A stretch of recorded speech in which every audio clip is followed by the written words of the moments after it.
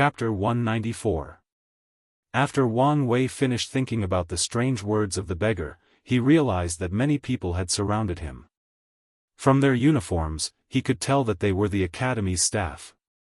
Well, it made sense that they would appear here after sensing the aura of a saint. One person, who seemed to be the leader of the group, approached Wang Wei before saying, "Sacred son, we have been waiting for you." This person did seem to care about the beggar. No, to be precise, he seemed to be already aware of his existence. Wang Wei looked at the person who spoke to him. He could easily sense that this person was also a saint and that he was not pleased to wait for him. And it was not just him, all the people who came together with this teacher had similar attitudes. However, this people easily displayed their emotions on their faces. Nevertheless, Wang Wei did not care. The academy could have started the main event without him. The reason that they did not do so was because they needed his presence to draw attention and prestige to the world. Despite this, Wang Wei did not show any kind of arrogance in front of this teacher. As a former king, he knew how political games worked, so he just smiled calmly. "I apologize for my tardiness. It's just that this city was so breathtaking that I could not help but be mesmerized by it." As soon as Wang Wei said that, many of the other people removed the annoyance on their faces and thought that he was more pleasing to the eye. After all, the only reason that this famous sacred son was late was due to the beauty of their academy's city. So, they showed a look of pride and satisfaction on their faces. As for the true person teacher, he secretly sighed as he could tell what Wang Wei did. With just a few empty compliments, he turned the unfavorable views that these people had about him around. He sighed at this kind of emotional manipulation. Our true disciple Lin Fan has a lot to learn if he wants to catch up to these heaven-chosens, secretly thought the teacher. Well, it is our honor that this city satisfied your needs. However, if you do mind, I am here to escort you to the main area. Wang Wei nodded before following this escort group. They flew to a specific designation. Wang Wei knew that the academy city was divided into different areas. The place he met the beggar was just the outer area, which is accessible to anyone who wishes to visit. This area is mainly used for trading and served as the housing area for the students' families. According to the academy's rule, the students are only allowed to bring a few family members with them. Of course, there are a few exceptions. The place that Wang Wei was headed was a teleportation array. The city was so vast that he needed it to navigate quickly.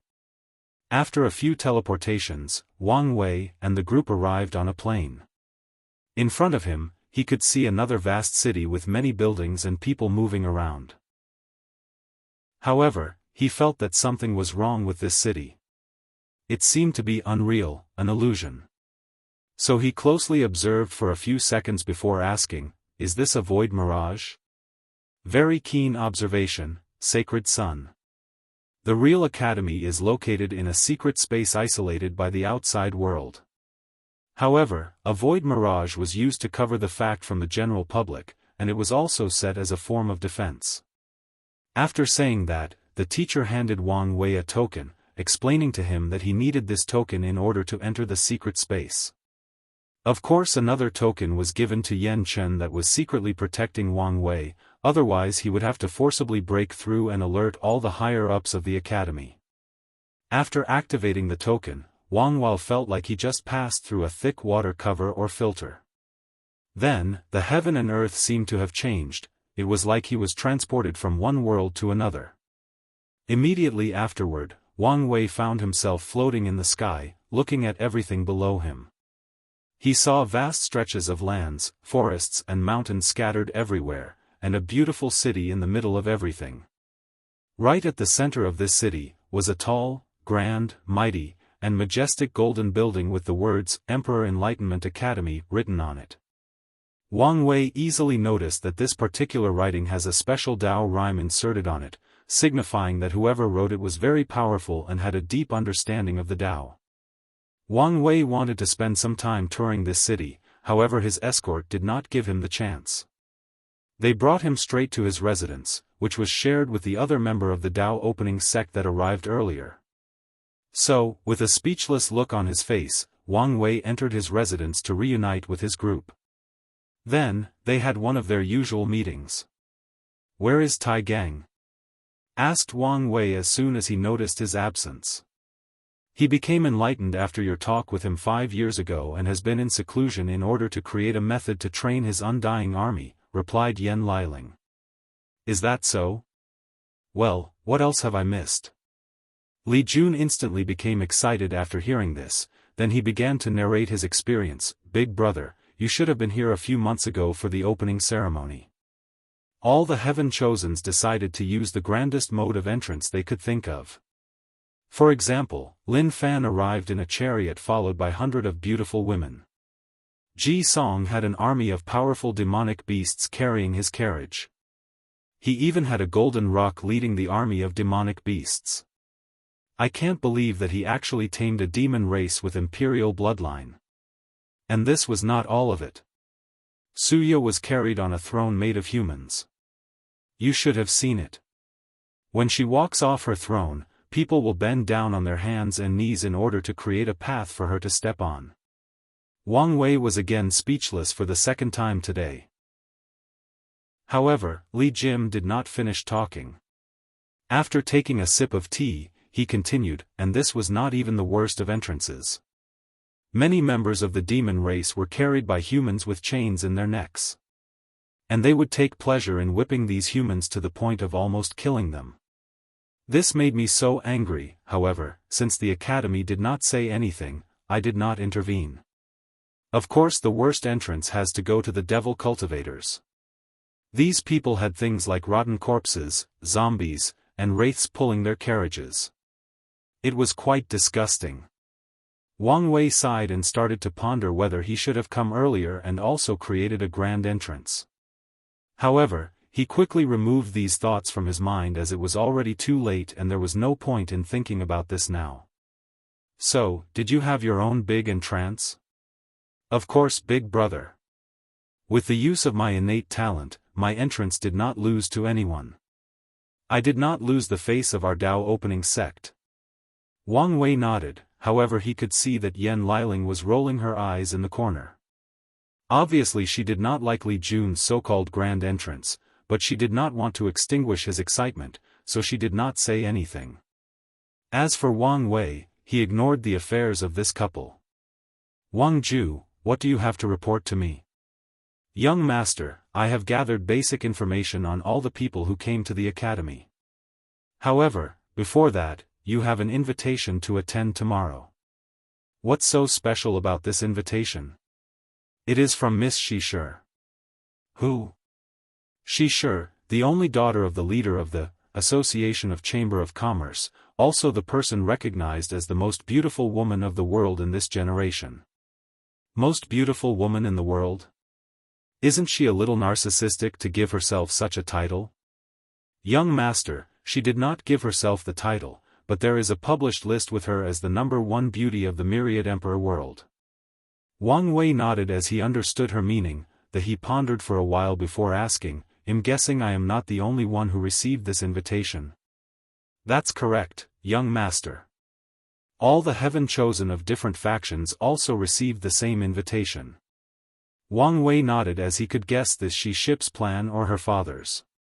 It is to invite all these geniuses and future powerhouses using the title of the most beautiful woman of the world, then see if any of them have any interest in acquiring her. Although Wang Wei disdains these methods of using women as an object, he understands that this is a world where the culture is not as advanced as his past world. Furthermore, powerful men like to conquer beautiful women, this is a simple truth in this world.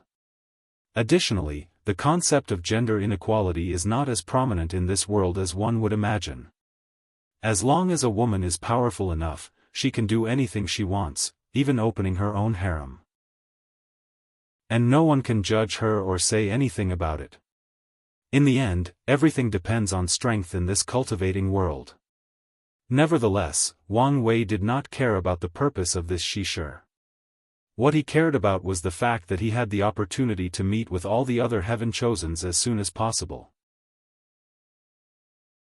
Chapter 195. So who decided this ranking anyway? Asked Wang Wei. This kind of thing is not something just anyone could do, let alone let other people accept the result. It is the Heaven Mystery Pavilion. For many years, they have created many lists like the most powerful saint, the best chamber of commerce, and the strongest heaven chosen of a generation. Due to the fact that they have mostly been correct for countless generations, people not only accept their lists, but use them to acquire information about the world, replied Wang Ju.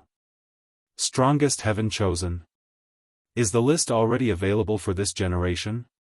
Yes, you are ranked number 1 on it, while D Tian from the D family is second. However, what? You can say it. By now you should me well enough that I do not have such a massive ego that I would let a list made by strangers dictate my mood or actions. Wang Ju nodded before continuing. According to the list, the only reason that D Tian is ranked second is because there is not enough information about him compared to you. They theorized that if you and him were to fight, D Tian would have a 60% chance of winning, while you only have 40%. Wang Wei nodded after hearing this before asking her to hand him the official list to read. Number 1. Wang Wei, Sacred Son of the Dao Opening Sect. Cultivate the Origin Path Scripture, Overlord Fist, and the Ancient Desolate Body Refining Scripture. His fleshly body, origin essence have reached the peak and beyond of any cultivators. And his soul is currently behind comprehension. His will and Tao heart are also beyond measure, as it is known that he is a young emperor. Personality and trait, very intelligent and manipulative. Does not always use his strength to achieve his goal, as he can create elaborate plans and schemes that take hundreds of years. Feat, defeating Crown Prince Ji Song and Han Lin, who had the strength of the peak of the primordial spirit realm. As a matter of fact, the list about him was a lot longer, especially under Frat, as it also noted certain things he did in the Spirit Road trial and the fact that he evoked divine punishment thunder. After reading about him, Wang Wei continued, #2. D Tian, young master of the D clan, cultivates his own created cultivation techniques known as the 9 Samsara Fist. However, as of currently, no individual has survived more than his second Samsara Fist.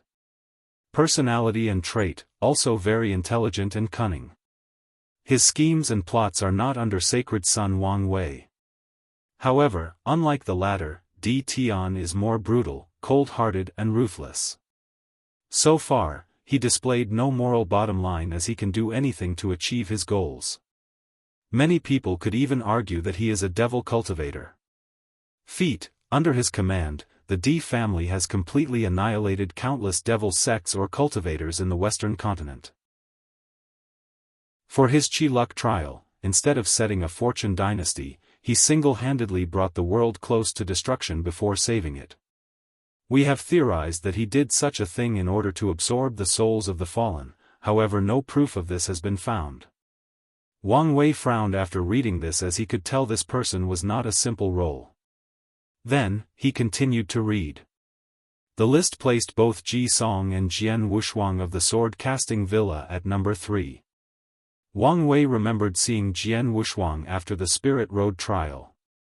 He was almost killed by a devil cultivator of the heart-beating cult due to his low background, but he was saved and accepted as a disciple of the sword-casting villa due to his innate sword bone. According to Feat, he defeated the third heavenly physique, Suya, during their Chi Luck trial. That made her position right after him. What surprised Wang Wei the most was the fact that the absolute chaos physique, Lin Fan, was ranked 5th. He sighed, as this list perfectly displayed the fact that having a higher ranked physique does not equate to strength. In the end, it's all about the owner and how the physique is used or trained. After that, Wang Wei read the entire list with great detail. This was the perfect way for him to gain information about his future competitors. Of course, he did not take the list as 100% accurate. He knew that some people like him and D Tian have hidden a lot of their strength in cards. Not to mention that this list was created 5 years ago. In that short period of time, many heaven chosens in the list have rapidly grown in strength, experience and wisdom. So, this list can only be used as reference. After reviewing the list, Wang Wei suddenly began to ponder how the Heaven Mystery Pavilion acquired all of this information, especially about him. Some of them can be attributed to his battle with Ji Song as the whole world witnessed it. The other information should be gathered due to his battle with Hanli, however only members of the sects were present at that time. So, this shows that the Heaven Mystery Pavilion has many spies inside the Dao opening sect. Wang Wei is not surprised about this as the sect also has many hidden spies in all the powerful emperor lineage all over the world. With the system of shadow spread throughout the world, each faction has gone through extreme lengths to spy on each other. However, this was not what bothered Wang Wei. What bothered him was the fact that some of the information revealed in this list should only be accessible to the most trusted people of his clique. So, how did the Heaven Mystery Pavilion acquire such information? Wang Wei believes in his judgment and does not believe that someone close to him betrayed him, so they must have acquired this information another way. According to the information he knew about the Heaven Mystery Pavilion, they are an immortal lineage that is very good at divination, so this explained how they acquired that information. However, Wang Wei soon shook his head. This possibility is very unlikely. The pavilion's most powerful tool of divination, the 8-trigram turtle shell, is still in his hand. Furthermore, it has been proven that Wang Wei's Transcendent Dao Foundation nullified most divination against him, not to mention his heavenly physique. The Fate Puppeteer body also involves the power of fate. So, if someone tried to divine something about him, not only would it be blocked, he would also be aware of it. Wait, suddenly thought Wang Wei.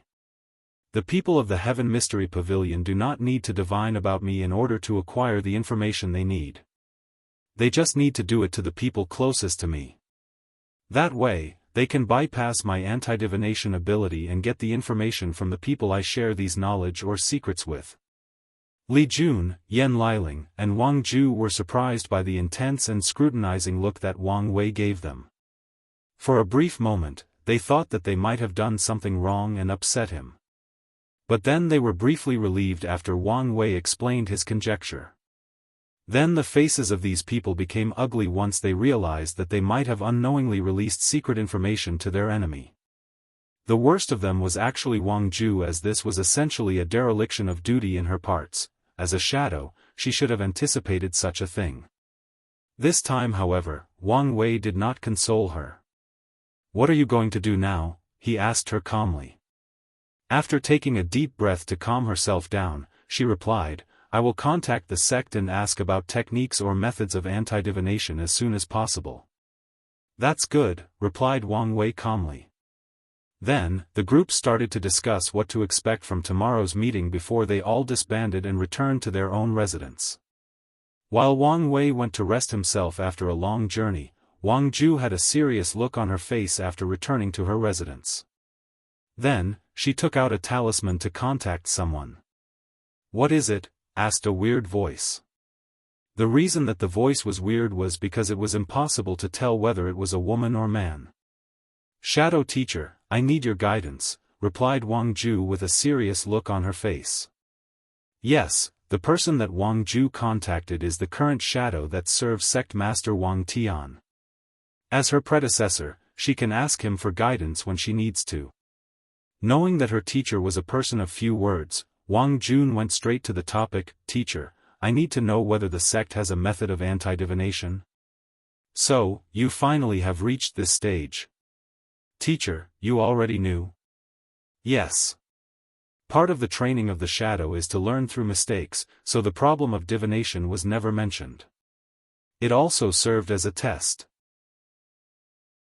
"Teacher, then how did I do? What do you think?" Wang Ju then lowered her head. However, the shadow did not continue mentioning the test and proceeded to teach her about the method of anti-divination. The next day, Wang Wei woke up fully refreshed as he prepared for the day's meeting with all the other Heaven Chosens. Chapter 196.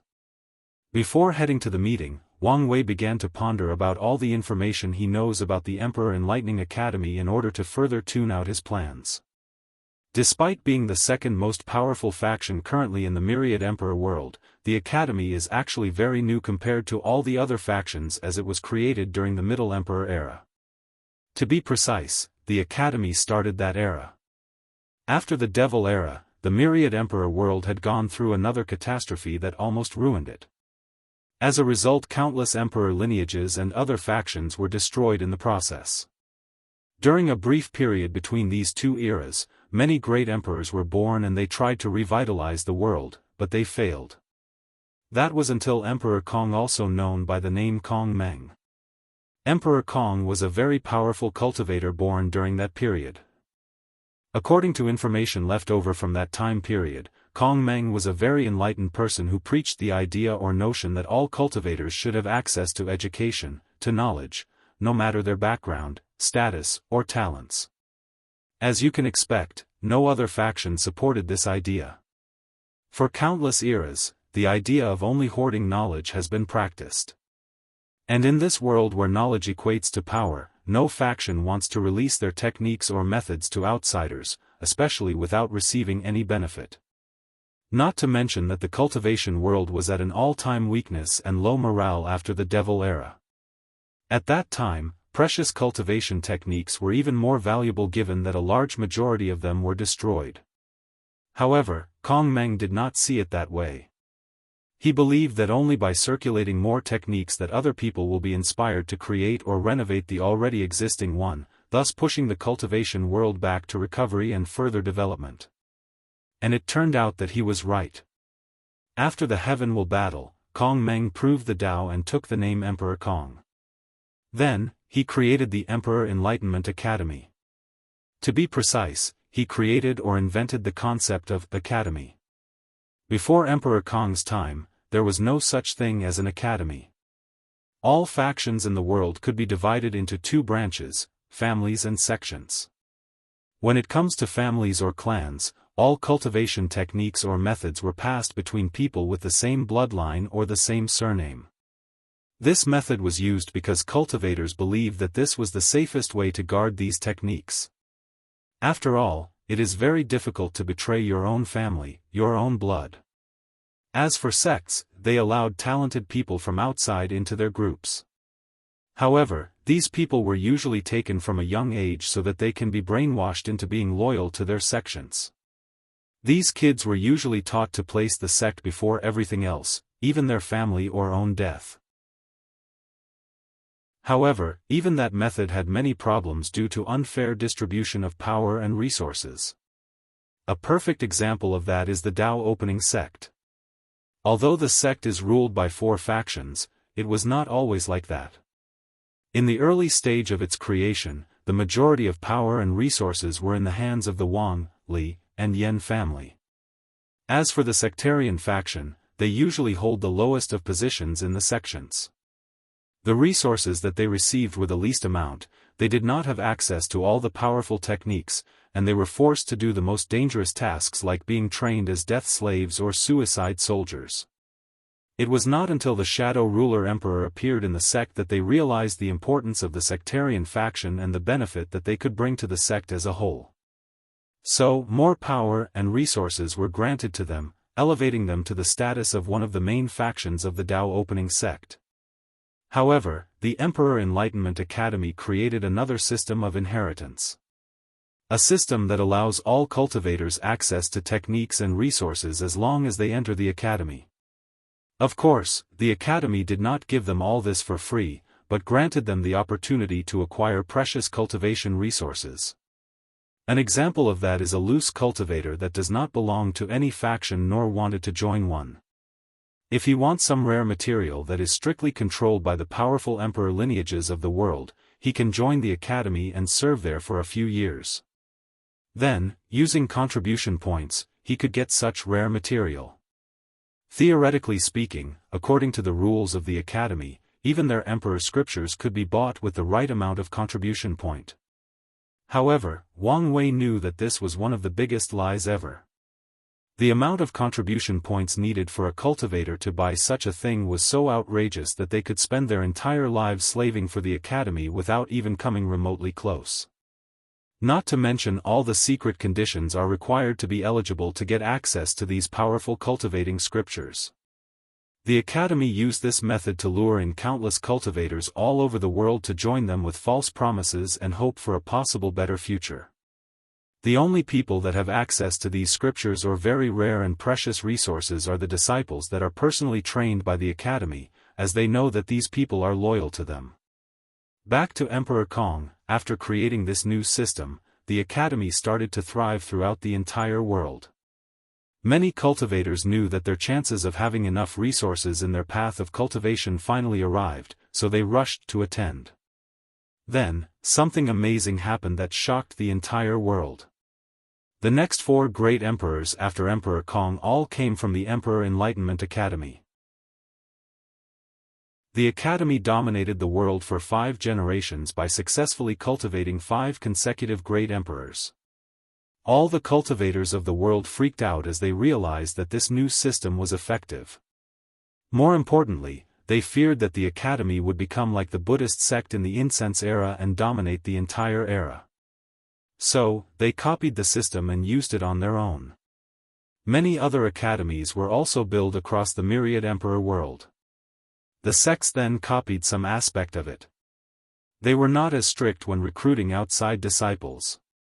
They created branch sects that recruited disciples all over the world and from different backgrounds. Then, the best of these disciples in the branch sects will be sent to the main sect in order to get access to better techniques and resources. With this new system, the myriad emperor world began to rapidly recuperate as a newfound vigor was instilled in it. Then a new and prosperous era started.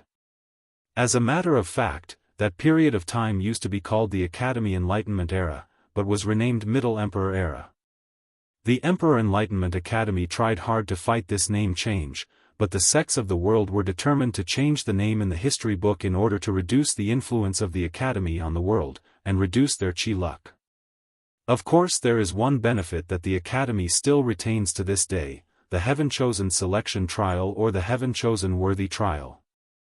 As the name implies, this is a trial held by the Academy to designate who is worthy to hold the title or position of Heaven-Chosen. Ever since the Middle Emperor era, countless genius cultivators have come to the Academy to attend this trial. The top 30 will receive the title of Heaven-Chosen. This process has been going on for millions of years, and many other factions have tried to take this honor from the Emperor Enlightenment Academy. However, they have failed and are still forced to send their geniuses to attend the trial. One of the reasons for that was the fact the Academy is recognized by the majority of cultivators, thus having more credibility than the other factions. The second reason being that the Heaven-Chosens will have access to the 3,000 Dao tablets. These Dao tablets have been blessed by countless great emperors during the past 2 eras. Due to the fact that the Academy is open to anyone, many great emperors from different factions have been helped by the Academy during their rises, not to mention that they received the position of Heaven-Chosen there. So, in order to repay their karma, these great emperors would leave their understanding of the Tao in these tablets, making them the best treasure for enlightenment on the laws of the world. Many people drooled to gain access to these Tao tablets as a result of this, including Wang Wei himself. Of course, this was not the main reason that the Emperor Enlightenment Academy can hold the power of holding this trial for so long. It was mainly because of something called Heavenly Tao Protection, which secured their unshakable positions against so many factions. Chapter 197. The Heavenly Tao Protection, as the name implied, is a form of absolute protection granted to the top 30 heavenly chosen that are selected during this trial. As a result, from the supernatural realm all the way to the primordial spirit realm, all these heaven chosens are excused from death. No matter the circumstances, as long as they are in the myriad emperor world, they cannot die during that period of time. Even if a supreme realm true monarch were to attack any of these heavenly chosens, they would not succeed. The reason for that is that they are under the protection of Heavenly Tao itself. Unless someone has the power to overwhelm the might of Heavenly Tao, then these geniuses will be fine. Because they are the true chosens of heaven and earth. As a result of this, after the heaven-chosen worthy trial, the world would turn into chaos for a few hundred years. With this newfound protection, these heaven-chosens often act crazy and wild. They will attack other powerful sects fully knowing that they could not be killed. Especially those devil cultivators, they would go crazy after the trial. They will kill, burn, rape, and loot all around the world. Of course, after the protection period is over, the majority of these people will run to hide, knowing that many people will want revenge against them. The only way to stop these people is also to have a true heaven-chosens. This kind of behavior resulted in many factions throughout the world competing for the few spots in the trial, thus also further boosting the popularity and reputation of the Emperor Enlightenment Academy. After pondering all of these things for a while, Wang Wei then spent the morning visiting the main city of the academy and got acquainted with everything around. Later that afternoon, he met with his group before heading to the meeting place. "Have you figured things out?" asked Wang Wei towards Wang Ju. "Yes, young master. I have received cultivation techniques from the sect regarding anti-divination. Due to the short time period, it is not possible to learn, but the sect have also sent me origin treasures with the same ability. There are some for me, young master Li Jun and Miss Yen Liling. Even Tai Gang and the 5-number generals will also receive one." Wang Wei nodded after hearing this. He had long noticed that his future shadow, although excellent at her job, can suffer from low self-esteem at times, especially when it comes to her failures. Wang Wei often had to reassure her during these moments, hence why he talked to her during the trial and offered her the Dao washing pill. However, he also realized that he could not always babysit when she faced difficulties or failures in her life. That's why he did not say anything to her when she oversaw the problem of divination. Nevertheless, it seemed that she handled the situation quite well this time. Having the ability to not let your mistakes dictate who you are and be able to learn from them is not a simple thing. Even Wang Wei sometimes makes mistakes and suffers from doubts as he knew that he was not perfect. But he always strived to learn any kind of lessons from his failures, thus ensuring that they were in fact not failures, but learning opportunities. After ensuring that Wang Ju was fine, he suddenly asked Li Jun, "What happened to the 5-number general? Shouldn't they have received their own names by now? They are fine and are under special training." As for their names, they chose to retain the system of calling each other by numbers. According to them, this is the perfect way to motivate each other to surpass the other, plus they think it is more cool that way.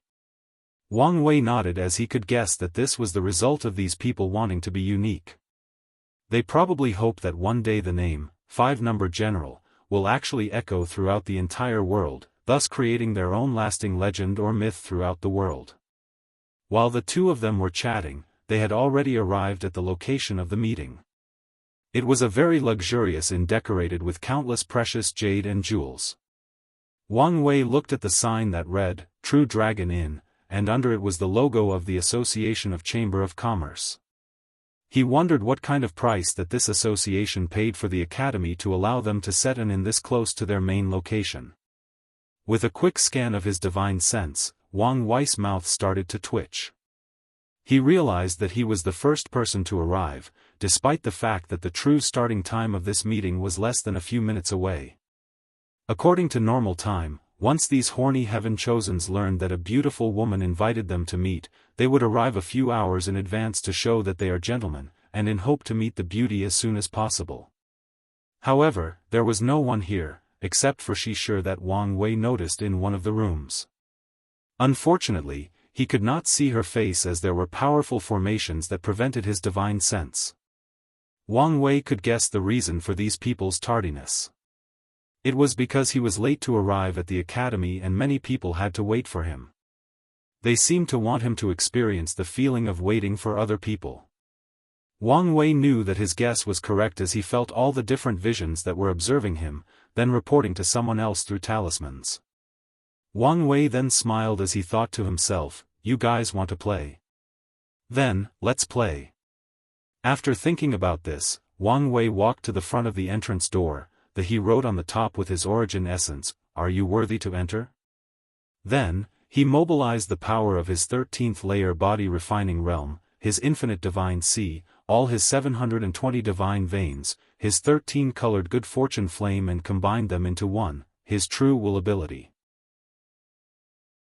He placed the powerful will on the entrance, which would test anyone who tried to enter through this door. Afterward, he and his group entered the inn. Wang Wei and his group were received by a bunch of beautiful maids that led them to the place of the meeting. He then arrived in a large red room full of lavish decorations. There were many cushions with small tables in front of them, however, all the seats formed a circular pattern. Wang Wei was slightly surprised as he could tell that the person who designed the seating arrangement did this in order to prevent a discussion or fight for the number one seat or the one in the center. This person did not want all these heaven-chosens with massive ego to fight each other over seating positions. However, there was still some sort of hierarchy as the seats were in rows. The first seat is probably for the people who are in the lists published by the Heaven Mystery Pavilion. The second row is probably for the heaven-chosens who had potential, but are either relatively low-key or had low background, like being from a holy land or supreme land, or even worse, being a loose cultivator. After seeing this, Wang Wei smiled as he and his group took a random seat in the first row. While waiting, the maids served them tea, fruits, and wine, along with a few snacks. While eating, Wang Wei and his group used their divine sense to monitor the entrance of the inn. Soon, a person came to the door. Xian Yi was very excited. A few days ago, he received an invitation from the most beautiful woman of the world to attend a meeting. He was excited not only because of who sent the invitation, but also what it represents.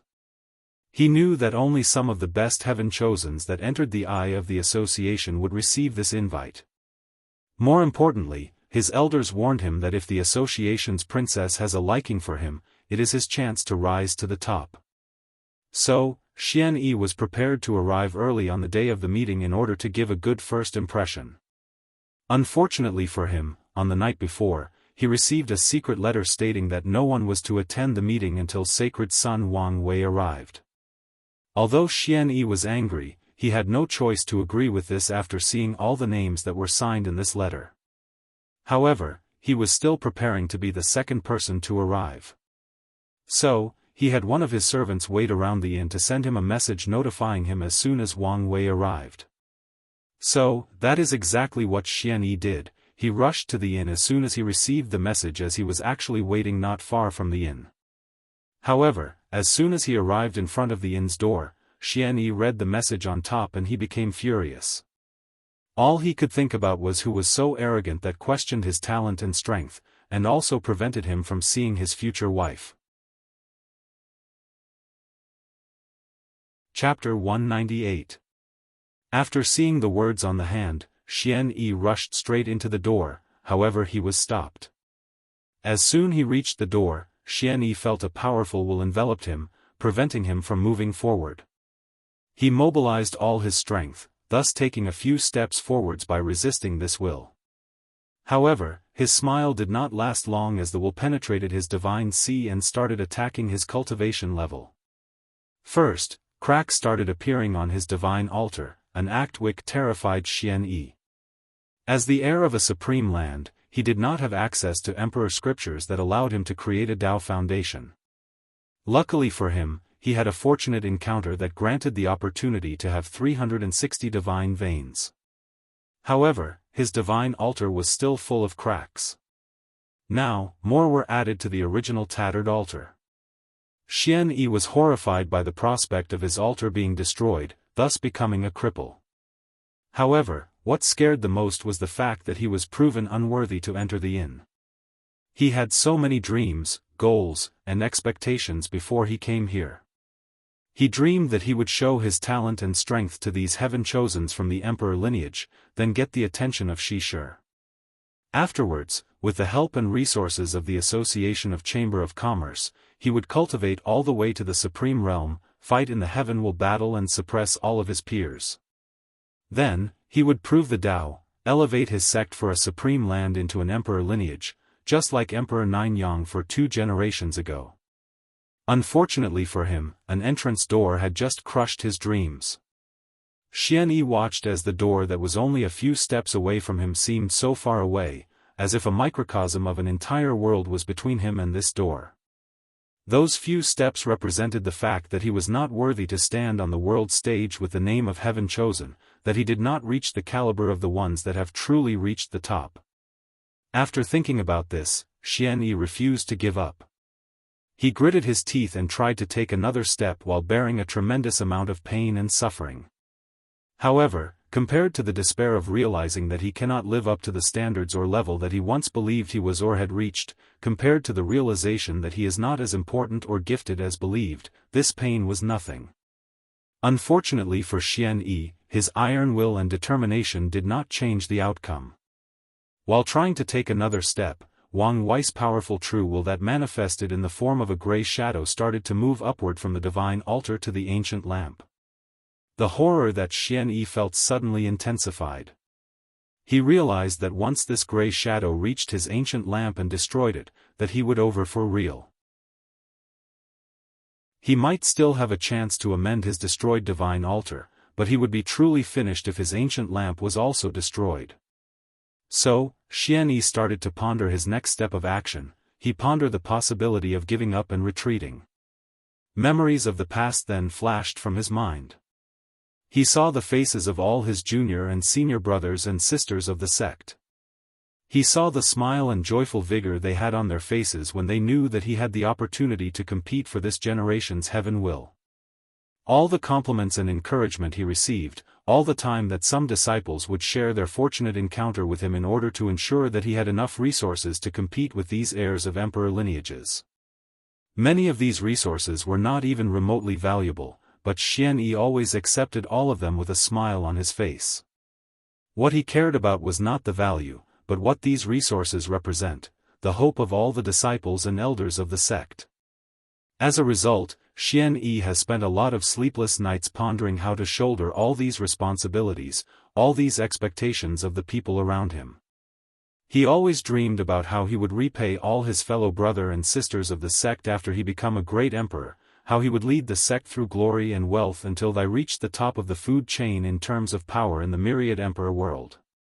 After all these memories came to his mind, Xianyi removed any thought or idea he had about giving up. He decided to persist under the pressure of this great will. However, Xianyi began to falter again and he watched the gray shadow slowly inching closer to this ancient lamp. The closer the gray shadow rose, the more pressure Xianyi felt as sweat started falling from his face and down in his back. In just a few seconds, his clothes were drenched like he was walking in the rain. Time started to pass slowly for Xianyi as he contemplated his next action that will forever change his future. One part of him did not want to destroy all the hope and expectations of his fellow sect members, while another part did not want to lose his cultivation level that he spent so many years training. So, when the gray shadow was only a few centimeters away from the ancient lamp, Xianyi took a few steps back, stopping its inevitable destruction. So, he sighed in relief after seeing that his ancient lamp was intact. However, a great deal of shame followed him afterwards. It was then that Xianyi realized how selfish of a person he was, and also how far he was from those heaven chosen. However, he quickly shook these thoughts from his mind. He realized that maybe it was not him that was the problem, but this test. Maybe that it was impossible for others to pass as well. So, with this mindset, he went to the side and waited for the next person to try to enter. Xianyi was sure that his conjecture was correct as he stood there with a smirk on his face. However, his clenched hands behind his back might indicate something else. Meanwhile, inside the True Dragon Inn, Wang Wei and his group silently watched Xianyi's mental and physical struggle with this test while drinking wine or tea and eating snacks. "It's a shame that he gave up," said Li Jun with a sigh after taking a sip of wine. "Not everyone has the will to lose everything in order to prove to themselves and the world that they are extraordinary," replied Yan Liling, who was drinking tea. "You two missed the whole point of this test," said Wang Wei. "I designed this little trial to test the foundation and will of the people entering. If this Xianyi had a solid enough foundation, he should have been able to enter. However, even if he did not, as long as he has the will to, he could still pass. How? Asked Yen Liling, a little confused. Simple, by allowing his divine altar and ancient lamp to break apart, then reconstruct it. He could repeat the process again and again until he reached the standard that I set for this trial. Although his cultivation level would have dropped to the divine altar realm, what is that compared to a supremely powerful future? Just the fact that he gave up so quickly proved that this person does not have the will and Tao heart to become a top powerhouse. Breaking before rising, added Yen Liling. Li Jun sighed before taking another big gulp of his drink. Not everyone can be like you, big brother, and treat themselves as cruelly as they treat their enemies, if not even worse. As he uttered these words, Li Jun started to reminisce about the time he witnessed his big brother going through heavenly tribulation. He saw how his big brother used heavenly fire to temper his body. He burned his skin, muscles, blood, and nerves. At that time, all that were left untouched were the internal organs. As a person who knows how it felt like to boil alive, Li Jun could only imagine how painful such a process would be. Yet, his big brother did not scream, complain, or winced throughout the entire process. Well, not that he did have any organs to scream to begin with. It was during that moment that he realized one of the things that separated his big brother from the other heaven chosens: he was a very cruel person, especially to himself.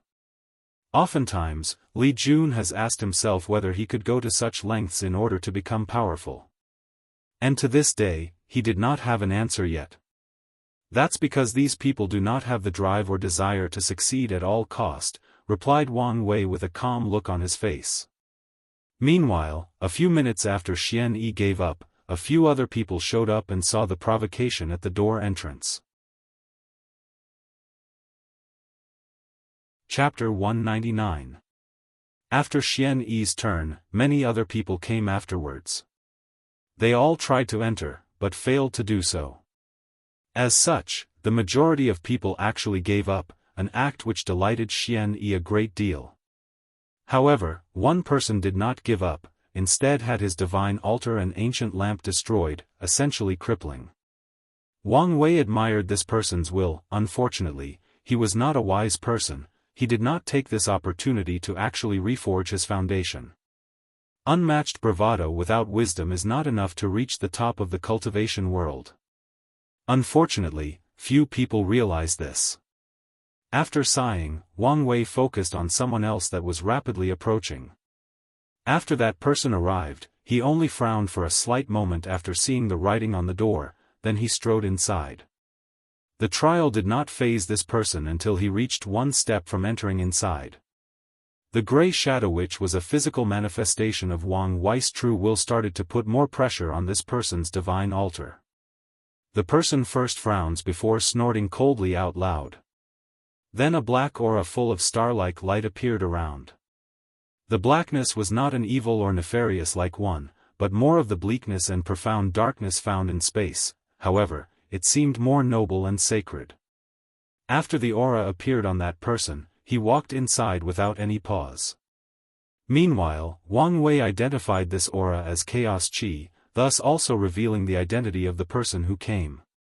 The number 1 absolute chaos physique, Lin Fan. After being led inside the room where the main event would take place, Lin Fan also noticed Wang Wei and his group, but he did not say anything and just took a seat of his own. Soon after Lin Fan, another person came that was able to pass the little trial. This time it was a beautiful girl with long blue hair. She had captivating eyes that would make any man or woman lose themselves. As soon as she arrived, all the people waiting outside were captivated by her beauty. She did not smile, did not use any technique, just her natural beauty was enough to charm all the other geniuses waiting outside. Some of them even made vows to protect their lives. As for the enchantress, she seemed to perceive the emotions of these people and just smile at them. This sudden smile further captivated those people, and charmed those who still had a little will to resist. After that, she also easily passed Wang Wei's test. However, just like the previous person, she also stopped one step away from the door with a frown on her face. Then, 7 books of different colors appeared in front of her in order to resist the final attack. Then she entered the True Dragon Inn. The person who arrived this time was the owner of the number 37 Emotions and 6 Desires physique, Suya. After entering the room, Suya gave a smile to everyone in the room before taking a seat of her own. Then she also started to observe all the people coming. The next person to pass this test was Ji Song. When he reached in front of the door, the Dharma image of Ji Xiang appeared behind him to block Wang Wei's true will. Then he strode inside with steady steps. As soon as he entered the same room as the others, he looked directly at Wang Wei. Then a powerful killing intent suddenly emanated from his body, suffocating all the maids around.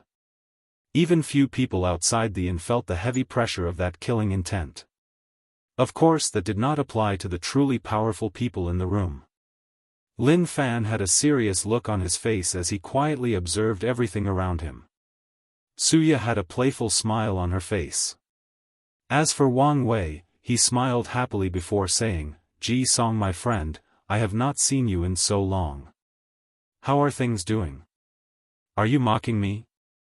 asked the crown prince with gritted teeth. "So what if I am? As a loser, you should have the attitude of one. One defeat meant nothing, not to mention that I will be the victor this time around. If I remember correctly, that is the 3rd time you have said this to me. And just like the previous 2 times, you will still end up within an inch of your demise," replied Wang Wei calmly. However, to his surprise, Ji Song was not angered or reacted in any way. He just gave a deep look at Wang Wei before taking a seat on the opposite side of him. Then, the room once again became quiet. All that could be heard was the sound of slurping and chewing. However, not long afterward, another person also entered. This time it was Jian Wushuang with a sword hanging on his sword. In order to enter the inn, he released a powerful sword aura to counterattack against the pressure. Unlike other people, Jian Wushuang had to take a longer period of time to enter as he had to help one of his junior brother and sister. As such, he is the only person beside Wang Wei who came with 2 other people. After entering the main room, Jian Wushuang first gave a deep look at Wang Wei. His gray hair and eyes make him easily noticeable. During this little trial, he tried to use his supreme sword will to destroy Wang Wei's true will, but it did not have any effect. As for Wang Wei, he was also looking at this young sword cultivator. The reason for that was because he felt some similarities from Jian Wushuang's sword will with his father's. Every cultivator has their own unique sword will, so only if he learned his father's sword will would there be similarities. But Wang Wei was even more confused on how he managed to do so. However, he placed this question on the back of his head and decided to ask his father later. After briefly looking at Wang Wei, Jian Wushuang moved his eyes to the other people before taking a seat. However, his 2 fellow disciples seemed very unfriendly to Wang Wei for some unknown reason. Then, the room returned to its normal quiet and peaceful nature. Meanwhile, outside, many people tried to enter the inn, and a few managed to do so. However, by the time these people succeeded, they were in terrible shape, their clothes were unorganized and drenched with sweat, their hair messy, their complexion paled, and their breathing very difficult. These people seemed to be aware of their low status and chose to sit in the second rows. Another person that also easily passed the trial and entered the room was another one of Wang Wei and Ji Song's acquaintances, Sun Jiaolong from the Great Wu Imperial Dynasty. When the Grey Shadow tried to attack him, the human sword destiny inside his divine sea just shone a golden light to block it. Then Sun Jiaolong entered the inn and took a front row seat. However, Wang Wei began to pay attention to him. And that was because as soon as he entered the room, he instantly knew that this Sun Jiaolong was actually a son of destiny. As a person who has the ability to also become a son of destiny, Wang Wei can easily recognize one when he sees it. Furthermore, he could also see that he might encounter some trouble with Sun Jiaolong if he one day decided to become the son of destiny of the myriad emperor world. However, this may not be a bad thing as I can use this to my advantage, secretly thought Wang Wei. Another information that he received was the fact that the human sword destiny was in fact in the hands of Sun Jiaolong. Although the past few decades there have been speculation that he had won, but no proof was discovered. Not to mention the fact that the Great Wu imperial dynasty has been constantly denying this fact. However, today, Wang Wei sensed the vast qi luck residing inside Sun Jiaolong's body, thus confirming that he had the sword. Suddenly, Wang Wei turned his head in the direction of the entrance. He saw a young man with white hair and a cold face approaching the front door. This young man had a handsome face, however, his cold and indifferent temperament made people want to avoid him. This young man had very special eyes. His eyes displayed the vicissitudes of life. It was like he had lived so long and seen so many things that he became numb to everything and everyone around him.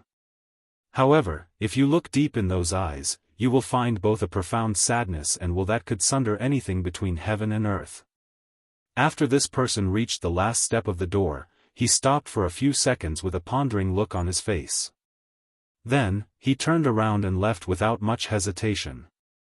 Meanwhile, inside the inn, Wang Wei had a deep look on his face as he asked with a grave tone on his face, "Who is that?" Chapter 200. Young master, that's Di Tian from the Di family, replied Wang Ju. The reason that Wang Wei took notice of Di Tian was because of what happened at the entrance door. This person was able to ignore his test. Unlike the other heaven chosens who had to use their powers to resist his true will, this Di Tian straight up ignored it. This has never happened before, so Wang Wei was concerned about this. Not to mention the fact that he has not figured out how he did it. He did feel a very vague fluctuation from Di Tian's body, however, with his senses, he could not detect it fast enough, nor detect what it was. However, his intuition told him that he was familiar with this power despite not really knowing what it was. After this meeting, use all your powers to discover any information about this Di Tian. And if you have to, use the power of my father's shadow, ordered Wang Wei. An act which greatly surprised Wang Ju as she had never seen the young master so serious about something. She realized that this was a very important task, so she nodded seriously. As a matter of fact, Wang Wei was not the only person who acted this way. After Di Tian left from the True Dragon Inn and returned to his own manor, he first asked his head maid to use all the power of the Di clan to gather information on Wang Wei. After that, he took out a very ancient talisman. The breath of this talent displayed the passage of time, the evolution of samsara. After injecting his origin essence in the talisman, something amazing occurred. Throughout the entire myriad emperor world, countless people, both mortals and cultivators, suddenly awakening memories that were engraved deep into their bloodlines for countless generations. After these memories were awakened, they received the same instruction: find all the information possible about sacred son Wang Wei. Then, these people who referred to themselves as the sleepers looked in the direction of Di Tian, bowed before saying, "As you wish, master." Then proceeded to execute his order. The terrible thing about these sleepers was the fact that they were everywhere, in all the sects and factions of the world, even in the emperor lineages. That also meant that some of them were also in the Dao opening sect. The sudden awakening of these memories essentially swapped their personality and beliefs. What's more, this kind of thing is undetectable as these people still have the same soul. So, even if these emperor lineages were to check whether another primordial spirit had taken over their bodies, they would not find anything. Meanwhile, back in the True Dragon Inn, after a few people struggled to get inside, no other powerful heaven chosen seemed to be coming, so the host, Shi finally showed up. The wooden floor at the center of the room started to move around, then she appeared from underground. Many people marveled at this kind of spectacle, of course that was beside Wang Wei. He has seen these kinds of things in his previous life. However, he did appreciate it as it reminded him of the stars from his past life. After Shi appeared, all eyes were on her. However, many people were disappointed.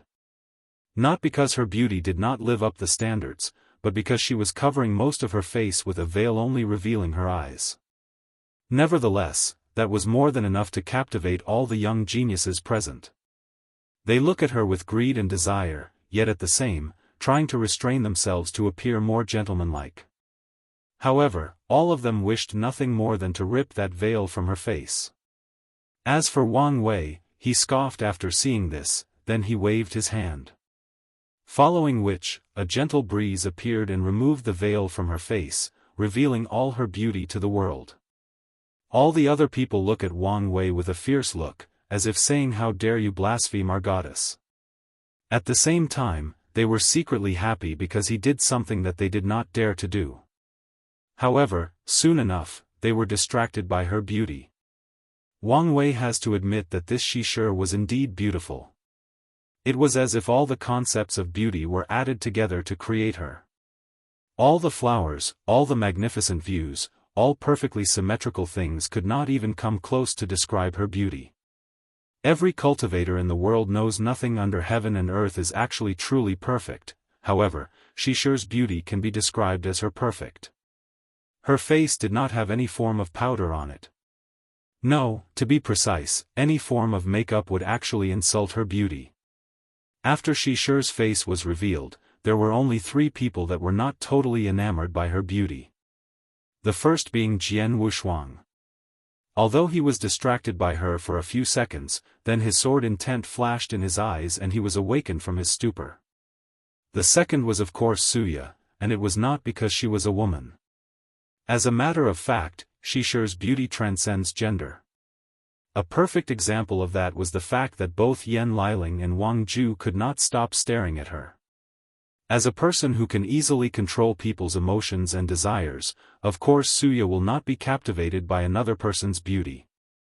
However, given the deep frown on her face, she was obviously not happy. Of course the last person was Wang Wei.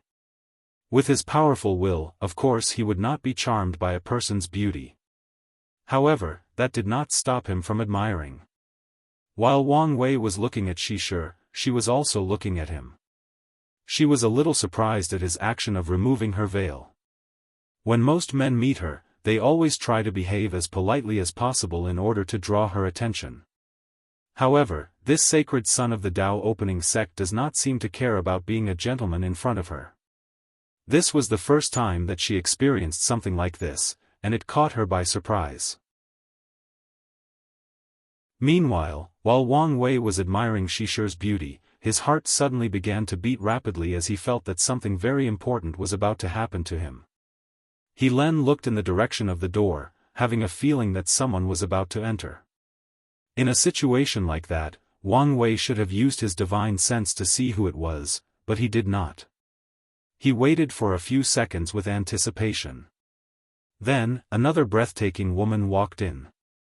She had skin as white as jade, had black long hair, phoenix eyes and 3 small dots drawn on her forehead in red. She was not wearing the traditional hanfu, but a modified version of a black cheongsam with golden red design all over. The cheongsam was a long one, reaching all the way to the floor. However, it was cut on the side so that every time she took a step, her long and beautiful legs were displayed to see. She had ankle bracelets in both her feet, but she was not wearing any shoes. However, every time she took a step forward, tiny runes appeared under her feet to prevent the ground from being blessed to be touched by her. The arriving woman was beautiful, but that was not the most prominent quality of hers. The most prominent quality was her temperament. She had a temperament that said that I am the only worthy person in the entire world. Among all beings, both past and present, among countless time and space, throughout eternity, throughout the birth and death and chaos, only I am worthy. One might ask her, worthy of what? She would answer, everything. Worthy of wealth and power, worthy to praise, worthy to be noble, worthy to be among the strong and powerful, worthy to find happiness in the sea of sorrow that is the world. As soon as she walked in, she instantly took the limelight from Shishir by sheer will of her temperament. Although she may not be as beautiful as Shishir, she could not remotely compete with this girl's aura. Unfortunately, the visions of the people in the room did not last long on her. And it was because they kept asking themselves whether they were worthy to look at her, to be in her presence. The majority of them answered negatively, so they removed their gazes. As for the higher echelons of heaven chosens, they did not have an answer and did not want to find out, so they also removed their eyes, only giving a few side glances. The only exception of course being Wang Wei. He was instantly fascinated by her. It's her, he secretly thought to himself. He had seen her before during the lust part of the pagoda trial. She was the woman who appeared in the illusion world and betrayed him after falling in love with her. Now, the question remains, how did she appear in that trial? Chapter 201. Something strange or magical happened to Wang Wei during his lust trial in the pagoda. There were two completely different women that appeared in his trial, which was supposedly impossible. Afterward, he asked the people who created the pagoda and they told him that this was not supposed to happen. An inquiry was made to find the cause of this anomaly, but nothing was ever discovered. The best explanation was either that the pagoda malfunctioned, or someone tampered with it. However, neither of these explanations actually made sense. As a quasi-emperor origin artifact, it is impossible for the pagoda to malfunction on his own. As for being tempered with, how powerful would somebody have to be able to do such a thing without alerting all the powerful people in the sect? After breaking through the supernatural realm, Wang Wei was privy to a few secrets of the sect. As such, he knew how truly powerful it actually was. He knew that the true heritage of the Dao opening sect is actually all those Dao ancestors and immortal venerables sleeping in secret realms. Those people would only intervene once the sect reached the level of being destroyed or when another great emperor appeared in the sect again. So, to be able to interfere with this pagoda under the gaze of these people, such a person would have to be extremely powerful. More importantly, why do such a thing? So, ever since the pagoda trial, Wang Wei has always remembered the face of that woman he met. Although her temperament was completely different from back then, her beauty was still the same. Who is that? He asked Wang Ju through divine sense. Young master, that is Wu Hong, she is third in the list of the most beautiful women, and also a very powerful and mysterious heaven chosen. What other information do you have on her? She was born in an ordinary mortal family, however, she acquired the inheritance of Empress Wu. Empress Wu? Yes. As a matter of fact, many people believe that she is either the direct descendants of Empress Wu or her reincarnation. After all, not only does she have the same name as her, but she looks exactly like her. Wang Wei nodded as he began to ponder. Empress Wu lived during the Devil Era and she is considered one of the most powerful great emperors to have ever walked the myriad emperor. If there was a list of the top 10 most powerful emperors of this world, she would easily enter the top 3 if not the first place. A perfect example of that was the Forbidden Lands. Before the Devil Era, there used to be 10 Forbidden Lands. Yet, she single-handedly destroyed 4 of them. Now, only 6 of them are left. And many people believed if it was not due to her untimely disappearances, she would have destroyed more of them. What else do you know about her? Asked Wang Wei again. Well, she is quite mysterious. Due to her low background, extreme beauty and talent, many powerful factions wanted to use force to make her join them. However, none of the people they sent after her returned. What do you mean that they never returned? I mean that literally, young master. Whether it was Void Shattered Realm, Saint or Supreme True Monarchs, all of them disappeared after going after her. It is assumed that these people are dead. As a result of this, many people realized that she was not a simple character. Does she have a Dao protector? That's the problem, young master. No person has ever been detected secretly protecting her. Wherever she travels, she always seems alone. While Wang Wei was having this fast conversation with Wang Ju, his eyes never left her. Then, Wu Hong seemed to feel his gaze, so she looked at Wang Wei, then smiled at him. As soon as his eyes met hers, Wang Wei suddenly found that his vision changed. To be exact, his fate puppeteer physique activated and he saw a red string connecting him with her. Then, he was surprised. This was because of how strong and powerful this fate line actually was. Wang Wei had many fate lines connected to him, however, the strongest has always been his parents. He guessed that because they gave birth to him, he had a strong fate with his family. But today, he finally discovered a fate line more powerful than his own family, so he became even more intrigued about her. As for Wu Hong, she only gave Wang Wei a brief look before taking a seat of her own. However, not long after she sat down, Wang Wei approached her and took the seat next to her. "Hello, I am Wang Wei." "I know who you are," she replied calmly with a slight smile on her face. "Sacred son, you are famous all over the world." "I'm sure I am, however, I usually introduce myself when I meet new people." "Is that so? I have the feeling you are not the kind of person that cares for social norms." "That may be true, but I found it very useful to often maintain a surface level of civilized behavior.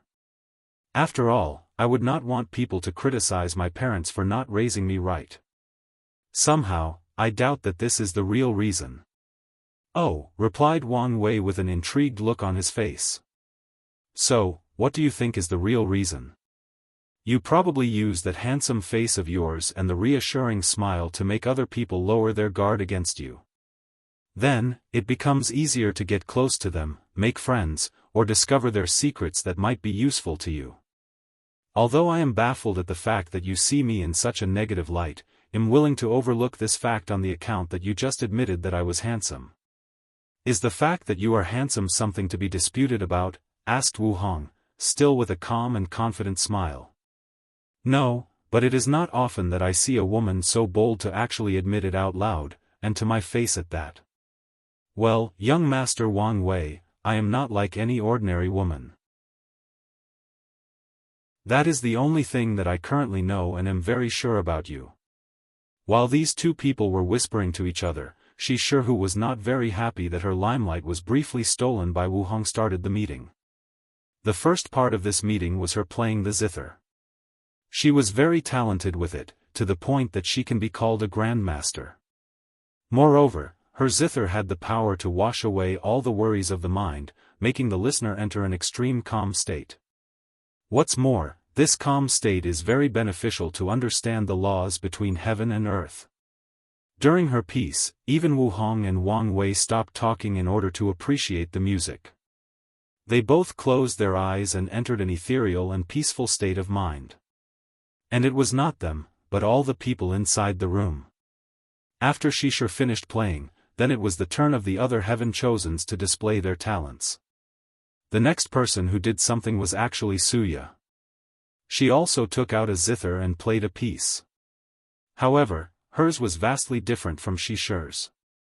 She took everyone on a magical journey of emotional ups and downs. In just a few minutes, all the heaven chosen of the room experienced all the emotions that ever existed, and the experience was horrifyingly vivid. Whether it was pain, happiness, sadness, or love. And there were so many more and so many nuances to the emotions. These people experience physical pain and the pain of losing the love of your life. They also experience the pain of losing a family member instead of a love companion. Suya was able to vividly express the subtle difference between these two kinds of pain. Then came the self-doubts and insecurities that everyone has in their heart. She managed to bring all of them into the minds of these heaven chosens. Although this was only possible because some of them did not guard against her, this was a terrifying ability to do such a thing. "What a scary woman," whispered Wang Wei. "You are right about that," replied Wu Hong. "There is a reason that the 6 emotions 7 desires body is ranked 3rd in the heavenly physique list. It does not matter whether you are a saint, supreme, or great emperor, no one can escape their emotions or desires, especially the desires to become stronger and pursue the Tao." That's true. Even if a person practices the indifferent Tao, he still cannot escape the shackles of desires. It seemed that I have to pay more attention to this Suya. However, people like her who play with emotions are often easily brought down by emotions themselves, secretly thought Wang Wei. Meanwhile, Wu Hong suddenly looked at him before saying, you were just thinking about how you could defeat her, didn't you? I have no idea what you are talking about, replied Wang Wei with no change in his expression. Whatever you say. Chapter 202. After Suya finished performing her masterpiece, she gave a quick and deep glance at Shishir, before averting her gaze. Then, the other heaven-chosen showered her with lavish praises. Even Wang Wei was no exception as he acknowledges her talent with the zither. Afterwards, it was the turn of the other heaven-chosens to perform their talents and skills. The first person to go was actually the number 1 physique, Lin Fan. He recited a poem celebrating Shishir's otherworldly and immortal-like beauty. He eulogized her existence by saying that her beauty was a gift from heaven itself to all life in the world, as her mere presence elicited happiness and joy from anyone who sees her. Wang Wei had to acknowledge that this Lin Fan had a golden tongue as he managed to make Shishir blushed red like the brightest of rouge. He finally understood how this Lin Fan managed to create a harem so big. His words could probably charm a succubus from his past life. After Lin Fan's turn, it was Ji Song who went next. Like Lin Fan, he also recited a poem personally created for this occasion. His poem was not as sweet and complimentary as Lin Fan. But in it, he implied that if Shishir was his, he would be loyal to her for all eternity. That he would treat her as the greatest and most beloved princess that ever existed in the myriad emperor world. Overall, he was very serious and passionate. I can't believe that this brute is so romantic, muttered Wang Wei to himself. However, Wu Hong overheard him and she replied, well, it is not an unexpected thing. Ji Song as the crown prince of an imperial dynasty had to study poetry, calligraphy, Go, and military tactics at a young age just like any other aristocratic clan. Although he does not look like or act like it, he is actually a very refined individual. I know all of this, it's just that I am having trouble getting rid of the first impression I form of him.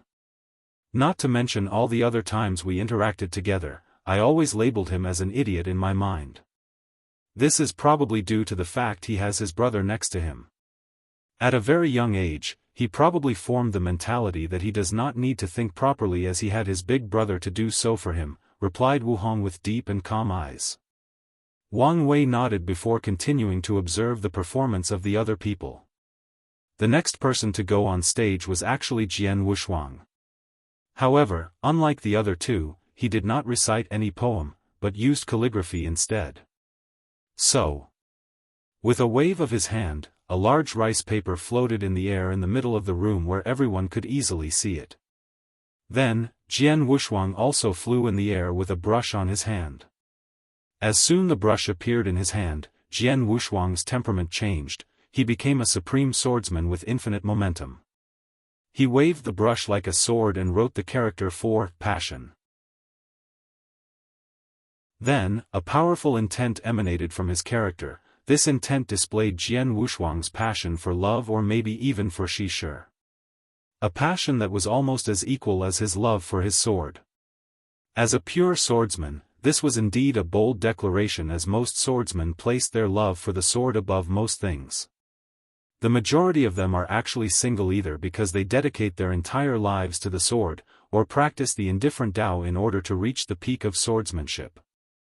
However, Jian Wushuang was different. He learned from his senior predecessor that he does not have to give up everything to reach the extreme ways of the sword, a lesson that their village predecessors had to learn the hard way. As such, he too was enthralled by Shishir's beauty. He hoped that he would be chosen and accompanied her throughout his entire life, along with his own trusted sword. After him, it was Sun Jialong's turn to perform. And like Jian Wushuang, he also used calligraphy to display his ability. The character he wrote was dedication. Sun Jialong also revealed a sword-like intent when writing his character, however, his was not that of a pure swordsman, but of the sword of the ruler. His sword intent indicated that he was a supreme monarch that used his sword to destroy his enemy's kingdom, to bring peace and stability to his people. The sword reveals the might and reverence of a kind. As for the character he wrote, it showed how he would make Shishir his empress and dedicate his life protecting and loving her. Not to mention that he would not be the only one dedicating himself to her, but all the people of his dynasty. As such, she would not only receive his love, but the love of an entire nation. Meanwhile, although she sure looked calm on the surface with her beautiful face, she was secretly happy inside.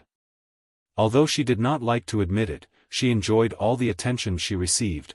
It made feel important, special or unique. Although she is considered the most beautiful woman in the world, she sure knew that this title was given to someone in each generation. As such, she did not feel the same joy and happiness by this title compared to having some of the most talented people in the world fawning over her. She knew that everyone in this room had the ability to become the top powerhouse of the myriad emperor world. And one of them might even become a great emperor. Of course, that is under the assumption that none of them actually dies midway through her rise. She sure then looked at Wu Hong as this was her turn to perform. However, she just shook her head, excusing herself of this task. Although many people were disappointed not to see her perform, she just ignored them.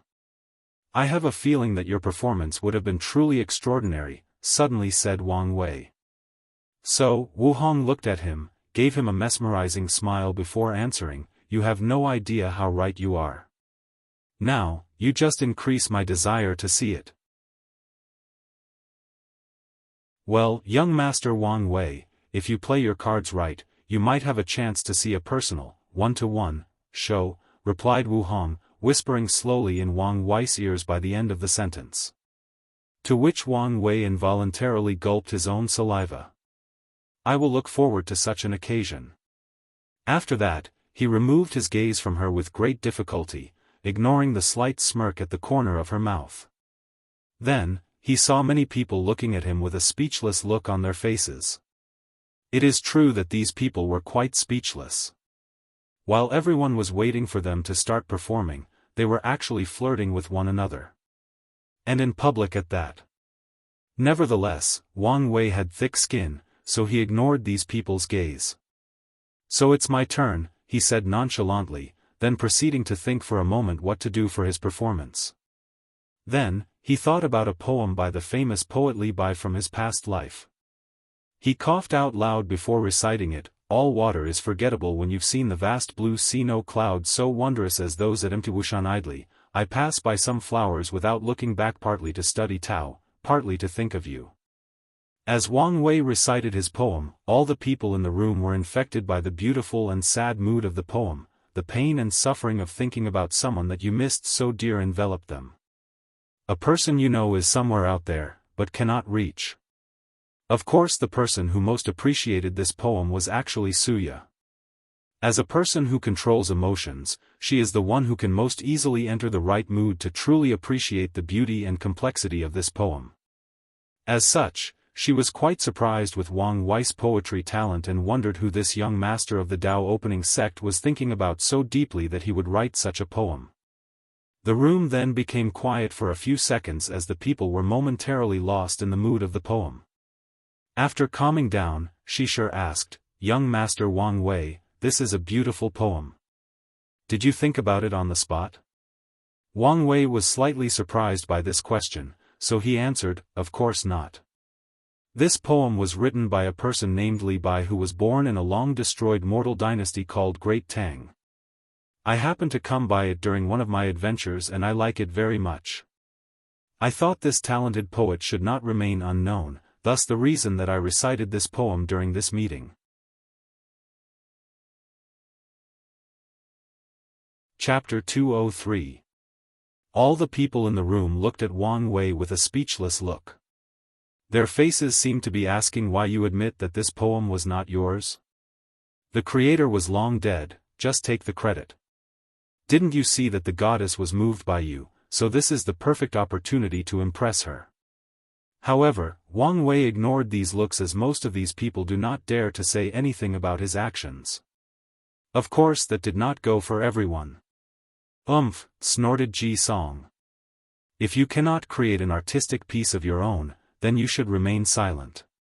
Wang Wei then looked at him with a smile, unlike you people, I am not a little puppy that wags his tail in front of his owner to attract their attention. Between heaven and earth, I have nothing to prove to anyone or anything. The faces of all the people in the room became ugly after hearing this. However, no one said anything else as they were a little ashamed. Their behavior of trying to impress Xisha did look like a puppy trying to garner the attention of its owner. However, who can blame them? Her beauty was simply otherworldly. Young Master Wang Wei, I am a little confused.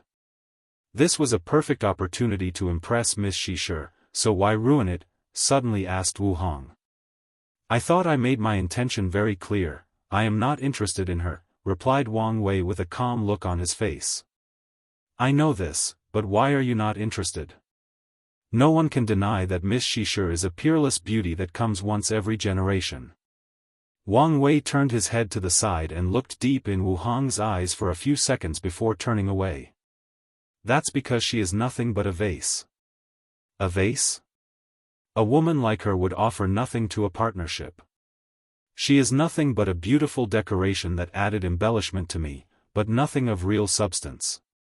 Let me ask you, what did you feel when you heard her playing the zither? After pondering for a few seconds, Wu Hong then answered, she is truly talented and her zither art has reached the realm where it can help soothe people's mind. Anything else? It seemed that there was no edge or power behind it. Wang Wei nodded before continuing, as a zither grandmaster, she should be able to use her arts to attack and kill people with it, but yet I felt none of such power on her zither intent. Meaning that she actively ignored this part of the zither Dao because she knew that she would not need it. As a beautiful woman, all she needs is a powerful man to protect her. This kind of mindset has been ingrained in her ever since she was young. Am I wrong, Miss Xisha? However, Xisha did not answer him, and she even lowered her head to avoid his deep and piercing gaze. Is there anything wrong with a woman using her beauty to find someone to protect herself? In this largely patriarchal society, it is the best way for many helpless women, suddenly said Suya, who sat a few tables away from Wang Wei. After looking over in her direction, Wang Wei replied, I will not argue with you how cultivation allows women to eliminate the gap with men, but why do you care, young lady Suya? Are you one of these women? Of course not, replied Suya with a smile, an act which actually turned her hair from blue to red. I'm just curious, that's all.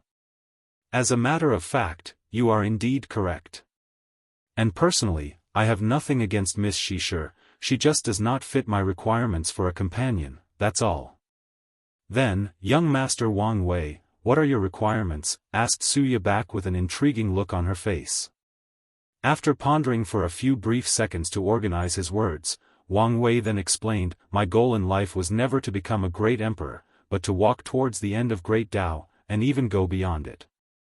Becoming a great emperor is just one of the many steps that I have to take to achieve such a goal. And in that process, I know that the journey ahead will be long and fraught with unimaginable difficulties. And that I will need someone to walk along with me side by side, someone that can motivate me when things seem hopeless or that there seems to be no path ahead, a person that can carry me on their back when I am beaten and can no longer move ahead. And I will also do the same thing for said companion. To be blunt, Miss Xisha does not come close to meeting my requirements. If she was my companion, I can foresee how things would go between us. For once, I will have to use countless resources and efforts for her to be able to even keep up with my pace and rapid progress. Then there is the amount of time I will have to use protecting her when my enemies realize that it is easier to get through me through her. She would perfectly play the role of the damsel in distress, and I will waste my time saving her every time. It is simply not worth it just for a beautiful face. The room suddenly became quiet. While some of the geniuses were thinking about how cold-hearted and decisive Wang Wei was, the true heaven-chosens like Lin Fan, Ji Song, Jian Wushuang, Sun Jiaolong and Suya were focusing on something else, his goals. While most of them were trying their hardest to one day prove the Tao and one day become a great emperor, their number one competitor already had his vision beyond them. What they pursued for their entire lives was nothing but one of the many steps in Wang Wei's goals. His vision reached far beyond them, it has already gazed beyond the Tao itself. All of them secretly sighed as they realized that the difference between them and Wang Wei might not just be strength, but also will. state of mind and Dao heart and ambitions. However, despite figuring this out, none of this made them give up or destroyed their confidence. On the contrary, they saw this situation as a learning opportunity. Since they lacked in certain areas compared to their competitors, then they will find ways to make up the gap. While everyone was still contemplating his words, Wang Wei was secretly whispering with Wu Hong. "Young Master Wang Wei, your requirements are too harsh. I am afraid that it will be difficult for you to find such a person." "On the contrary, Miss Wu Hong, I have a feeling that the person I am looking for is at a gaze's length," replied Wang Wei while looking deep in her eyes. However, she did not blush nor evade his gaze. She just placed her hand in front of mouth, then giggled with an ethereal voice before answering, "Then you are a very fortunate man." "That I am." After all the people processed what just took place, Lin Fan suddenly stood up slowly and elegantly, then cupped his hand together. "Respectfully, sacred son Wang Wei, I believe that you are wrong. Miss Xisha deserves to be protected, deserves to receive the admiration and praise of myriad beings in myriad worlds. She deserves to leave her name in the annals of history, for her beauty is one of a kind. As for all those things you just said about her, to me, it sounds like excuses a scum man would use to justify not being able to protect his own woman." Wang Wei removed his gaze from Wu Hong with great difficulty. He then looked up and down at Lin Fan. "Young Master Lin Fan, have you noticed that all the praiseworthy adjectives that you use to describe Miss Xisha can also be used to describe a magnificent and unique piece of art, or a beautiful vase in an arts collector?" Lin Fan almost choked after hearing this. He wanted to refute, but he did not know what to say. So, his face just became red out of anger. "You know that this is not what I meant." "How do I know what you mean?" replied Wang Wei while deliberately making a puzzled face. Lin Fan then just snorted at him before turning to look at Xisha. He cupped his hand together and slightly bowed. "Miss Xisha, do not listen to any of his words as they are just his opinion. You are beautiful and should be proud of that. And you alone can decide how you choose to live your life." Then, he returned to his seat. As for Xisha, she was finally able to relieve her embarrassment. Then, she fulfilled her position as hostess and continued the meeting. Many people were given the chance to perform after Wang Wei. Unfortunately, the mood of the meeting was not as harmonious as previously. While Wang Wei was chatting happily with Wu Hong, he sensed someone approaching him and sitting at the table on his right, making him sandwiches between two people.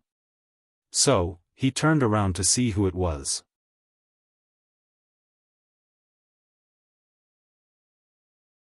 Chapter 204. After turning his head around, Wang Wei saw Suya approaching him. However, her hair had turned black this time. So, he wondered what were the conditions that decided what color it turned into. Could it be based on her emotions? However, Wang Wei shook his head as this would easily reveal what state of mind she was in.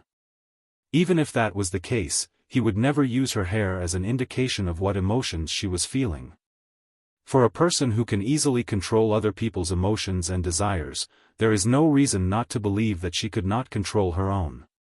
"Young Lady Suya, what can I do for you? Do I have to want something from you in order to start a conversation? Or, do young Master Wang Wei find it tiring or bothersome to converse with both the second and third most beautiful woman of the world?" Didn't you know?" asked Suya with a cunning smile on her face. "Or did you think that I am not worthy to take the number 2 spot?"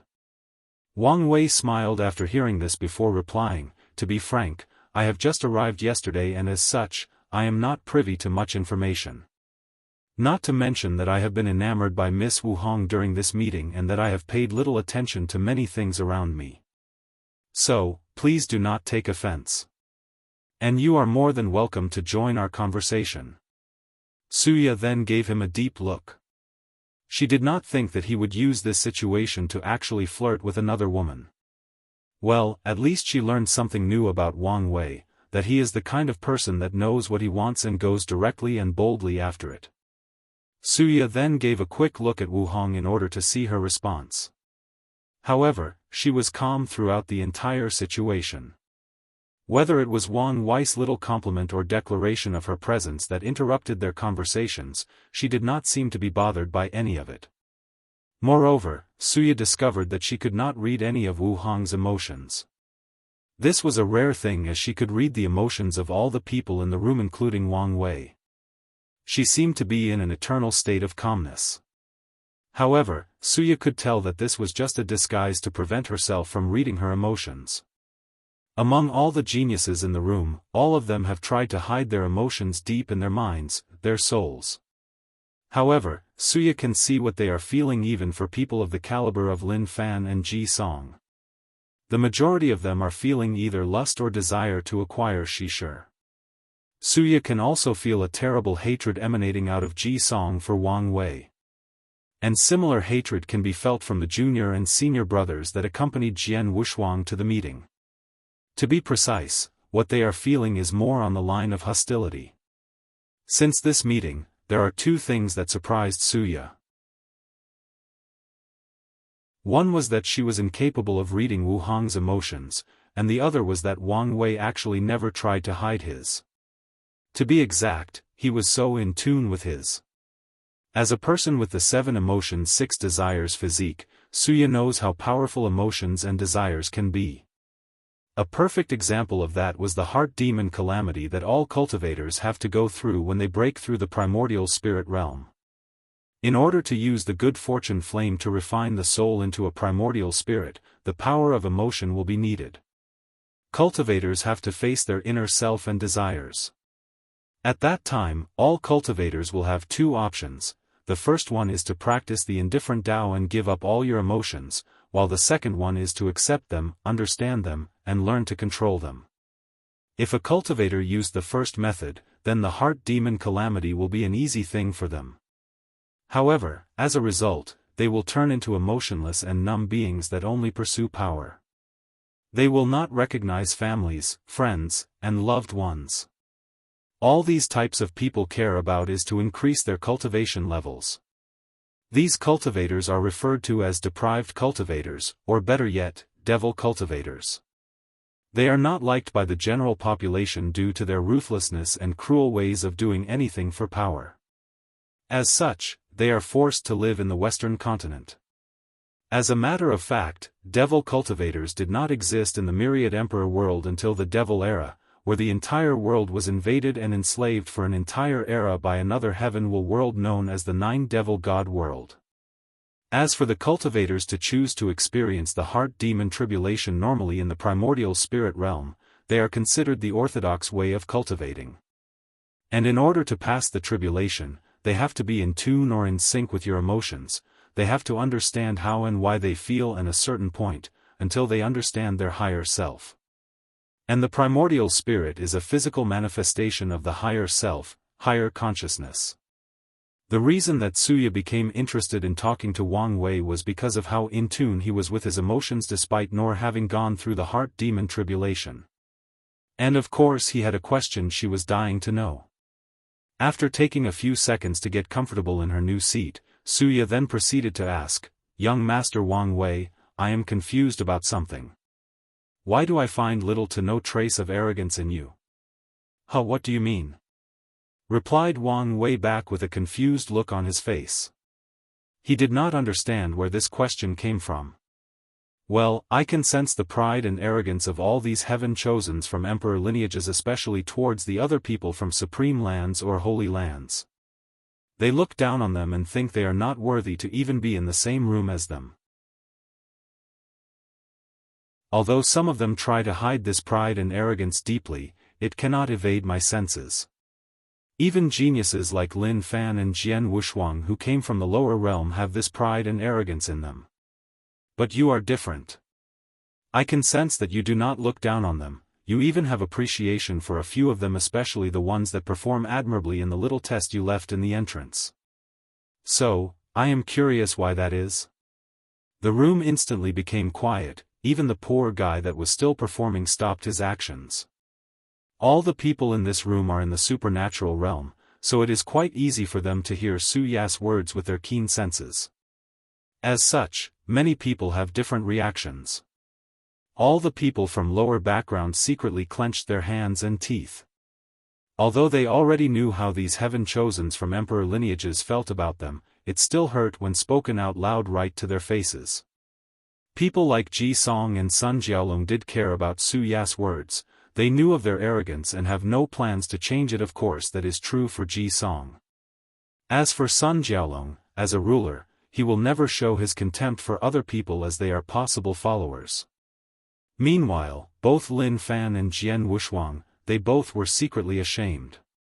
Lin Fan was not ashamed of the fact that his arrogance and pride were revealed, but due his status from the lower realm. Ever since he came to the myriad emperor world with his family, he has been struggling to accept his background. He was ashamed of it. Despite the fact that he became the true disciple of the Emperor Enlightening Academy, meaning that he is the future headmaster of the academy, his background has been bothering him. Things got worse when he realized his background was not just a psychological problem, but resulted in him lagging behind many of the heaven-chosens from emperor lineages. There was much knowledge he was not privy to before, which resulted in his vision being lowered than theirs, not to mention that the competitive environment in the lower realm was child's play compared to the one in the myriad emperor world.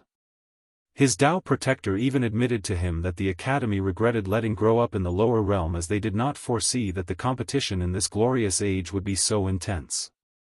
This is one of the reasons that despite having the number 1 physique, Lin Fan has the lowest ranking of all the current heaven-chosens in the room. As for Jian Wushuang, the reason that he was ashamed was because Su Ya's words reminded him that he has forgotten his origin, and that showed that his mindset is not as powerful as he imagined. As for Wang Wei, after pondering for a few seconds, he answered, "Well."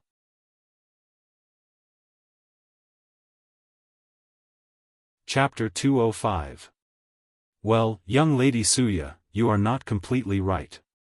As a powerful cultivator, of course I have some level of pride and arrogance, replied Wang Wei calmly with a smile on his face. As for the reason that I do not have any contempt for the geniuses of lower background is because I learned the hard way that there is no being that is truly born noble. Everyone has a chance to reach the top no matter your origin or background. That's bullshit, suddenly said Ji Song with a cold snort. You are telling me a great emperor is not a noble being? What about their offsprings, both direct and indirect? What about people born with powerful bloodlines? Are they not born noble? Is that so, Crown Prince? Then, tell me, beside a great emperor, where do all the noble beings you mentioned get such a qualification? Replied Wang Wei calmly. From a great emperor, of course. That's right. Now, another question, what were great emperors before they managed to prove the Tao? Ji Song looked at him without saying anything. Since you refuse to answer, then I will. They were ordinary people. The first emperor to have ever existed in the myriad emperor world was the heaven-opening emperor back in the primordial era. Although the majority of information in that time period is lost, we do know that countless innate lifeforms like dragons and phoenixes along with primordial gods lived in that era. Now, do you think that us, weak humans, were noble compared to them? No, in all likelihood, we were probably treated as either slaves or food. However, the heaven-opening emperor slowly rose to the top and became a great emperor. He slowly became a noble being. My ancestor, Emperor Qiuan, was the first great emperor of the ancient emperor era. However, before that, he was just like all the other cultivators at that time that were lost and searching for the road ahead. There was nothing noble about his birth. No, he developed noble characteristics after he decided to spread the origin path system to all the lost cultivators of that time. He became noble after he proved the Tao and became one of the most powerful beings in existence. Not to mention that in history, all of us here have learned of many great emperors that once were slaves. Some were shunned by society because of being born with defects, or because people did not agree with their views and lifestyles when they were weak. Were those great emperors born noble? One of my favorite emperors was Great Emperor Yellow Teeth. He was born a slave in a small thousand world in the lower realm. One background could not be any lower than this.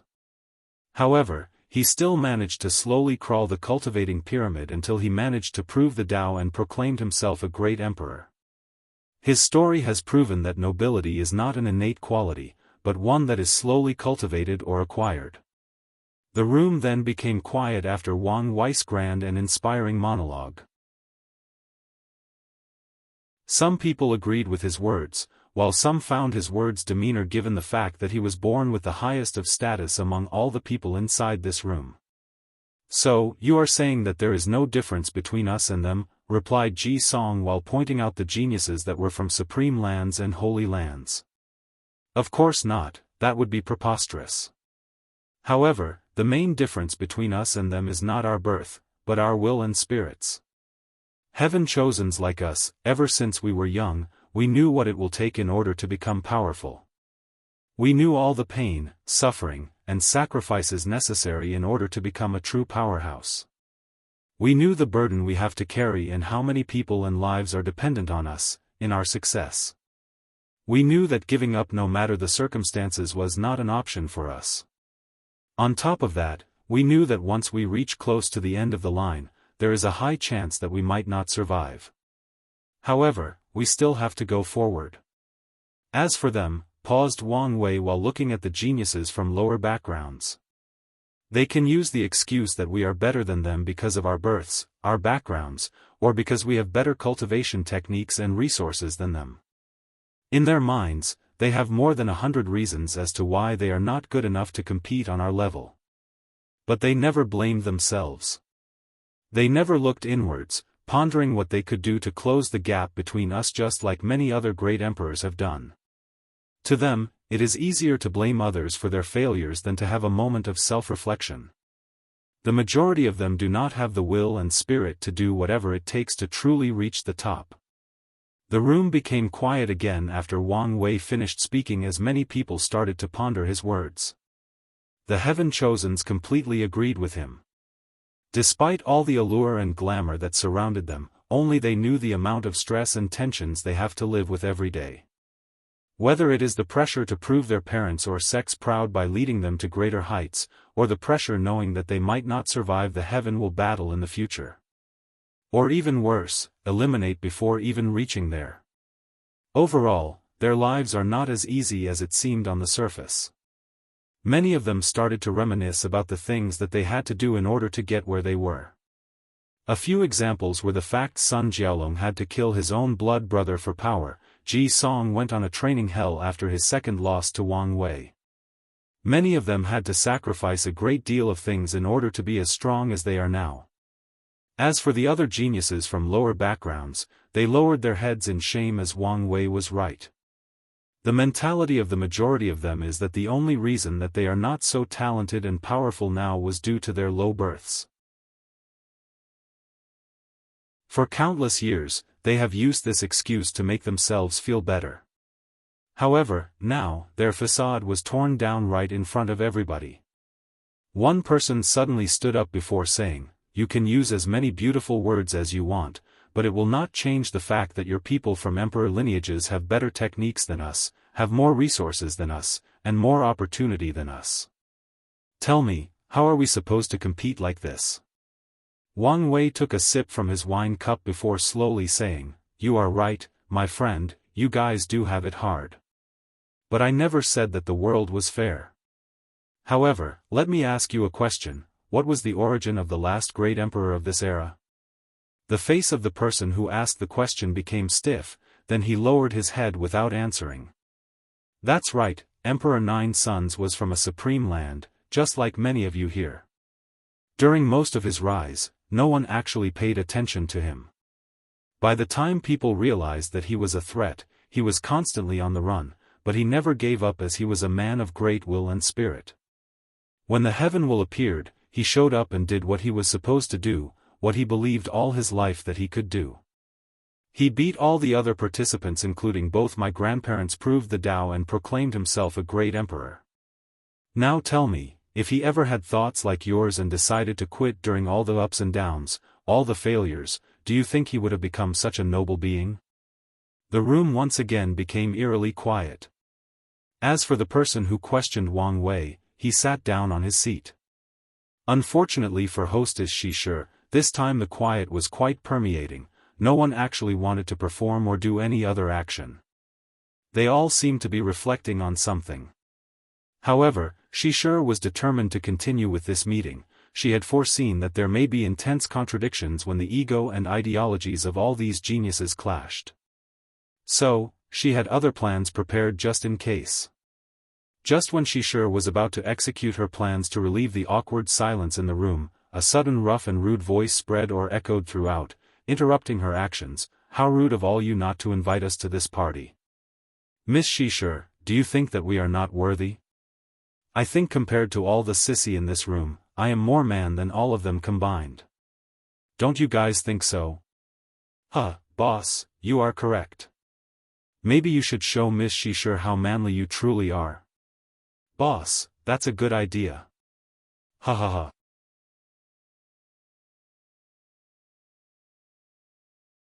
Chapter 206. After the voice, a group of more than 10 people walked inside the room.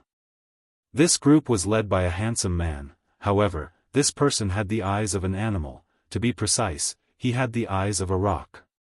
As for the people that were following him, although they all seemed human, upon closer inspection, you will discover a few animal characteristics in these people. Oftentimes these characteristics showed their identity to which group of demon race that they belonged to. So, everyone in the room instantly identifies these people as the demonic race, and wondered why these people came here uninvited? Do they want to cause trouble? After all the demon races crashed the meeting, the leader Yu Chao looked at all the people in the room with a smirk on his face. Then, he looked at Shishir with star eyes. "Miss Shishir, sorry for my intrusion of your meeting, but I could not give up the opportunity for my eyes to grace your beauty." Shishir smiled and nodded. However, anyone could tell that the smile in her face is actually very stiff, and that she is very reluctant to do so. "Humph," suddenly snorted Ji Song. "If you demon race were truly sorry, then you would not have bothered us in the first place." After saying that, he released a powerful killing aura that surrounded all the demon race around Yu Chao. And he was not the only one. All the members of emperor lineages released their own aura to suppress this group of demon race.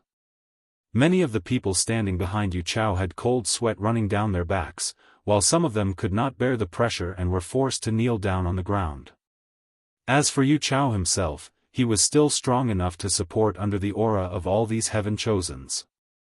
Then, on the corner of his eyes, he saw someone that was not releasing his aura. So, Yu Chao thought that he might have encountered a soft persimmon. With a little difficulty, he said, "There is no need for everyone to fight with each other. After all, we are all here for the same reason, see the beautiful Miss Shishir." After hearing this, the other heaven chosens then stopped releasing their auras, allowing this group of demon race to breathe properly. Although Yu Chao was secretly relieved, he was also ashamed of himself. As a member of the demon race with imperial bloodline, he came to this meeting in order to show these human heaven chosens what true power is like, but he was humiliated like this. So, Yu Chao wanted to do something to redeem himself, and not just in front of the beauty, but also in front of his men. So, he walked towards the person that did not release his aura, the person that was happily chatting with two extremely beautiful women. After Yu Chao approached, he said, "Hey my friend, would really appreciate your seat. How about giving to us, and we will not hurt you in return." And if Yu Chao and these demonic race had seen the strange look that the other people were giving them, they would never do something so stupid. However, they would soon find out. As soon as the person he was spoken to turned around, Yu Chao had both a shocked and terrified look on his face. "Gray hair and gray eyes, you are a SS sacred son Wang Wei," muttered Yu Chao with a great deal of horror in his face. Before coming to the academy, Yu Chao was warned by his clan's elders that he could test out the other heaven chosens, but leave out both Di Tian and Wang Wei out of their affairs. Because it is simply impossible to determine how these two people will react to any situation. As for Wang Wei, after being interrupted, he looked at these demon races up and down. "You know, it never ceases to surprise me, the arrogance that your demon race has.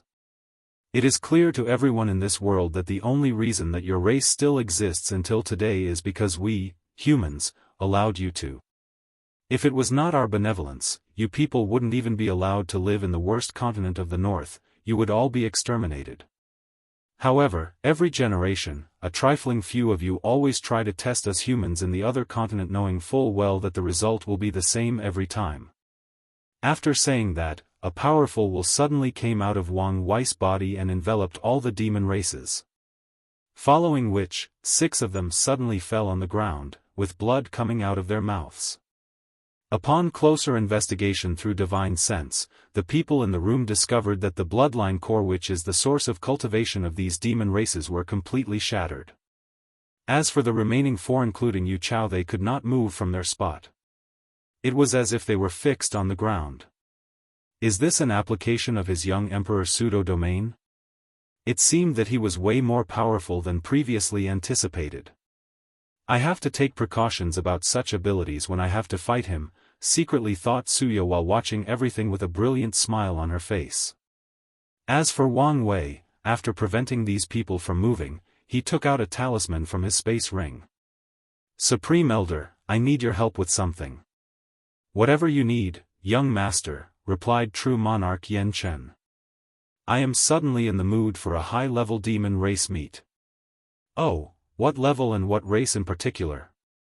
Well, make it a saint and a golden rock will be fine, replied Wang Wei as he looked straight into Yu Chao's face, who had turned purple after hearing this short conversation.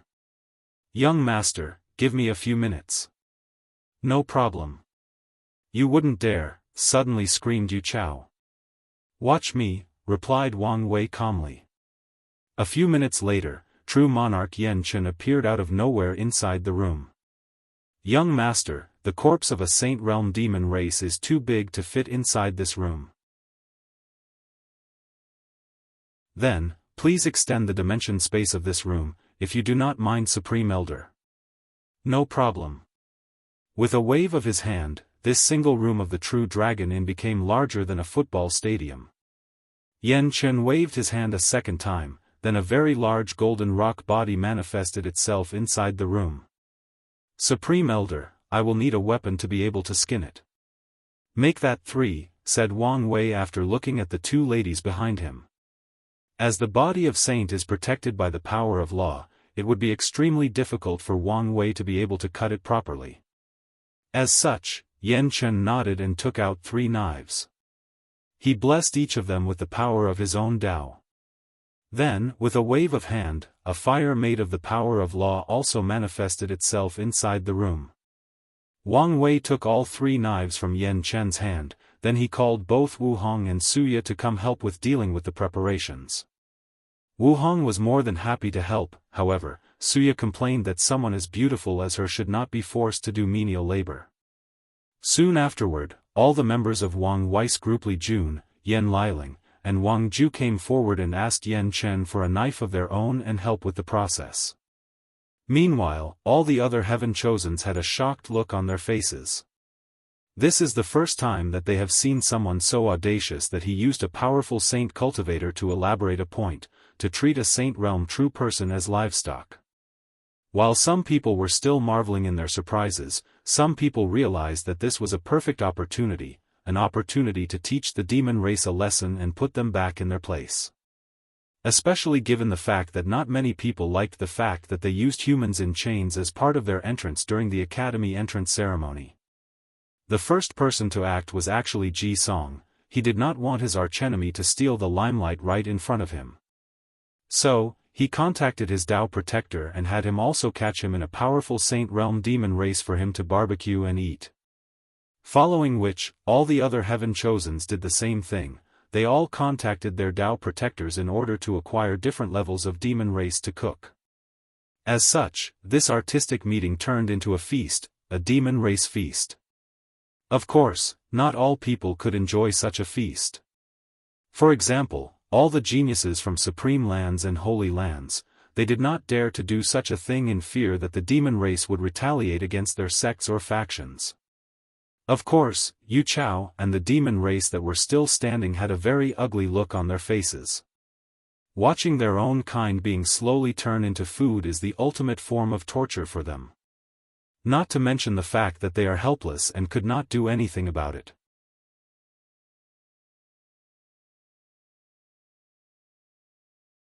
Chapter 207. With the help of Wu Hong, Suya, Li Jun and his group, Wang Wei managed to skin the Saint Realm Golden Rock's body. Then, he used all the different spices that he has in his space ring to season the meat. Although Wang Wei had to try different mixes before he discovered something that satisfied him, it was still worth it in the end. After finding the perfect blend of spices, Wang Wei had to use the law flame that true monarch Yan Chun created in order to actually cook a saint-level meat. After finding the perfect temperature to cook the golden rock, a very powerful and enchanting smell enveloped the entire room. All the heaven chosens that were also cooking their own demon race raised their heads to look in Wang Wei's direction. All of them had a little bit of drool in their faces due to how appetizing his own meat smelled like. They can infer just by the smell that it would be quite delicious. Although these heaven chosens knew that their meat would also be delicious on account of just reaching the saint level, however, compared to Wang Wei's well-prepared delicacy, they still are left behind. After the meal was prepared, Wang Wei then took out plates from his space ring and served everyone who helped him skin the meat their own plate or bowl. Then, to the horror of the few remaining demon races, everybody in the room started to enjoy their food. As for them, they had to witness their own kind slowly turning into food, and yet there were nothing that they could do about it. All four of them wished that they were the few demon races that were forced to pass out by Wang Wei. Unfortunately for them, they were not. They were full of hatred for these humans, but powerless to do anything about it. As for the barbecue that all the heaven chosens were enjoying, well, the saint-level meat proved to be even more pristine than any of them imagined. The meat seemed to possess the ability to augment the sensitivity of everyone's taste bud. Although there are only 5 basic flavors, however, after taking a bite of this meal, all the people around felt like they had tasted more than 100 different kinds of flavors. And each of them seemed to be unique. While Wang Wei was enjoying his meal, he was also staring at Wu Hong for some reason. "Young Master Wang Wei, it is very rude to stare so directly," suddenly said Wu Hong while placing a piece of meat on her luscious red lips. However, she was calm the whole time while saying these words. "You don't seem surprised," asked Wang Wei. "Surprised about what?" she asked back. "Surprised that I know how to cook." "I do not understand what you mean." Wang Wei looked around the room before saying, "All the people in this room were surprised by the fact that I can actually cook so well, but not you. Beside the people that are truly close to me, no one else is aware of my culinary abilities. Young Master Wang Wei, I think you are overthinking things.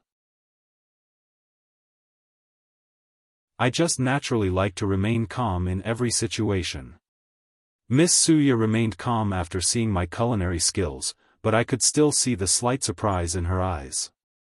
"As for you, the reaction that I noticed was as if you were already aware of my abilities, so, Miss Wu Hong, how did you know that I could cook?" "Like I said, you are overthinking things, young Master Wang Wei," replied Wu Hong with a calm look on her face, not even the slightest fazed by Wang Wei's question. "Interesting," said Wang Wei with a slight smile on his face. "I have only known you for a few hours, and I can already tell that you are an enigma wrapped in a puzzle. And yet, I find myself unable to resist trying to uncover all your secrets." "Well, isn't there a saying that once a woman becomes interested in a man's secret, then it is the beginning of her falling in love with him? Young Master Wang Wei, you should be aware that you are traveling down a dangerous road," responded Wu Hong with a beautiful laugh full of vigor and mystery. "Miss Wu Hong, you could always stop me from doing such a dangerous thing. You know, save my poor soul and heart from being lost forever." "Why would I do that?" replied Wu Hong while whispering these words straight into Wang Wei's ear. "Then, whatever happens to me in the future, you will be responsible. You have to take responsibility for me," whispered Wang Wei back to her. Meanwhile, all the people around had different looks on their faces as they watched those two people flirt with one another. Li Jun, Yan Liling, and Wang Ju were actually quite surprised as they had never seen Wang Wei behave in such a way. The sacred son that they were used to seeing always had a calm, indifferent, relaxed or stoic face even in the face of a beautiful woman. A perfect example of that is the way that he treated Miss Shi, which is considered the most beautiful woman of the world in this generation. However, now, he was always smiling, he was charming and witty. In general, he seemed enamored with this Wu Hong. Not to mention he seemed to enjoy himself talking to her. Although all of them were happy for him, however, they were also a little worried that he would become too enamored and lose his focus and drive. As for Su Wei, despite not showing it, she was not happy about the situation as well. For once, she did not like how Wang Wei completely ignored her and right to her face at that. Logically speaking, as the number 2 most beautiful woman in the world, shouldn't she be more attractive than Wu Hong? On top of that, she was not a vase like Shi. Of course, Suya had no actual feelings for Wang Wei. As a person who controls both emotions and desires, it is very difficult for her own emotions to be stirred up. On the contrary, she can be very rational, and even emotionless if need be. She just did not like the feeling of being ignored. Of course, this was not the main reason that she did not like these two together. The main reason is the fact that an alliance between these two would not bode well for all the other Heaven Chosens. Wang Wei was already powerful enough. But now, if you add the also powerful and mysterious Wu Hong, the power that the Dao opening sect would hold would increase dramatically. It would be like adding a pair of wings to an already very fierce tiger. Of course, Suya hoped that there would be a disagreement between these two over the Heaven Will, thus leading to them becoming enemies instead of companions. However, things do not seem to be heading in that direction. As a matter of fact, Suya was not the only one thinking about such a thing. Many of the other Heaven Chosens do not like the idea of Wang Wei and Wu Hong getting together. Any form of combination between these two people will forever change the game.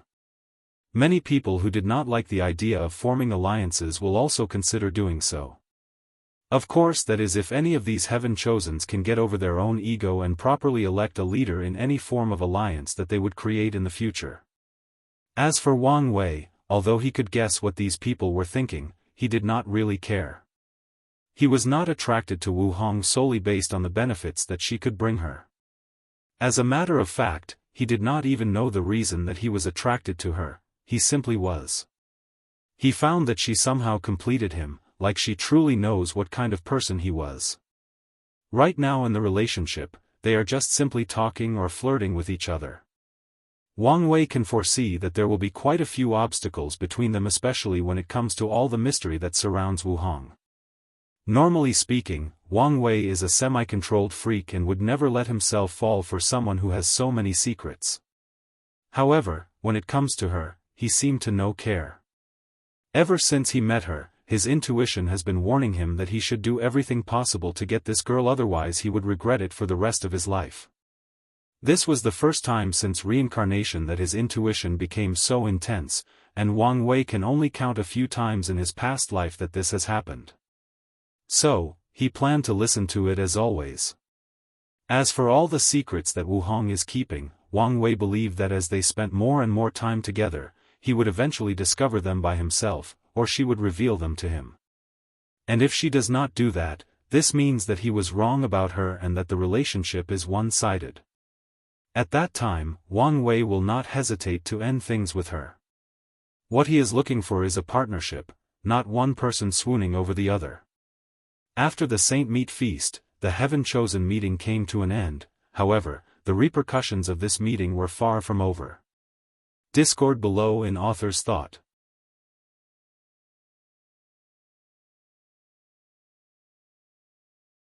Chapter 208. Many people reacted differently to this meeting after it ended. The first of which was the Association of Chamber of Commerce. Inside a private room full of formations, Shi was speaking with a middle-aged man. The man had a big belly, but he was dressed in very luxurious clothes. Unlike the other Heaven Chosens who were low-key luxurious, the clothes of this man were extremely showy. At just one glance, one could tell that his clothes were made of the highest level of golden silk. He had many rings on his fingers that shined brightly, and many jade pieces all over his body. Adding on top of that his fat body, you could tell this person had never worked hard in his entire life and enjoyed his life to the fullest. Of course, no one would dare complain about how tacky this guy was. And this was not because of his high status, but also the fact that he was actually a true person. "Father," said Shishir to the fat middle-aged guy. "What do you think I should do now?" "Daughter, we should look at things from a more rational point of view." "What do you mean?" Shishir's father took a sip from a wine jar before he elaborated. "Well, personally, I think the best choice should be the number one absolute chaos physique, Lin Fan." "Why?" "According to our information, he is currently the weakest among all the top heaven chosens." "Daughter, you are looking at things too superficially. Let's take a look at each one individually. Crown Prince Ji Song has already suffered 2 catastrophic defeats from Sacred Son Wang Wei. Although he seemed to have recovered and even further strengthened his power, he has yet to prove himself again to the world. Then, there is the innate sword bone, Jian Wushuang. He is very talented and has even won a battle against Suya during their Qi Luck trial. However, I don't really trust these people who practice the sword Dao. Their wills are usually extremely strong, and they sometimes love their swords more than their own companion. Not to mention this Jian Wushuang has to deal with the burden or shame that the sword-casting Vila suffered at the end of sect master Wang Tian in the last generation." Shishir's father, Shi Guan, then took another sip of his drink, placed a piece of fruit in his mouth. "Then, there is this Sun Jiaolong. I will not mention the snakes of the great Wu imperial dynasty, but this guy killed his own blood brother in order to acquire power. Daughter, do you think that such a person will truly protect and even sacrifice great things for you? I reckon that he would easily sell you to someone else if it benefits him. Although you would benefit greatly if it turns out it is true that Sun Jiaolong is the owner of the human destiny sword, however, there has been no way to confirm this news. And many people are starting to believe that the great Wu imperial dynasty has released this news as a form of a scheme." The room then became quiet for a brief moment before Shishir said, "What, don't you say anything about Wang Wei?" Shi Guan looked at his daughter deeply. "Daughter, you should be perfectly aware that Sacred Son Wang Wei has no interest in you. Although he would be the perfect candidate, it's unfortunate." Shishir paused for a while, then she bit her lower lips. "Father, what if I first seduce Li Jun, then slowly find ways to get to Wang Wei? I mean, according to the information we have gathered on him, he seemed to be as lascivious as Lin Fan." However, Shi Guan shook his head after this plan. "Don't look at Li Jun looking like an imbecile that uses the thing in his pants to think instead of his head. As a person closest to Wang Wei, he is a very intelligent person and is also a person of great will. According to our information, his records were only second in the pagoda trials. Although we do not know exactly what these trials were, just the fact that they were able to cultivate Wang Wei into a young emperor showed their effectiveness. Do you think that a person that has the second best record on these trials will be a person of weak will that can be easily manipulated? Not to mention that Li Jun has swore his undying and unwavering loyalty to his big brother, Wang Wei. According to our association's analysis of him, he would not hesitate to kill anyone that stand in the way of Wang Wei's path of emperor, even his current companion, Yan Liling." Shishir was silent after hearing this. She knew that her father was correct, but she just could not accept it. Well, in general terms, Shishir suffered from the same disease that many women have. They want what they could not have. Is there no better solution than Lin Fan? As a matter of fact, Shishir does not have any real problem with Lin Fan. He was one of the few people that stood up for her when Wang Wei said these hurtful words. He seemed polite and romantic, well, at least to Shishir. However, here comes the problem. This Lin Fan has a large harem that came from the lower realm with him. And after coming to the myriad emperor world, the number kept increasing. Although this kind of practice is common in this world, Shishir does not really like. she would prefer that the person that she chooses is only dedicated to her and she will not have to share her man with a bunch of other women. The other options are either Feng Heng from the Tai Profound Gate or Di Tian from the Di family.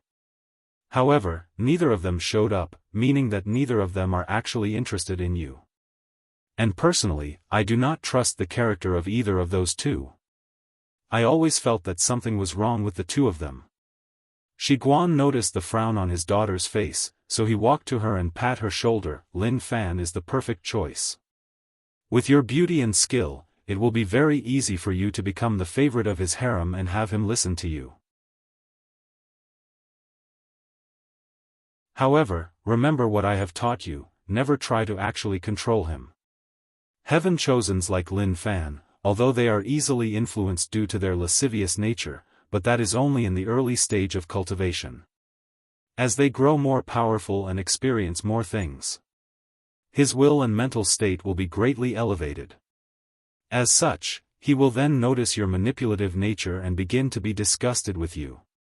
All you have to do is make sure that you are the most beloved member of his harem, and Lin Fan will decide on his own volition to do absolutely anything for you.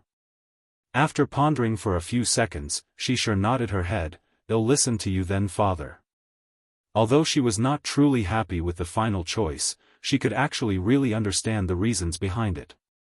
The associate of Chamber of Commerce which led by her father in this generation wanted to form a marriage alliance with a powerful emperor lineage during this generation's glorious age. Their first choice was in fact the Dao opening sect, however, that plan fell through due to Wang Wei's lack of interest in Shishir. So, the second best option is of course the Emperor Enlightening Academy, which is considered the second most powerful faction of the myriad emperor world. After sighing for a few seconds, Shishir removed the negative thoughts from her head. Since she made her choice, she will live with it and do the things that she is supposed to do. After seeing his daughter regain her bearing, Shi Guan nodded in satisfaction before handing her a piece of paper. "What is this?" asked Shishir in confusion. "This is the expected improvement that Lin Fan will go through after the Heaven Chosen's worthy trial." Shishir read the entire parchment and she was quite surprised. According to what is written here, although Lin Fan is currently considered one of the weakest geniuses among the heavenly physique list, he also has the most room for improvement. And the Academy has created a detailed plan for his improvement, and Lin Fan has lived up to the strict standards that the Academy has placed on him. "Worthy of the absolute chaos physique," muttered Shishir under her breath after reading the information on this paper. "Father, how did you get such information? This should be the highest level of secrets of the Academy." "Well, let's just say that the Academy is more than welcome in our alliance. After all, they would not want the Dao opening sect to become even more powerful than they already are." Shishir nodded while at the same time reinforcing her belief that his choice was correct. One day, Lin Fan will prove to Wang Wei that his choice today was completely wrong. Meanwhile, somewhere in the northern Black Tortoise continent, many higher-ups of the demon race received news of what happened at the True Dragon Inn. As such, a meeting similar to Shishir and Shi Guan was taking place in a secret location of the demon race.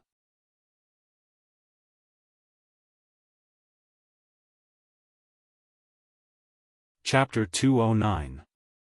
Northern Black Tortoise Continent. In a secret location, all the chiefs of powerful demon race tribes were having a secret meeting. If anyone were to be aware of such a meeting, then they would be quite shocked. For once, all the chiefs attending were the leaders of demon tribes with imperial bloodline, meaning that they had cultivated great emperors throughout their history. Of course, this was not the real reason that other people would be surprised, the real reason being that all of these different tribes can actually exist peacefully with each other. The image that the demon race tribes projected to the outside world was the fact that they were constantly infighting between one another. As such, the idea that all demon tribes have deep and irreconcilable differences have been ingrained in the mind of all the other races of the myriad emperor world. However, it seemed that things were not as simple as seen on the surface. The infighting was nothing but a facade that the demon race used in order to reduce their level of threat to the human race. Back to the meeting, the reason that this meeting took place was because the upper echelons of the demon race received news of what happened in the True Dragon Inn. After receiving the news, none of these chiefs of different tribes acted out of anger or impetuousness. Unlike the young demon race cultivators, the upper echelons knew perfectly well the situation that the demon race was facing. "Well, things went even worse than we expected," said the chief of the Golden Rock tribe.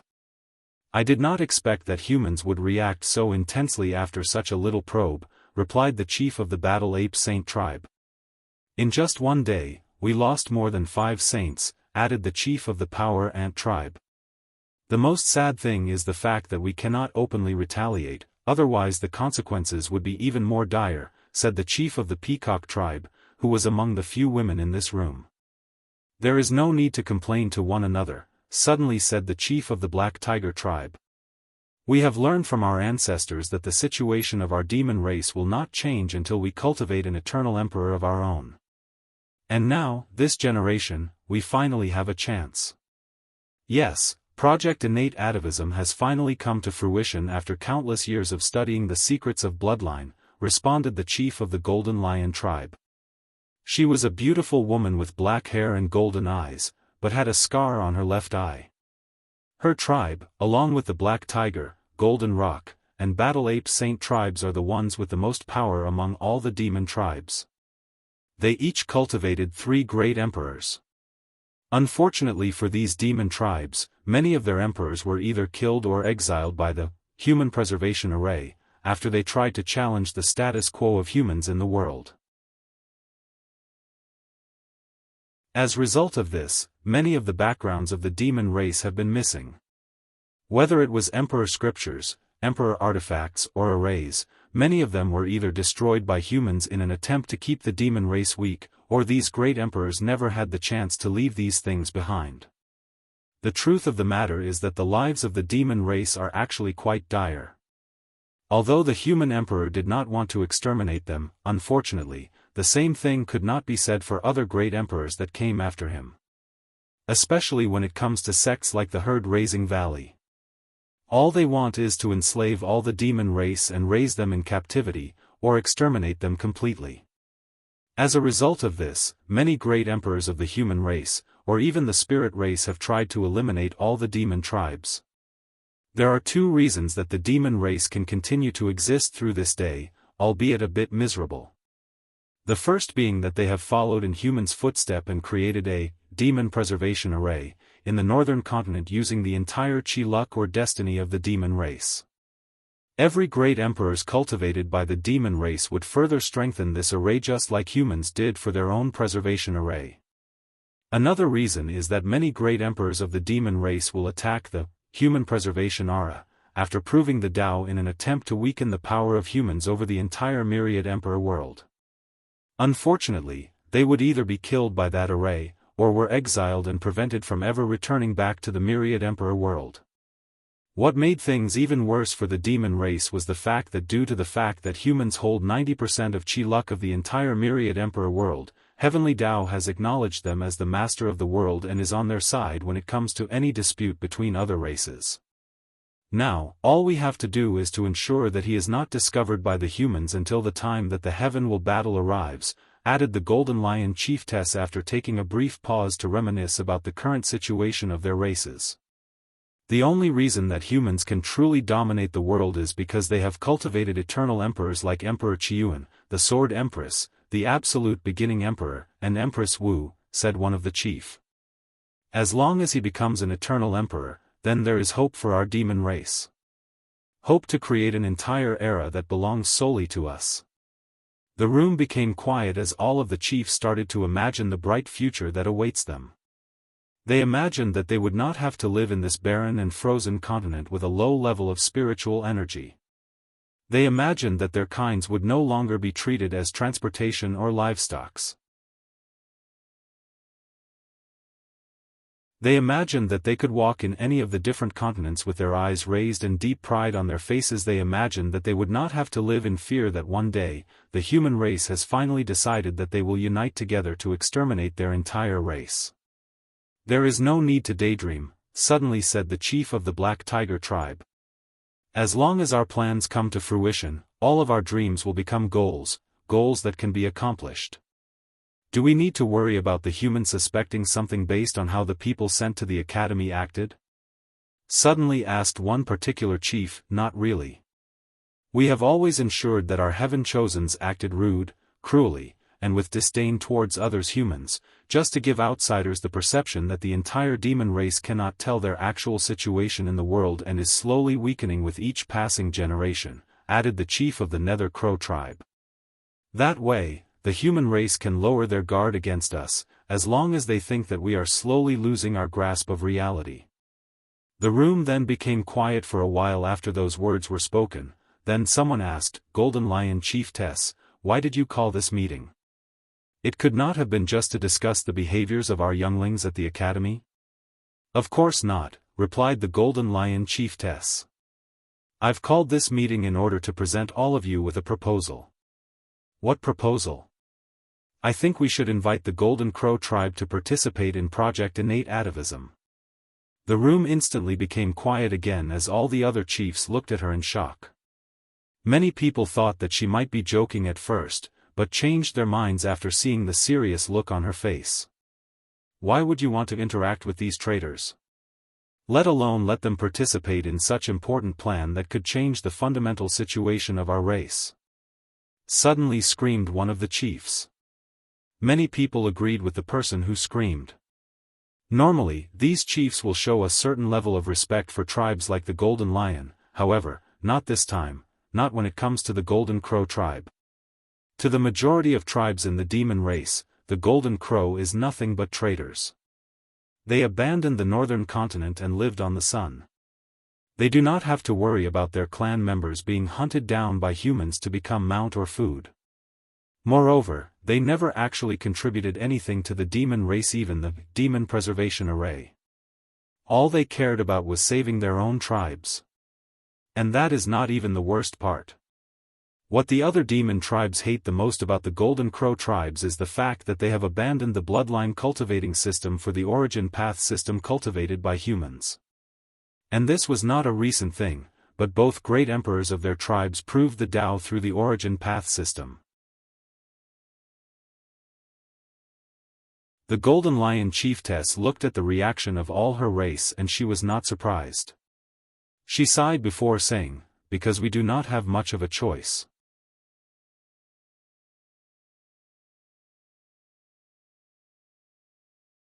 Chapter 209.1. What do you mean that we do not have a choice? Asked one of the demon race tribe chiefs. Do you guys think that talent is all it takes to cultivate an eternal emperor? Do you think that just because he succeeded in his atavism that he will instantly become an eternal emperor? Asked the Golden Lion Chiefess. The room then became quiet as everybody began to ponder the chiefess' words. An eternal emperor is the highest echelon among all the great emperors that ever walks from the myriad emperor world. Through countless eras, trillions of years, and a myriad of generations, thousands upon thousands of great emperors, the number of eternal emperors could only be counted in both hands. As a matter of fact, there can only be one eternal emperor at the end or beginning of an era, and that is not even a guaranteed thing. The only exception being the ancient emperor era in which there were 3 of them. 2 of which came from the Tao opening sect, Qiuan Emperor and the Sword Empress, and the last one being the Human Emperor. Then there was the absolute beginning emperor in the Incense era, Empress Wu in the Devil era, and one more in the Middle Emperor era. As for the current new Emperor era, there has been no eternal emperor, hence one of the reasons that people believe that one will appear during this glorious age. Additionally, many people believe that a new era will begin with the crowning of this eternal emperor. As a matter of fact, only a very rare few individuals actually know 100% what an eternal emperor is and how to achieve this realm. What most people know is the fact that eternal emperors are more powerful than great emperors and can easily defeat or slaughter them. After people finished pondering the Golden Lion Chiefess' words, one of them asked, "What does this have to do with the Golden Crow tribe?" In order to train him properly, he needs to go through trial and tribulations, compete with people of similar level as him in order to properly grow in both will, spirit, vision, and Tao heart. We have to train him to reach the levels of people like Wang Wei, Di Tian, and Ji Song, and even go beyond them. And during this entire process, he cannot be discovered by the human race. Everybody in the room nodded in agreement. Then the chief of the Power Ant tribe said, "We already knew all of this. Isn't this the reason we decided to send him out of our world's community and into another heavenwell world? Once he gets there, he can compete with heaven chosens of his level while hiding his identity. When the time for the heavenwell battle of the myriad emperor world arrived, we can recall him back." All the chiefs nodded, as this was the original plan that they had made in order to train their own heaven chosens. With this method, they can hit two birds with one stone by training their heaven chosens and hiding him at the same time. "Well," said the Golden Lion Chiefess while looking at the Golden Rock Chief and the Black Tiger Chief. "After going back and reviewing this plan, we realized that it is not feasible. At least not on our own." "Why not?" asked one person. "Do you guys think it is easy to travel from one world community to another? Even a supreme realm true monarchs might spend their entire lifespan traveling from one world community to another. Only a great emperor and a few origin artifacts have that ability, and they are in the hands of the truly powerful emperor lineages. Not to mention the price to activate these artifacts, and the fact that we have to do such a thing in complete stealth," replied the chief of the Black Tiger tribe. "So what are you guys saying?" asked one person. "Our demon race does not have an artifact that can travel to other world communities." "Well, to be precise, it was either stolen or destroyed by the human race and the spirit race," answered the chief of the Golden Rock tribe. "So, you guys are saying that the Golden Crow tribe has one of these artifacts?" "To be precise, they have a broken one. However, as long as enough price is paid, it should function without any problem," replied the Golden Lion Chiefess. All the chiefs started thinking about this problem. Even if they needed the help of the Golden Crow tribe, it does not change the fact that they do not like them. "Wait," suddenly asked the Peacock tribe chiefess. "Didn't the Golden Crow tribe wake up their emperor offsprings? Forget about helping us. How do we make sure that they would not betray us?" "Because we will threaten them with an Emperor Dao war if they refuse to help us, let alone betray us," answered the Golden Lion Chiefess calmly. Then, all the other members who were not privy to this information before the meeting gasped out loud. An Emperor Dao war involves two emperor lineages fighting each other to the point that one is completely destroyed. Then they would have to wake up all their immortal venerables and Dao ancestors in order to fight, using all their emperor artifacts and formations. In short, they would have to wager their tribe's foundation against the Golden Crow tribe. Now, one would think that with all these different tribes banding together, it should be an easy war. However, all the chiefs in the room knew that this was not the case. The majority of royal demon tribes have been greatly weakened throughout the years, thus rendering their foundations very weak. Meanwhile, the Golden Crow have managed to stay out of the majority of disputes in the myriad emperor world. Their only competitors been the Samadhi True Fire sect. However, they have had a peace treaty for many years that was until the Yang family showed up that they started fighting again. So, an Emperor Dao war would not be an easy one to decide between these two groups. "Will the human race allow such a war to take place?" suddenly asked one chief. For these people, the idea of starting an Emperor Dao war did not faze them. The Demon Royal Court, which was the name of this alliance of all the powerful tribes of the demon race, have paid too much just to give up right at the moment when they see hope. So, if they have to start such a large-scale war in order to accomplish their goals, so be it. The humans will not care as long as it does not affect them. On the contrary, they will gladly watch any kind of infighting between us, said the Golden Rock Chief coldly. Not necessarily. The devil cultivators in the west would be more than happy to intervene, not to mention the herd-raising valley, added the Battle Saint Ape Chief. Guys, I think all of you are missing the point. We are not really going to war with the Golden Crow tribe, just threatening them with it, right? Asked the Peacock Chiefess while looking at the Golden Lion Chiefess, the Golden Rock Chief and the Black Tiger Chief. You are partially right, answered the Black Tiger chief. If the situation escalated beyond our predictions, then we should all be mentally prepared to start a real Emperor Dao war. The room then became somber as all the people started thinking about the possible ramifications of their actions. Then someone said, "Let's decide this like we always did, by votes. Each tribe's chief has 1 voting rights, while the 4 head chiefs have 2 voting rights." Following which, a voting process took place.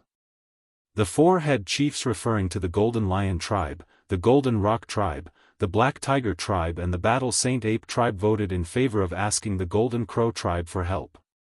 As a matter of fact, the majority of these tribes also voted in favor, with a few exceptions that have either a very deep hatred for the Golden Tribe or, for selfish reasons, did not want to participate in an Emperor Dao war. Since the majority decided, then a decision was made regarding this matter. However, one person had something to add to this situation. "Wouldn't it be better to ask the Golden Crow tribe to have a marriage alliance with us through the Emperor offspring? Well, his bloodline is not inferior to hers when it comes to nobility, so it would be a perfect match. And if they had descendants, I cannot imagine how powerful and noble such a bloodline would be," responded one of the chiefs. "We can make this proposition to them, but you guys should not have any high hopes," replied the Golden Lion chiefess. "Why not?" "Well, the Emperor offspring is a supreme realm true monarch, so no one can force her to do anything she does not want to do. Well, we can leave the decision to her."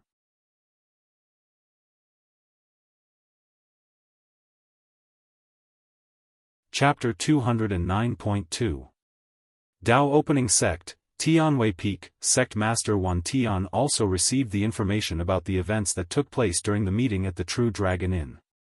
After reading the information, he muttered to himself, "Worthy to be my son, he should have this kind of domineering spirit." Then, he continued to review all the information that was sent to him through talismans. "Shadow," said Wang Tian after finishing reading. "Yes, Sect Master. Go gather all the information about this Wu Hong. Do not leave any stone unturned." "As you wish." Heaven Bliss Domain, Emperor Enlightening Academy. A meeting of the headmaster and all the teachers was taken place in order to discuss not only the events at the True Dragon Inn, but also to prepare for the Heaven-Chosen Selection Trial. The Association of Chamber of Commerce has just sent news that they have chosen Lin Fan for Shishi's Dao companion, said Headmaster Bai Han in order to start the meeting. "So quickly?" asked one teacher. "Yes. After all, they also wanted to further secure our existing alliance. Adding to that the information that we secretly gave them, it was only the best result for both parties," explained Bai Han calmly. "Now, let us discuss the events of the meeting. Supreme Teacher Qiu Jin, you were there, so what do you think?" The eyes of all the people in the room turned to Qiu Jin, who was in fact the Dao protector and teacher of Lin Fan. He has been with him ever since the lower realm, and was also present during the meeting. After taking a brief moment to organize his thoughts, Qiu Jin then explained his analysis on Wang Wei. He is different from the rest of them. His way of thinking, his vision or the way that he sees the world is both grand and far-reaching. Not to mention his unwavering confidence. From what I saw in that meeting, he has already started thinking about what he will do after becoming emperor. And it is possible that he has already made plans for that. Isn't that just being arrogant? Asked one teacher with a frown on her face. Qiu Jin looked at the person who asked the question before answering calmly. The line between the two is always blurred and based on the success of a person. If the sacred son manages to prove the Tao in this generation, then he is a confident person. If he fails, then he is arrogant. Either way, it does not change the fact that this kind of thinking does give him an advantage over other heaven-chosens, especially when comparing to Feiner, who suffers from low self-esteem due to his background from the lower realm. Everybody nodded in agreement with him. Then Headmaster Bai Han asked, "What about his strength? Did your talent detect anything?" One of the reasons that Qiu Jin was chosen as Lin Fan's teacher was because of his innate talent. His talent allows him to scan the strength of a person, then derive possible directions for development. With this talent, it is possible for Qiu Jin to develop the best training plan for anybody. He could turn an ordinary person into a genius through strict training plans. He could allow any person with a heavenly physique to develop their special body to their full potential, and beyond. Of course, this talent is not 100% foolproof. A perfect example of that is the fact that the Academy had to redraw their training plans for Lin Fan when they realized that their current one was not nearly enough to have an advantage in this glorious age. Unfortunately, there was this weird power that prevented me from discovering anything from him, replied Qiu Jin. What weird power? It was similar to the one he used to test the people that entered the inn. According to theory, he should have acquired it after breaking the 13th barrier of the body refining realm. Did we ever find any information about such a thing in our records? Asked one teacher. However, all the other people just shook their heads. Meanwhile, Headmaster Bai Han had a frown on his face as he started to think. He remembered a conversation that he had with his father long ago about such a topic. According to his father, this kind of thing was somewhat of a semi-taboo and secret of the world. Bai Han remembered that his father had a look of regret on his face, which was a very rare thing given his status and strength.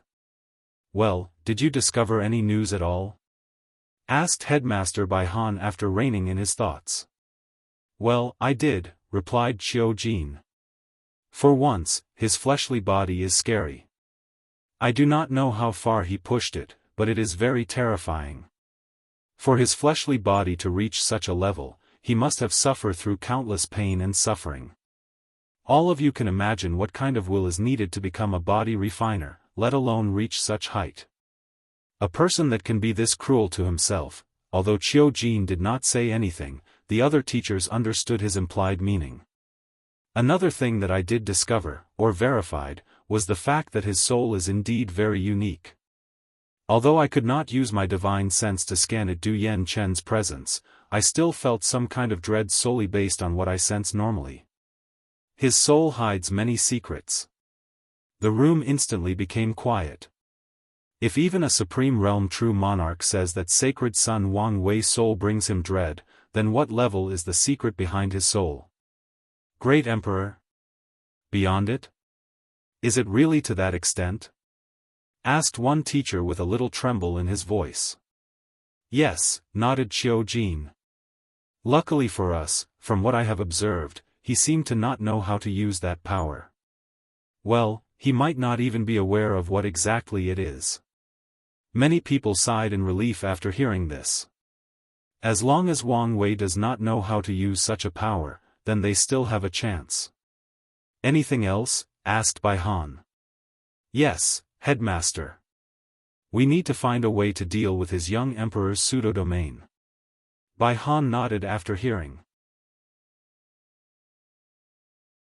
Before the Saint Realm, before acquiring their own domain, young emperors have a large advantage in battle against other people. Not to mention that young emperors can merge their pseudo-domains and their real domains after entering the Saint Realm. That is actually an easy solution. All we have to do is to create an origin artifact that has the aura of a great emperor embedded in it. That way, the aura can offset some of the powers of the pseudo-domain, replied Bai Han after hearing this question. This kind of method has long been studied throughout the years. Although there have been few young emperors, the number is still quite significant if you take into account the long history of the myriad emperor world. This kind of method is not 100% effective, but it can level the playing field to some extent during a battle. Now that we are done talking about sacred son Wang Wei, let's discuss the heaven-chosen selection trial. Did everybody show up? No, sir. It seemed that both Lu Meishio of the Herd-Raising Valley and Zhenbiyu of the Five-Element Palace are not present and showed no sign of coming, responded one teacher. Bai Han had a frown on his face after hearing that. He was not surprised that the number 6 5-element balance physique, Zhenbiyu, was not coming. She is a very pure Daoist cultivator. From the information that the Academy gathered about her, she is the type of cultivator that solely focuses on enlightening the Tao. She does not participate in fights, dramas, or contradictions. She only cultivates. Many people believe that she will only show up during the time that heaven will shows up in order to fight for it. As for Lu Meishio, Bai Han could not find the reason for her absence. Is there any more information about Lu Meishio? He asked. None except for the fact that she seemed to be acting weird ever since she lost in her trial against Wang Wei. Many people believe that she may have suffered a mental setback after that. Headmaster Bai Han had a feeling that things were not as simple as seen on the surface. However, he did not dwell on this matter too much as Lu Meishio was not important enough to truly affect the world stage. Although the myriad beast body is very special, the conditions it needs to reach a certain level is too harsh. Forget about the two of them. Is everything else prepared? Asked Bai Han. Yes, Headmaster. In that case, the trial will begin a week later. All the teachers nodded and left to do the final preparations. They do not wish for anything wrong to happen. After all, not only is the Academy's reputation on the line, even their chi luck can be affected if something were to go wrong.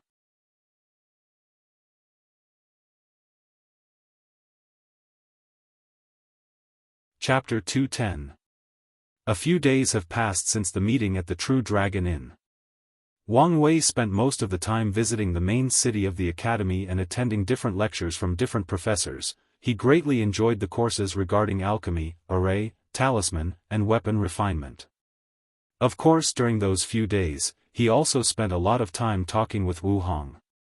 After the end of the meeting, they exchanged communication talismans and have spent days talking to each other non-stop. However, 2 days before the start of the Heaven-Chosen selection trial, something happened.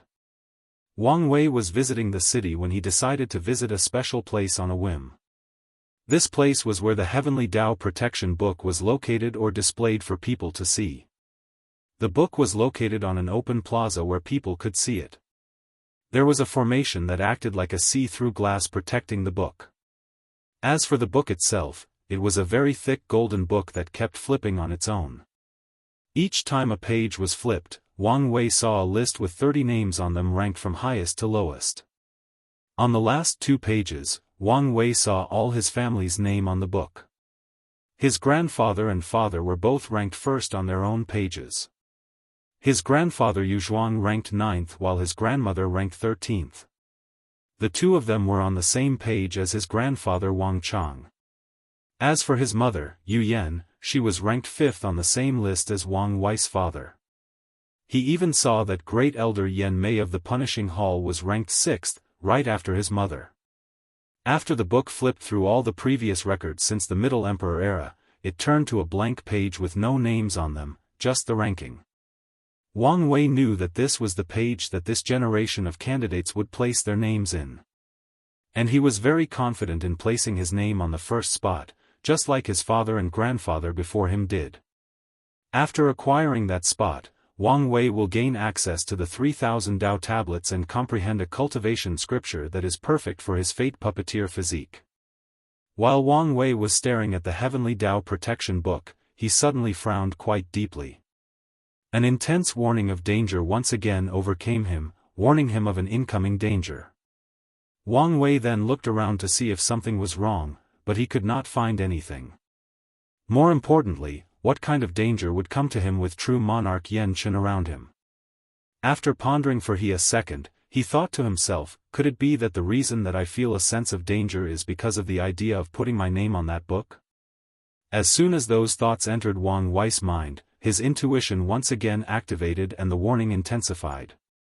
So, he knew that he was right. However, here came the problem, he did not know what was wrong with that list. Could it be a plot of the Academy? Knowing that he would not find the answer here, Wang Wei decided to leave here and return to his residence. After entering his own room, he said, "Supreme Elder, please use your power to isolate the entire room." "Yes, young master," replied Yan Chen. Then, a mysterious power enveloped the entire room that Wang Wei was in, essentially separating this room from outside spying eyes and ears. Immediately following this, Wang Wei took out a bunch of formation flags and set up an array, a communication array to be precise. Countless circles with strange runes at the center appeared in front of Wang Wei. Then, under his arrangement, they formed a pattern by combining together. Once the setup was completed, he activated the formation. "Wire, is something wrong?" said a holographic image of Wang Wei's father, Wang Tian. "As a matter of fact, yes. I just had a premonition of grave danger, and it came from putting my name on the Heavenly Dao Protection Book." "Do you have any information on the book?" Wang Tian had a frown on his face after hearing this. He knew how accurate his son's intuition was. So, he did not doubt his words. "From what we know, the book was refined personally by Emperor Kong himself, and only the Academy knows how he did it, and it is also one of their Emperor artifacts and luck-condensing artifacts, suppressing the chi luck of the entire Academy. Every time a heaven-chosen selection trial takes place, a little chi luck of these geniuses is taken in exchange for the protection of Heavenly Dao. My name and your grandfather's were in that book. Even your great-grandfather was in that book. As a matter of fact, for countless generations, our Wang clan had many people placing their names on that book and nothing ever happened to them. At least there was no direct correlation between the ones that had an accident and the book." Wang Wei's frown became deeper after hearing this, and he crossed his hand in front of him. "Well, do you have any idea on the reason for this happening?" Wang Tian shook his head. "Wait for a few minutes." He then disappeared from the range of the formation. A few minutes later, Sect Master Wang Tian came back with all the upper echelons of the sect and his father, Wang Chang. Even the other true monarchs were listening to the conversation through their divine senses. After explaining the overall situation, everybody had a pensive look on their faces as they tried to figure out the possible reason for such a situation. The first to give a possible theory was Great Elder Yen Mei. The Heavenly Dao Protection Book is directly connected to Heavenly Dao itself. Given the conflict that you had with it after you broke through the 13th layer barrier, it is not impossible that it does not like you. "Although what you said makes sense," replied Li Jun's father, Li Jiang. "However, Heavenly Dao has rules and regulations. Even if it does not like the young master, it cannot hurt and harm him for no reason."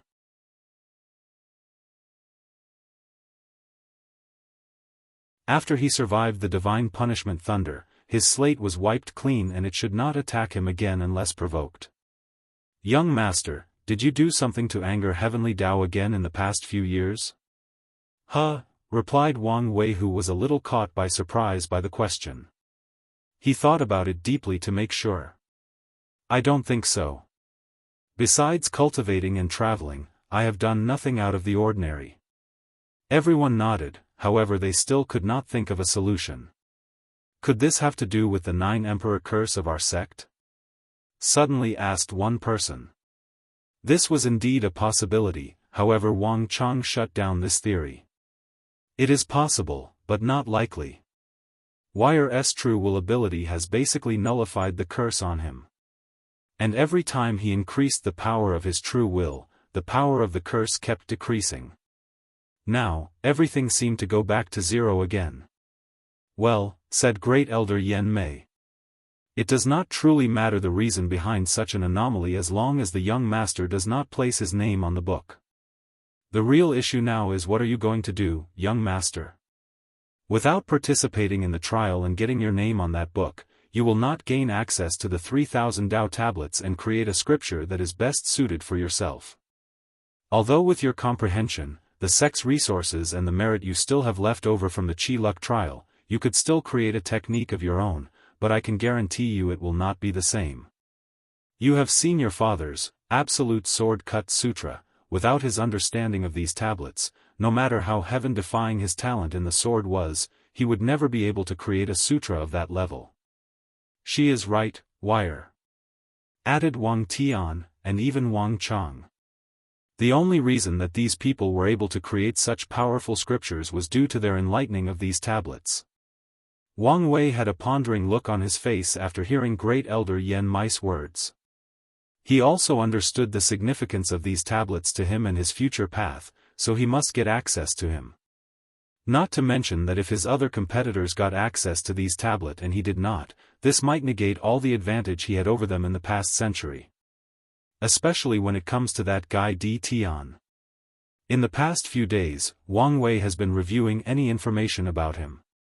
Although the information was very little to the point of being abnormal, Wang Wei had a feeling that this guy would be his greatest obstacle towards the path of emperor.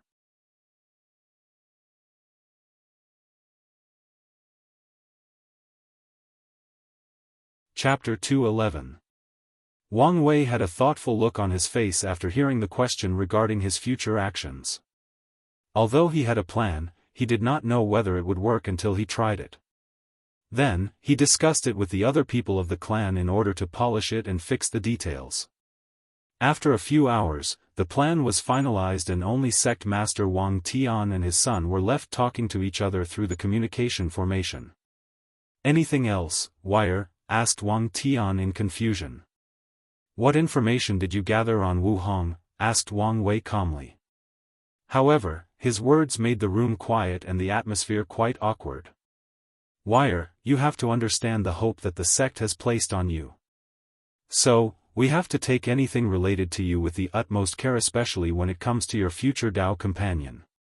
Father, you do not need to worry about anything, as I am not a child that uses his emotions to think or act rashly. I am only asking because I also want to know about her and her motives." Wang Tian sighed a relief after hearing this. He truly feared that his actions would cause contradiction between him and his sons. When it comes to matters of the heart, he feared that his usually rational son would start to act out of emotions. And given his son's headstrong personality, if he decided to place this Wu Hong's well-being above everything, above his family and sect, then there is nothing that he could do. And this possibility is not as far-fetched as one would like to believe. During his generation, Wang Tian had many clashes with his father over his current wife. Due to the fact that they were from different factions and their competitors, it was very difficult for them to get together. If it was not that Dao oath that they both took and promised their families that they would fight each other fairly during the Heaven Will battle, and not let the result affect their relationships, then they might never have received the blessing of their factions to be together. Well, in the end, the oath was proven to be futile, as neither one of them had the chance to fight for the Heaven Will anyway. According to the information that we received, she was born from an ordinary mortal family. Soon after that, both her parents died and she was raised by the neighbors.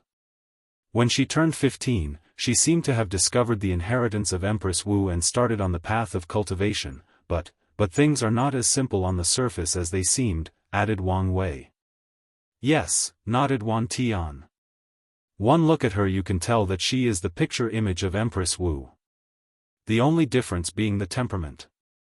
So, we first theorized that she was the direct descendant of the Empress, however the idea was soon ruled out after seeing one of her battles. To be precise, the only recording of her fighting. At the supernatural realm, she easily suppressed a half-step void-shattered realm cultivator. The odd thing about that battle was not her strength, but the fact her cultivation of the Empress Wu Sealing Sutra was too smooth. It was not just a matter of perfect fit with the technique, more like it was made by her personally. Wang Tian stopped in order to allow his son to digest these words, and he did so. After a few seconds, Wang Wei asked, "So, you believe she is the reincarnation of Empress Wu?"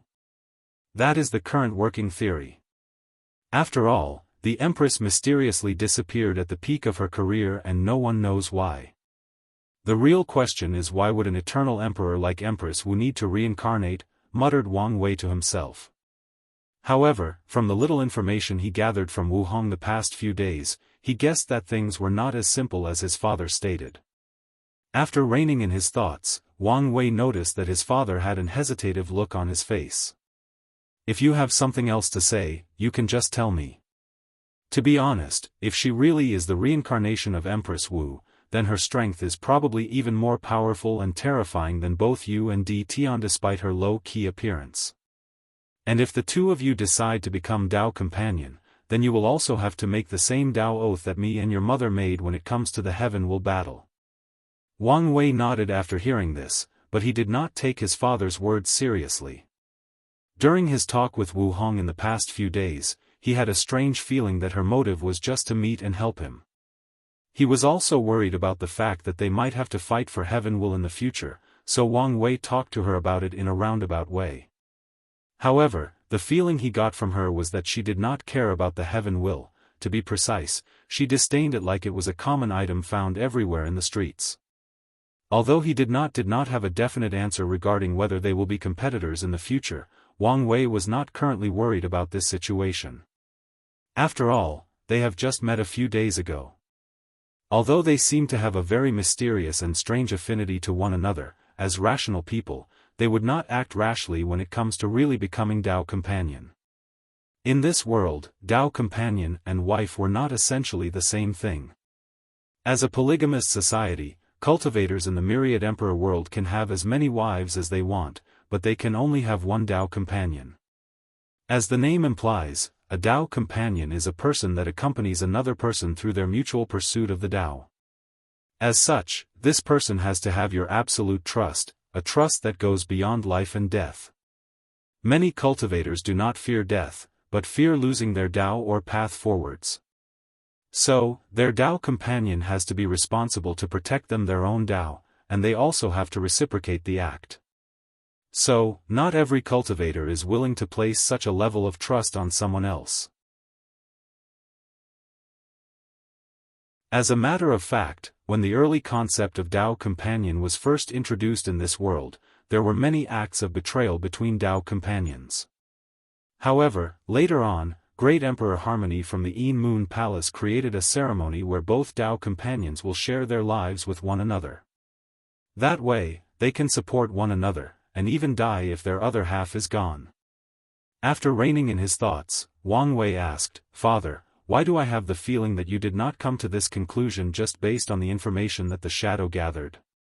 Sect Master Wang Tian's heart skipped a beat after hearing that question despite the fact that his face did not change at all. He forgot that his son had very keen senses and it was rare for some things to go by him unnoticed. So, with a wry smile, he said, "After reading the information, I was curious about her, so I entered the academy and went to see her personally."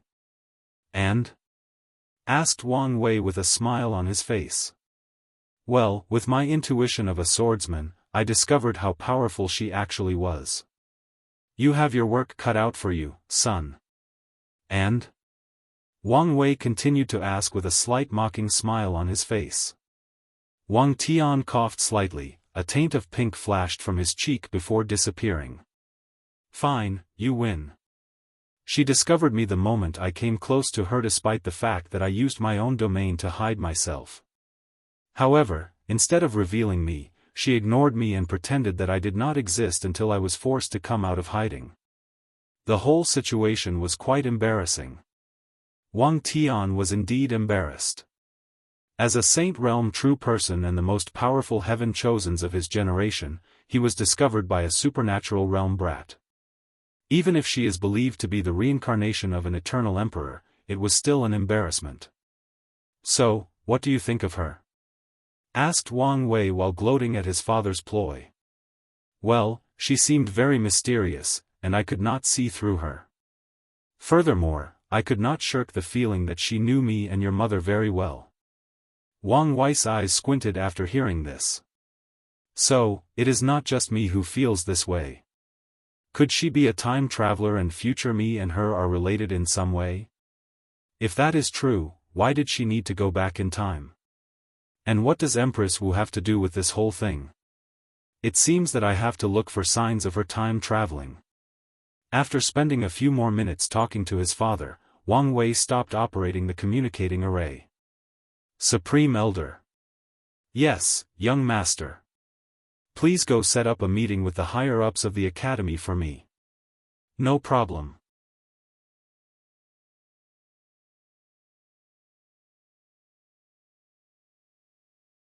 Chapter 212. After setting up the meeting with the academy, Wang Wei started thinking about the things that happened to him recently, and he was not happy. He has noticed that strange things keep happening around him, and he could not control any of it. Whether it was having heart demon tribulation, twice of the things related to this book, strange and incontrollable events keep happening around him, and the lack of information has annoyed him greatly. He felt that something beyond his comprehension and understanding is happening, and although he is related to it, he cannot do anything about it. Wang Wei does not believe that he is a control freak. Throughout his short century of living, many things have happened that were outside of prediction or controlled. His divine punishment thunder being one of the major ones. However, during those events, he could think calmly and devise the necessary plans to ensure not only his survival, but also benefit from the situation. However, recent events have made him completely clueless, and he did not like that. After thinking about these things, he then took out a talisman from his space ring. It was the one that the old beggar gave him. He had a feeling that that old beggar had an inkling of what was going on with him. However, he did not activate the token. He felt that it was not time yet. The next day, Wang Wei woke up earlier, was led by Supreme Elder Yan Chen to meet with the upper echelons of the academy. He entered a small room where he saw a few teachers sitting cross-legged on futons with an old man with long white hair and beard. He recognized this sage-like old man as the headmaster of the academy, Bai Han. The old headmaster was actually his father's greatest enemy during their generation. Even his name was in the second place on the Heavenly Tao Protection Book. After entering the room, Wang Wei saw a futon in the middle of the room with a small wooden table in front of it. The futon was facing all the other teachers, and was positioned at a lower level than them. As soon as he entered the room, Wang Wei felt countless powerful aura trying to intimidate him. As a matter of fact, even Yan Chen was suppressed by a few other true monarchs. However, none of them cared about such a thing. Yan Chen was used to this kind of behavior as the rivalry of the Dao Opening Sect and the Emperor Enlightening Sect has been going on for an entire era. The last great emperor of the sect was during the Devil Era, while the last one for the Academy was at the beginning of the new Emperor Era. Since then, these two sects have been competing with another for countless millennia. As for Wang Wei, he did care about these people's aura. As a person who has faced the wrath of Heavenly Tao directly and won, he did not care about a few saints' aura. So, he took his seat in the middle and started tasting the food that they served. As for Yan Chen, he merged into the void and left the negotiation to the young sect master. Sacred son Wang Wei, what brings you to meet us today? Asked Bai Han with a gentle smile on his face. He has the look of a doting grandpa talking to his descendants. Of course Wang Wei will not be affected by his demeanor. Forget the little stunt that these people just did to him. He did not believe that anyone who could sit at such a powerful position would be a harmless grandfather. Well, headmaster, I have run into a little problem, and I would like your help to solve it. Is that so? Did you not like the reception of our academy? If there was something that we could do to remedy the situation, please say. No, your reception was more than satisfactory. I do not think that my sect could do any better. The trouble I am having is the fact that I do not wish to place my name on the Heavenly Tao book, and I was wondering if it is possible to see the Tao tablets without doing so. Many people frowned after hearing this. A meeting took place last night after the academy heard the request of the Tao Opening Sect. Many people tried to come up with a reason for such a sudden meeting, but they did not expect that the answer would be this. Do you think that our academy would ruin our reputations in order to plot against you? Suddenly asked one teacher. Of course not. I believe in the academy's reputation. After all, both my father, mother, and grandparents had their name on the book. Then, are you afraid to compete with the other geniuses? Asked the same teacher with a sneer in his voice. The answer is still no, replied Wang Wei calmly. If the academy wishes, I am more than happy to fight in the trial, but I will not place my name on that book. All I ask for is to be able to see the Tao tablets without doing so. Sacred son, said Bai Han, preventing the previous teacher from speaking any further. Excuse us for asking, but we need to have some kind of explanation for your sudden action before we can consider your proposition. Old fox, still trying to get some information from me while not giving me any promises, secretly thought Wang Wei while sipping his tea. Well, as you know, after my encounter with Divine Punishment Thunder, me and Heavenly Dao do not have the best of relationships. So, I would prefer not to place my safety in its hands. The teachers nodded after hearing this. Although they guessed that the real situation was probably more complex than stated, they could still understand the reason behind it. That is given that this sacred son was telling the truth. As for Bai Han, he had a frown on his face as he secretly thought to himself. Wait. This Wang Wei has a terrible relationship with Heavenly Dao, and he seemed to want to cultivate the Dao of Fate. Could he be an outlaw? I remember my old man mentioning something about this, but it was so long ago and I was not really paying attention. However, if this Wang Wei is an outlaw, his level of threat has greatly reduced, unless... Sacred Son, said Bai Han, who secretly activated a talisman without anyone noticing, even the true monarchs in the room. Unfortunately, we cannot accept your conditions. According to the Academy rules, all the top 30 Heaven Chosens must place their names on the Heavenly Dao book before seeing the Dao tablets. Wang Wei was not surprised after hearing this. After all, the boss involved the Academy's Qi luck. However, he was not about to give up so easily. That's fine as well. How about a trade then? Replied Wang Wei, still with a calm look on his face. Please, elaborate, replied Bai Han, still with a gentle smile on his voice. I will use the resources of the Dao opening sect in exchange for a token to enter the secret realm where the tablets are. If I remember correctly, the Academy has a few spots for the legacy disciples. According to the information Wang Wei has. The Academy is divided into 4 categories: outer disciples, inner disciples, core disciples, legacy disciples, and true disciples.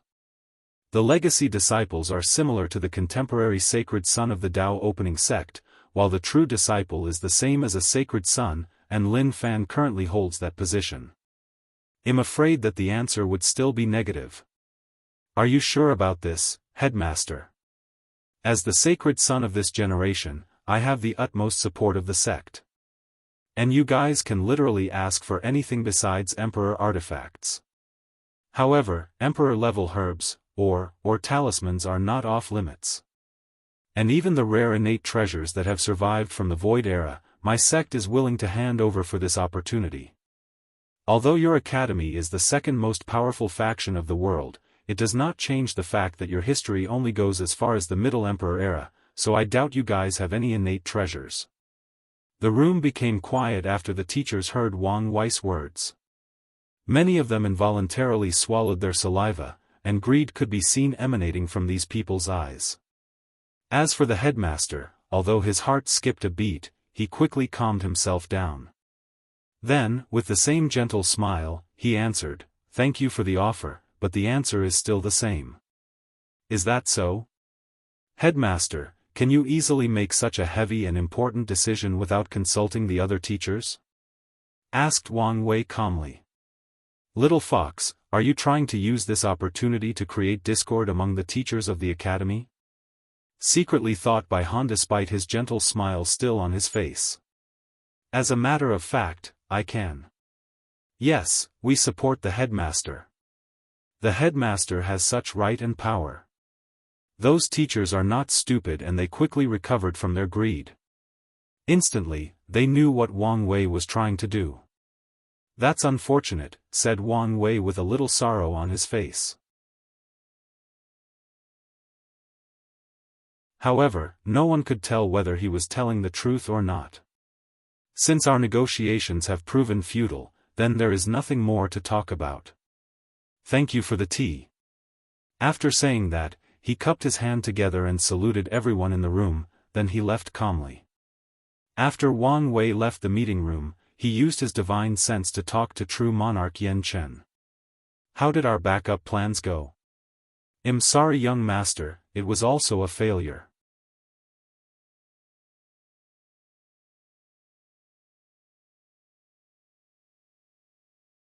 Chapter 213.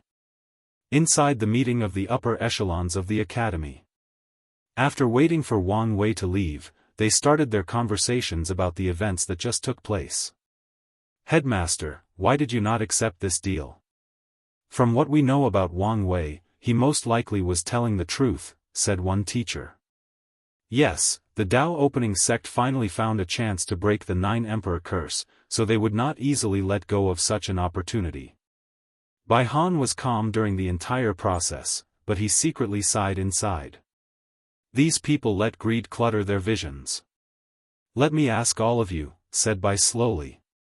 "If Wang Wei does not have the opportunity to enter the secret realm of the Dao tablets, who would benefit the most?" The other teachers were first puzzled by the sudden question. They began to think calmly about the question. They still believe in the strategic vision of the headmaster. As a born sage, wisdom was his main ability or gift. One teacher's eyes suddenly lighted up and she said, "It's the other heaven chosens." Without being able to see the tablets, the other heaven chosens will finally have an advantage over him and be able to either make up the gap with him, and even surpass him. "That is correct," replied Bai Han. "You guys need to see things from a long-term perspective. Even if we were to agree with his proposition, what do you think would happen if one day, this Wang Wei manages to prove the Dao and become emperor?" The room became quiet as most of the teachers had an ugly look on their faces. They were not stupid, since the headmaster already laid out everything in front of them. He could just ask us to return or take back all the resources he previously gave us. "Or maybe, even worse," replied one teacher. "That is correct. By refusing his offer, we have effectively weakened his strength, while strengthening our chances of cultivating a great emperor. As for things like emperor materials or innate treasures, as long as Lin Fan can prove the Dao and become an eternal emperor, everything is possible for the academy." All the teachers then started to praise the headmaster for his strategic vision and abilities. As for Bai Han, he sighed as he thought to himself, Wang Wei has proven to be even more formidable than previously estimated. Given how calmly he walked out of this meeting, I do not think that he will give up so easily. Lin Fan is my last chance and I cannot afford to lose this opportunity. Sight. I should not be so stubborn and listen to my father. Meanwhile, Wang Wei rushed back to his own manor after exiting the meeting room. "Supreme Elder, what do you mean that our plan failed?" asked Wang Wei with a frown on his face. "Well, last night, the sect used its power to bribe a few of the legacy disciples in order to acquire their token that grants them access to 3,000 Dao tablets. While all of them resisted betraying the academy and refused to hand their tokens for any price, we used the young master's plan to arrest their families and threaten them." "So, you should have had the token in your hand last night, right?" "So what went wrong?" asked Wang Wei. The only reason that Wang Wei went to attend today's meeting was just to acquire a legal way to enter the secret realm. After all, what he did could be considered very sensitive, thus leading to war between the two most powerful factions of this world. Although Wang Wei knew that the sect would back him up without hesitation if he started a war, he did not want to result in such a measure yet, unless it was truly necessary. "Well, during the meeting, I received secret information that the Academy just revoked the status of legacy disciples of all the people who accepted our exchange. And all the other ones were also warned. I wanted to rush to check the situation, but I could not leave you alone, and the other true monarchs of the Academy were watching my actions very closely." Tisk, that old fox Bai Han must have noticed something during the meeting. The ancients were right, there are many heroes in the world and none of them should be underestimated, replied Wang Wei with a sour mood. "Young master, what should we do next? Do we start preparing for war?" "Not yet. However, it seems that I have to resort to my old business of fishing. Hopefully, things will go as planned and we do not have to resort to drastic means." After a brief chat with the Supreme Elder, Wang Wei called both Yan Liling and Li Jun for a meeting. "Big brother, why did you call us right before the beginning of the trial?" asked Li Jun with a confused look on his face. He had a feeling that something important happened. Well, due to recent events, I will not take part in this trial. Big brother, is there something wrong? Wang Wei nodded before explaining the situation. Now that both of them had anti-divination origin artifacts on them, he could tell them some secrets as he trusted them. Now that I am not participating in the trial, I need you guys to get one of the 30 spots no matter what. Big brother, do you want us to get the spot for you? No problem, you can count on me, replied Li Jun with a smile. Big brother, you do not need to worry. According to the rules of the trial, 4 spots are dedicated to the champions of profession, whether it was alchemy, talisman, array, refinement. As long as a cultivator is the final winner in their competition category, he or she can automatically get a spot. With my talent in alchemy, I should be able to win easily, added Yan Liling. Wang Wei nodded in satisfaction before saying, although I have another plan in place, but if things do not turn out how I expected, then you guys are my last hope. He then looked at Yan Liling and held both his hands outward. 2 flames appeared in each of his hands. One was black, while the other was white. Heavenly destruction flame and cleansing purifying flame, gasped Yan Liling in shock. These 2 flames were powerful flames that existed between heaven and earth. She remembered that Wang Wei had to experience these 2 flames as a form of heavenly tribulations. Now, he seemed able to control them. Yes. Can any of these flames help you with your alchemy? The heavenly destruction flame is only used for destruction, but the cleansing purifying flame is different. It can not only purify sins from the soul and body, it can also purify materials for pill concocting, thus increasing the grade and quality of any pill. However, is there a problem? Asked Wang Wei. Well, the alchemy competition is 3 days from now, so it is impossible for me to refine such a powerful flame in such a short period of time. Wang Wei sighed out loud before saying, you are right. How could I forget something so simple? Yan Liling lowered her eyebrow. She has never seen her big brother so frustrated before, to the point of losing his demeanor. She could guess that it was because a lot of things happened in a short period of time, given him little time to truly calm down and think. No matter the reason, she did not like it. She did not like seeing him like that. After biting her lower lips for a brief moment, Yan Liling said, there may be a way. Oh, how?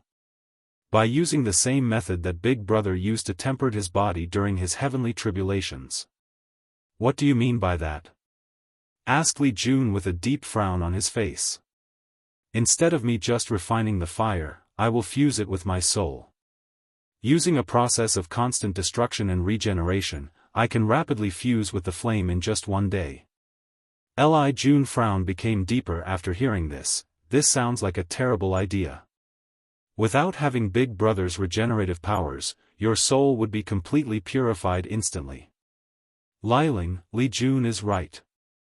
Additionally, you already said that with your talent, it is guaranteed that you will win. So, there is no need to go so far. However, Yan Liling shook her head. It's just like you said in the True Dragon meeting, only people that can be cruel to themselves can reach the top of the cultivation world. If I succeed in doing so, not only will my strength increase dramatically, my ability as an alchemist will reach a very high level. As for the problem of healing, there are pills that can keep my soul alive, and with a little help from Great Uncle Yan Chen, should be fine. Wang Wei looked deep into her eyes, and nodded after seeing her firm determination. Following which, a terrible shrill could be heard coming from Wang Wei's room, and it lasted the whole night. Luckily, there were formations that prevented the sound from coming out of the room. The next day, Wang Wei and his team headed to the location of the trial. As for Yan Liling, although she looked paler than a ghost that was actually scared of itself, she also had a look of confidence on her face.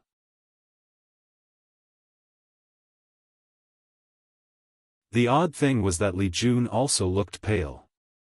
The trial took place in a very vast venue. There was a stage in the middle, while a large stand surrounded it. Of course the trial would not take place there, but in a separate world created by the Academy. As for Wang Wei, he was sitting in the VIP section, which was in fact a booth that was floating in the air. And he was not the only one, there were many other booths floating in the air. Most of them looked like very well decorated wooden houses with different ink brush drawings. Wu Hong was sitting next to Wang Wei after she was invited by him. After all the participants arrived on the stage, Headmaster Bai Han appeared somewhere in the sky to commence the trial. Ladies and gentlemen, the Academy has some very good news to announce. Taking into account that this generation is a glorious age, we have decided to remove the 4 quotas given to the champions of the professional trial.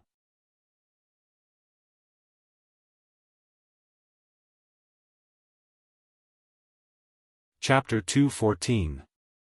Bai Han looked at the shocked and excited look of the participants and continued to explain, for this generation's trial, we have decided to focus on strength and power above everything else, so all the teachers have voted that the last 4 spots that were previously guaranteed to these champions would be added to 4 other heaven chosens instead.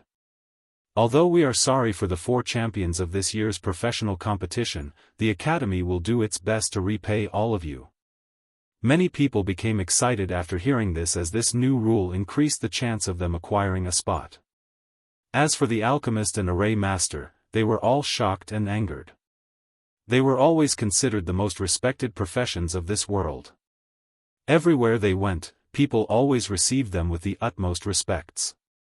Rules were always modified to be in their favors, but now, the ones that were the most surprised by this new change in rules were the alchemists, as they hold the most power in this world.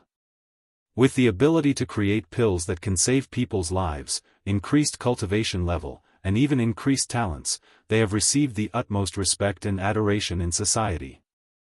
However, now, the Emperor Enlightening Academy is telling them that their expertise was not needed in this generation, only strength and power is valued by them. So, they became angry out of shame, but they did not know what to do. It's not like they could challenge the Academy. Meanwhile, back in the floating booth that Wang Wei was in, he instantly pulverized the cup of tea that was in his hand after hearing what Bai Han said, then he looked deeply at the headmaster. Even so far away, Bai Han felt a powerful gaze locking on his position. It was like a desolate beast was staring at its prey, and he could guess who that gaze belonged to, but he ignored it. Meanwhile, Wang Wei took a deep breath to calm himself down, as he took a talisman from his space ring as he received a communication invite. "Big brother, what should I do now?" The voice at the end of the talisman was actually Yan Liling. Wang Wei's mind quickly moved at a rapid speed as he thought of a possible plan, then he said, "I need you to make a public scene, then fly away and return to your residence." "That's it? That's it." After cutting off the communication, Yan Liling took a while for a brief moment to gather her thoughts, then she snorted out loud. However, this was not just a regular snort, but one where she used her origin essence with. So, all the millions of people in the arena and the ones that were watching from formations heard her. To be precise, the majority of cultivators in the world heard her.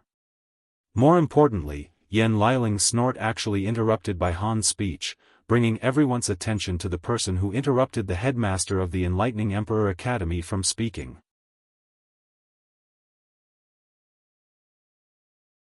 When everyone's gaze was on Yan Liling, she did not show any panic or change of expression, well, at least not on the surface.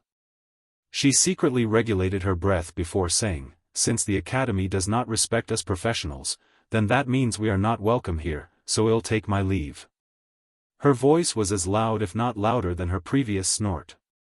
After expressing her opinions, Yan Liling flew away in front of countless cultivators watching her. She did not look back for even a moment. All the people were first baffled by her actions, but soon all the professionals' eyes lit up, and they followed her. One by one, they flew away and left the venue. All the cultivators attending the event watched as all the alchemists, talisman makers, array masters and refiners flew away one by one. Of course not all of them left, the ones who stayed were the ones from a low background and needed the resources of this event to further their study. Meanwhile, Bai Hai tried very hard to control his facial expression as he knew that he was in public. However, the bulging vein on his forehead that was constantly throbbing proved that he was not as calm as he looked. He realized that he might have made a mistake to target the Dao opening sect by changing the rules, and he had a feeling that things were not going to end so easily. And he was right. After Yan Liling and all the other professionals left, Wang Wei looked at Bai Han that was floating in the air with a sneer on his mouth. Then, he took out another talisman and contacted someone. "Father, I need you to use all the power of the shadow and spread a rumor throughout the entire myriad emperor world that the Enlightening Academy does not respect and value professionals, that they secretly look down on them. After that, try to use this event to unite the Alchemy Association, the Talisman Association and all the other professional association in the southern continent to boycott the Academy and cut off their resources. Also, you can also try to contact the Herd Raising Valley. They have always complained about the fact that beast taming was not a more respectable profession. Tell them that this might be their chance to raise their positions in front of the world." "No problem," replied Wang Tian with an obvious joyous mood in his voice. After cutting off the communication, Wang Wei looked at the people of the academy that had an ugly look on their faces, then he sneered before muttering to himself, "The only reason your academy can hold the heaven-chosen selection trial every generation is because of that damn book, the tablets, and your reputation. Although I cannot do anything to the previous two, I can still ruin your reputation." After muttering these words, he took a deep and long breath, then removed the gloomy look on his face before putting a bright and sunny smile. He looked at the quiet Wu Hong next to him. "I apologize for my previous behavior. As you can see, I let my emotions get the base of me. There is no need to act so formal around me, that's not like you. However, aren't you afraid that your actions will start a war?" replied Wu Hong with her usual calm demeanor. "To be precise, I'm trying to prevent a war from happening," replied Wang Wei calmly. "What do you mean?" "Ever since the Emperor Enlightening Academy cultivated their 8 great emperors, the Dao opening sect has been pondering whether to start an Emperor Dao war. Many of the sleeping Dao ancestors and immortal venerables are in favor of starting a fight, and just need the perfect time and excuse. With me showing them hope of breaking the 9 Emperor curse and the recent events, it is the perfect opportunity to start a war to the death." Wu Hong nodded as she understood the reason behind such a decision. With only one less emperor before reaching their level, the Dao opening sect will not let anyone easily challenge their status. Having 9 emperors is not just a symbol of being the most powerful sect of the world, but also brings a great deal of chi luck to the sect. This is the reason that every generation, a powerful genius will be born in the Dao opening sect. It is a manifestation of their sect's luck or destiny. "That's very noble of you and all," replied Wu Hong. "But should you be telling me these kinds of secrets of your sect?" Wang Wei looked her straight in the eyes after hearing her question. "Look me in the eyes and tell me you did not already know such a thing." Wu Hong did not flinch or budge due to his intent gaze, nor did she evade it. "I did not know. Although I know many secrets, secrets that no one should know, but it does not mean that I am all-knowing." After gazing deep into her black eyes for a few seconds, Wang Wei nodded as he believed her. In the past few days, he also learned a few things about Wu Hong. For example, she does not seem to lie to him. When he asked her something of the sensitive nature, she would either not respond, or answer him in a vague or cryptic manner like the mumble of the prophets from his past life, even this life. However, she does not seem to lie to him. Of course, this could be her having the ability to even trick his powerful senses. After all, her mystery has proven that she may have such capability. Nevertheless, Wang Wei decided to trust her. Since he has decided to one day make her his Dao companion, he needs to have a certain level of faith, a certain level of trust. After all, love requires a certain level of blind trust. And if he is proven to be wrong about her, then Wang Wei will consider the experience a learning one. He will acknowledge that he judged the wrong person, and try to learn by experience, or maybe just shut his heart for the rest of his life. While he was lost in his thought, a powerful voice ringed throughout the entire arena, "Wang Wei, you coward."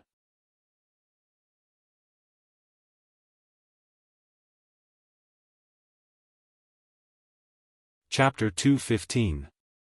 Wang Wei removed his gaze from Wu Hong and looked at the person who called him out in front of trillions of people. As it turns out, it was Ji Song's doing. Well, this should be expected, thought Wang Wei to himself.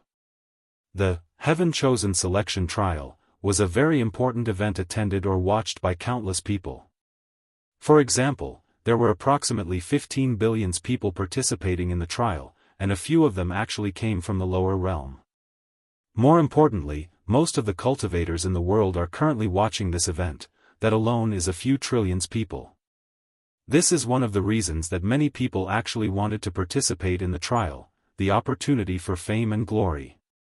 The opportunity to be worshipped by billions of people, the opportunity to display might and prowess to the world, to increase reputation. In the cultivating world, reputation is not just about being famous or having a certain credibility. Reputation can transform into influence, influence will then transform into aura that can be used either in battle or to intimidate the opponent. Aura that can increase chances of breaking through a cultivation bottleneck. More importantly, reputation can increase a person's chi luck or destiny. Upon feeling Wan Wei's gaze on him, Ji Song, who was now 3 meters tall and standing in the arena, said, "I have waited for more than 5 decades to have a rematch with you, and now, you are not participating in the tournament? Are you scared to fight me again?" His voice was loud and echoed throughout the large stadium that easily housed a few billion people, not to mention the viewers. Wang Wei looked at him for a brief moment before saying out loud just like him, "Who are you again?" Ji Song's face instantly became ugly before roaring, "What do you mean by this?" "Oh, sorry about that, I didn't mean to be rude, but I have a disease where I can never remember someone that has been utterly decimated by me more than once," replied Wang Wei with a very nonchalant look on his face. Meanwhile, many of the audience members gasped after hearing this, then they began to pay more attention. This is the reason that they decided to attend this kind of tournament, to watch these heaven-chosens tear each other apart both physically and mentally. "Enough with your mockery," replied Ji Song. "Are you going to participate in this tournament and fight me? I am more interested in why you are so interested in fighting me. Isn't it normal for people at our level to want to fight powerful opponents? Let alone me, and you already have a vendetta." "Most scenarios would be true," replied Wang Wei calmly. "But why do I feel like these are not your real motives? Your insistence on fighting is almost like you're trying to prove something to yourself." "Of course I am. I am trying to prove that a few failures does not represent anything on the path of emperor. As a true heaven-chosen, I can always rise up again." After a brief moment of silence, Wang Wei suddenly said, "I am becoming your heart demon, aren't I?" Although Ji Song's face remained the same, his heart secretly skipped a beat as Wang Wei was right. After his second defeat during the Chi Luck trial, it took a while to recuperate both physically and mentally. And even then, he did not fully recover. He soon realized that Wang Wei was slowly becoming his heat demon, and if he did not defeat him or find another way to get rid of it, he would never be able to break through the primordial spirit realm. "Are you going to fight with me or not?" said Ji Song, completely ignoring the question. "Why should I?" replied Wang Wei. "Why should I help my enemy get over his own problem?" Ji Song furrowed his brow as he thought for a brief moment, then a smirk appeared in his mouth. "With your militant blood, you are not the kind of person that easily refuses a challenge for such a petty reason. Based on your previous actions and words, I can analyze that you are back to your old business, bait your enemy into doing the things you want, then hook them. I do not have time to waste with you, so state what you want this time in exchange for my challenge." Wang Wei squinted his eyes after hearing Ji Song's words, then he smiled slightly. He realized that it is true when they say that only your enemy knows you better than yourself. "What I want is your spot to enter the secret realm of the Dao tablet in exchange for a battle after the tournament." This time, however, Wang Wei used his divine sense to communicate with Ji Song, preventing anyone from hearing their discussions. Ji Song had a frown on his face as he was quite surprised by this deal. He thought that Wang Wei would demand something entirely different, like his cultivation techniques or something similar. He was prepared to negotiate strongly in order to prevent himself from being taken advantage of. After pandering for a while, he replied through divine sense, "No problem, but if I win this battle, I want your blood essence." Wang Wei gave a look, as he could guess what he was thinking. Ji Song probably wanted to use this opportunity to avenge what he did to him back in the Spirit Road trial, then also use his blood essence to increase his strength. "Deal," replied Wang Wei out loud. He was more than confident of his strength. Ji Song nodded, then closed his eyes to concentrate on the next tournament. Wang Wei was not his only enemy. Although the members of the audience did not know the exact conditions for their deals, they were just excited at the prospect of these two titans fighting. As for the people of the Emperor Enlightening Academy, some of them probably guessed the deal that Ji Song made, and they turned ugly. They have done so much to prevent him from gaining access to the Dao tablets, and now he might still have a chance.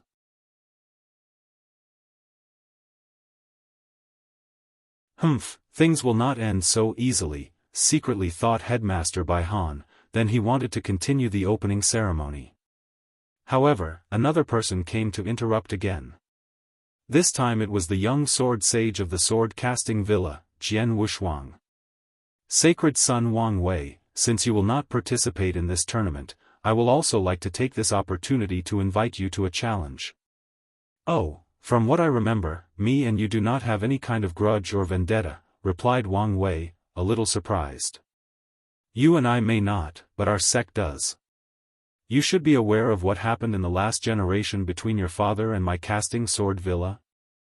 Wang Wei then understood the reason behind Jian Wushuang's sudden challenge. In the last generation, his father was called by all cultivators as the most powerful swordsman and earned the title of Absolute Cut Sword God.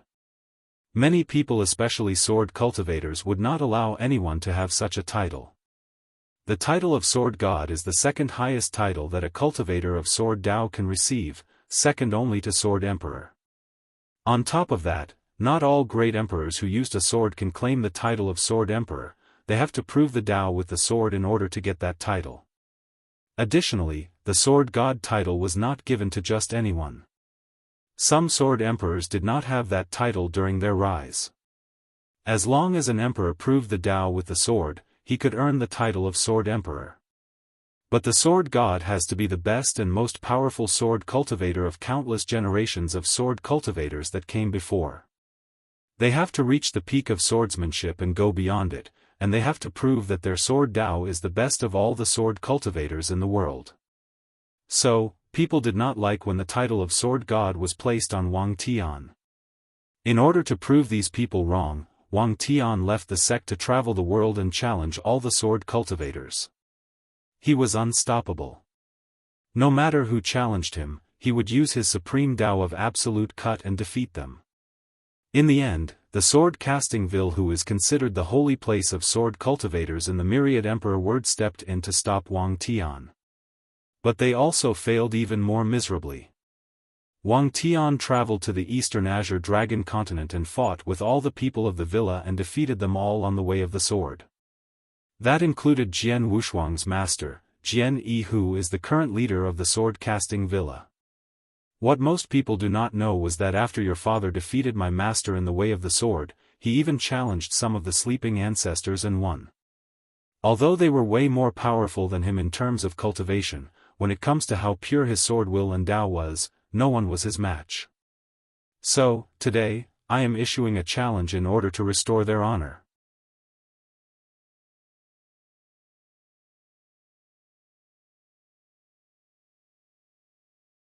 Chapter 216. Wang Wei was a little surprised that Jian Wushuang would expose such secrets out loud in front of so many people. Usually, most sects would hide their embarrassment or dirty secrets to the world. But, after thinking about it for a while, he could guess the reason. Most sword cultivators are usually straightforward in their personality. They do not care about outsider perception of them. All they care about is the pursuit of the sword Dao and their honor. Although a major defeat at another swordsman can be considered dishonorable, it does not really matter if that person truly earned their respect, just like Wang Wei's father did. After a brief pause of contemplation, Wang Wei then said, "Young sword sage Jian Wushuang, I am afraid that I cannot accept your challenge." Jian Wushuang frowned after hearing this, then he continued, "Sacred son, if you need to place a bet with conditions like Crown Prince Ji Song, I am more than happy to oblige." However, Wang Wei just shook his head before answering, "This is not about any conditions or bet. If you want to challenge me to a duel, I will be more than happy to battle with you. However, if you want to challenge me in the way of the sword, I am afraid I have to disappoint you, as I am not a swordsman." Jian Wushuang's frown did ease after hearing this, as he could understand Wang Wei's meaning. Since he wanted to clear the shame from the last generation and get the sect's face back when it comes to the way of the sword, it does not make sense to win over a non-swordsman. Jian Wushuang's victory over Wang Wei would just be a victory of one heaven chosen to another, not the sword-casting villa's Dao of Sword over the Dao-opening sect's Dao of Sword. While Jian Wushuang was thinking, one of his senior brothers in the divine body realm suddenly stepped up and screamed, "If you are scared to fight, then say so. Do not use any excuse." The entire arena once again went into shock as everyone quieted down and waited for something to happen, and they did not have to wait long. Wang Wei's gaze turned to the person who just spoke. Then, a powerful and terrifying aura enveloped the arena. This aura was like an ancient desolate beast or primordial god that roamed the world in ancient times. This primordial being used to hunt dragons and phoenixes for both his breakfast and dinner. He used the stars as his snack, and heaven and earth as his dessert. He was a predator at the top of the food chain.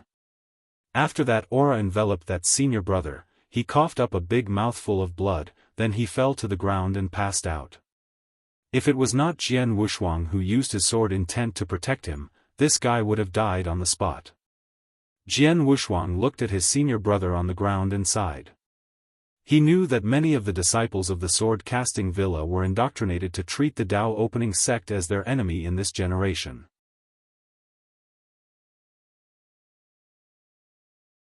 This was a way to motivate them to train properly in order to regain the sect's face from what happened in the last generation. So, many of them have developed deep hatred for the people of the Dao-opening sect, and Jian Wushuang was aware of this. Nevertheless, he always warned them to treat Wang Wei with the proper respect, as he was a truly powerful heaven-chosen and deserved such a thing. Fearing that something similar might happen back in the True Dragon Inn, he warned his fellow disciples to be on their best behavior.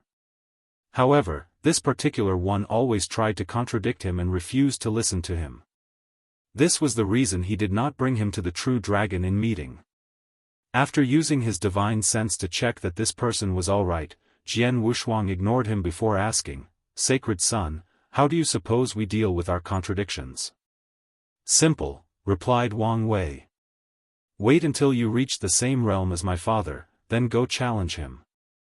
That way, he cannot use the excuse that you are a member of the younger generation to refuse your challenge." If anyone could see Wang Wei's face right now, they would see a gleeful smirk and a sneer. Of course, the reason for that was that he did not want to deal with the trouble that his father caused. He knew that his father had probably offended a lot of people in his generation. His actions were telling these people that do not come with me with your problems, but go directly to the source. Wu Hong chuckled after seeing the face that Wang Wei was making, reminding him that he was not alone in the room. Although he was a little embarrassed that the girl he was trying to court saw this particular nasty side of him, his face was thick enough to ignore such a thing and pretend that nothing actually happened. Meanwhile, back in the sect, Wang Tian had veins popping up his forehead as his mouth kept twitching. He cannot believe that his son sold him out like that. He remembered that in his generation, he had to deal with some of his father's enemies that tried to go after him for revenge. Wang Tian sighed after watching what his son did. What made more angry was not his actions, but the fact that he did not think of such a method during his time. It would have saved him a lot of trouble. He then looked at his wife, who was laughing herself out to the point of being uncontrollable. "What are you laughing at?" said Wang Tian. "His message is for your enemies as well. Unlike you, most if not all my enemies have already taken a vacation to Samsara, so I have nothing to worry about," replied Yu Yen after taking a great deal of effort to calm herself down. Back to the Emperor Enlightening Academy, Jian Wushuang nodded to Wang Wei to acknowledge his idea, then did not say anything else besides telling another of his fellow disciples to take care of the person that was injured. Meanwhile, most of the audiences were still shocked by that powerful aura that emanated from Wang Wei's body.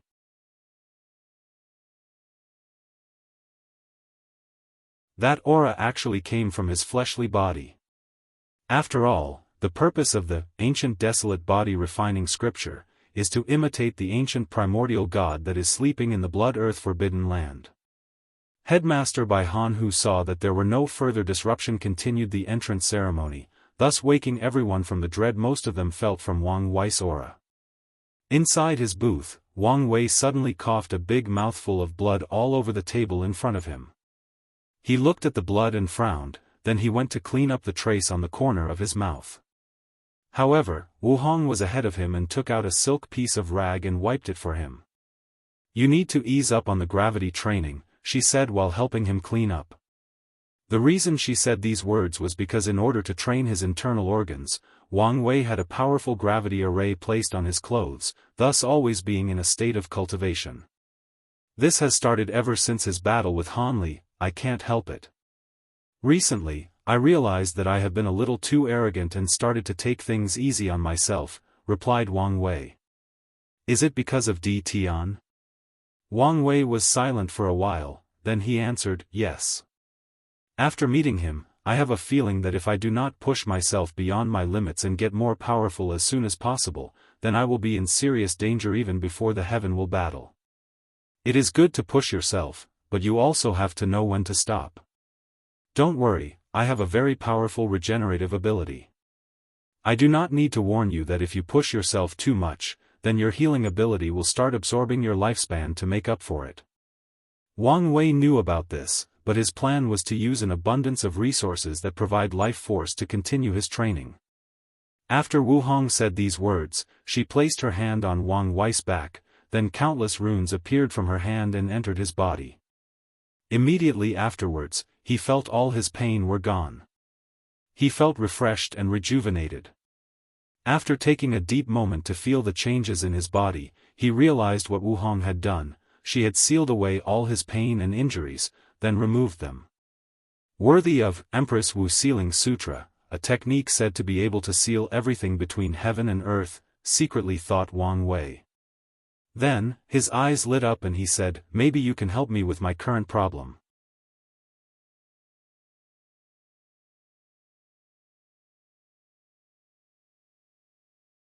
Chapter 217, Non. Help? How can I help you? Asked Wu Hong. I have been trying to find a way to create a way to refine divine punishment thunder, but it has proven to be quite difficult. And maybe your ability can help me, replied Wang Wei. Divine punishment thunder? That thing is at the level of Dao law and you want to refine it? Asked Wu Hong in doubt. Dao law? What is that? Asked Wang Wei with a look of confusion on his face. Ask your father, replied Wu Hong. So many secrets, muttered Wang Wei to himself. Anyway, I think instead of creating a method to refine it which would take me a lot of time, it is better if you could seal the thunder inside my body, then allow some power of it to slowly release in order to temper my body. Wu Hong pondered for a brief moment, then replied back, I can do that, but you'll have to make sure that this power is not released to your organs until you finish tempering them. Wang Wei nodded as he also agreed with her.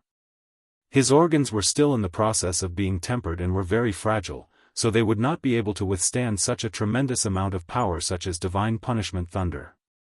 After making this plan, both Wang Wei and Wu Hong secretly left, deciding to not further waste their time with the trial/tournament. Meanwhile, inside the Di family booth that was also floating in the air around the stadium, Di Tian was holding a crescent-shaped broken jade pendant in his hand. He looked at it with love, remembrance, and sadness.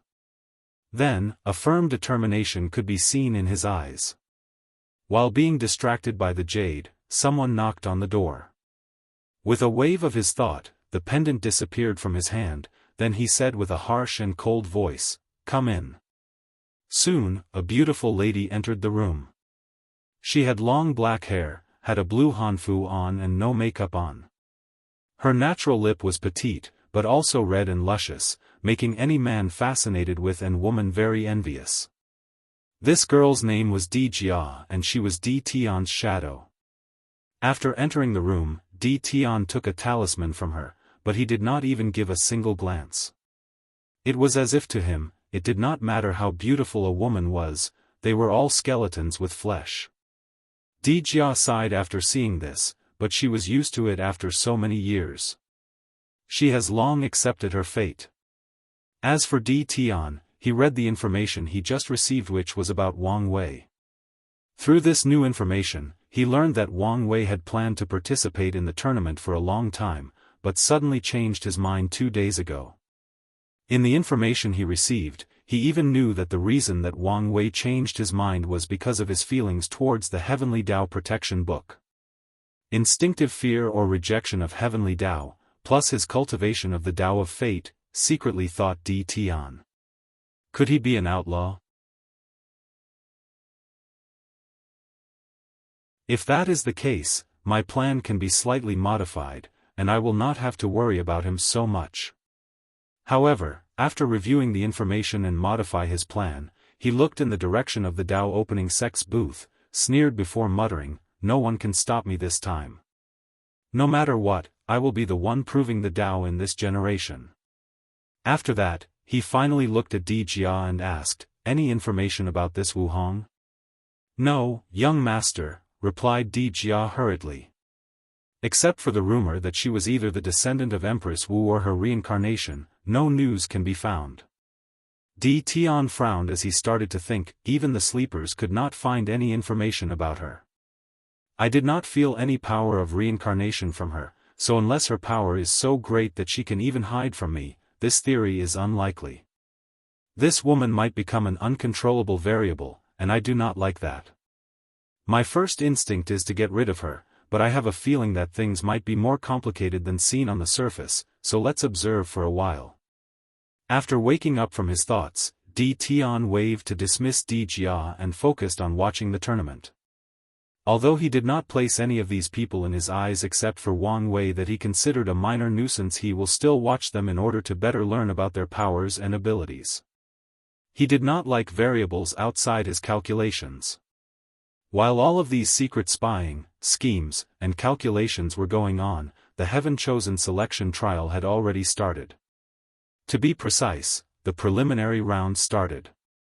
The preliminary rounds or elimination round is simply a slaughter fest. All the 10 billion participants will be teleported to a world belonging to the Emperor Enlightening Academy. In this world, there are a few cities scattered around, and the participants have to defend against slaughtered devil beast. These beasts are somewhat similar to demonic beasts, but more feasts. For once, they did not originate from the myriad Emperor world, but from the 9 devil god world which once invaded this world and created the devil era. These beasts have no emotions, no fears, and no intelligence. All they know is endless slaughter. In the first round of the elimination round, the participants have to survive rounds after rounds of attack against hordes of these beasts. The number of them was essentially endless as the Academy just used that world to breed them. When the number of participants dropped from 10 billion to 500 million, then the second round began. In the second round, the participants are allowed to kill each other. The second will not stop until there are only 100,000 participants, then the third round. In the third round, all the Heaven Chosens who were on the list released by the Heaven Mystery Pavilion can begin to participate. Due to the fact that they were considered seeded players, they did not have to go through the first 2 rounds unless they wanted to. In this case, no one chose to do so, thus after entering the secret world, all the seeded players went to their residences and started cultivating. The trial will actually take a few years, so they did not want to waste time. Inside the booth of the Emperor Enlightening Academy, Bai Han was having a conversation with many teachers. "So, are there any new people to look out for during this tournament?" asked one teacher. Yes, there are. First there is the number 7, Boundless Void Physique from the Worshipping Tao Academy. Some of the teachers were surprised. The one said, "It seemed that the guys in the Worshipping Tao Academy hid their cards really well.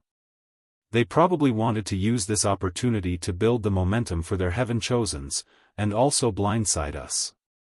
Well, as an academy with 5 great emperors, they can be considered our greatest competitor when it comes to the other academies." The teachers nodded, then someone continued to explain. The number 8, 9 physique showed. She is from the lower realm and is also participating in the elimination realm. The number 8 physique was actually a weird one, as there are 2 parts to this physique. If a man is born with it, it will turn into 9 yang physique, which is based on the principle of extreme yang. If a woman has it, then it will be the 9 yin physique, based on the principle of extreme yin. Then there is the very rare occasion when someone is born with a balance of yin and yang, thus also born with both the 9 yin and 9 yang physique. A mutation would occur where such a physique is said to be even more powerful than the yin-yang eyes, and reach the level of the top 3 physiques. The teacher who previously spoke continued to explain the participants of this trial. As a matter of fact, number 8, 9, and 10 physiques are all from the lower realm. The number 9 physique is called the Origin Spirit Physique. The owner of such a body has a very high affinity with spiritual energy between heaven and earth, thus having a very rapid speed of cultivation. Furthermore, they will not have any bottlenecks in cultivation until they reach the void-shattered realm. No to mention their near unlimited amount of origin essence in their divine sea. The 10th heavenly physique is called Star Monarch Physique, which grants them the ability to cultivate the power of the stars. The teachers did not underestimate any of these people because of their background. Given the fact that these people were actually born with such powerful physiques in the lower realm, then they are probably the child of destiny of their world. As long as they are given the chance or opportunity to rise, they will immediately take it. And that opportunity was exactly this trial. "So, none of you will mention the damn Mo family descendant?" suddenly said a teacher with gritted teeth. The room then became silent, as all the teachers including Headmaster Bai Han had a somber look on his face.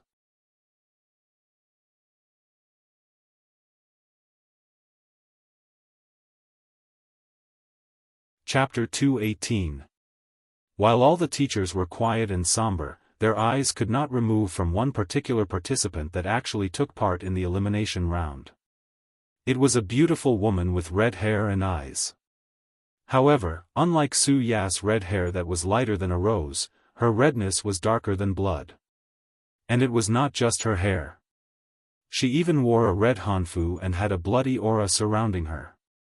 In this aura, anyone could see the scream of all the people she had killed, and there were many of them, too many to count.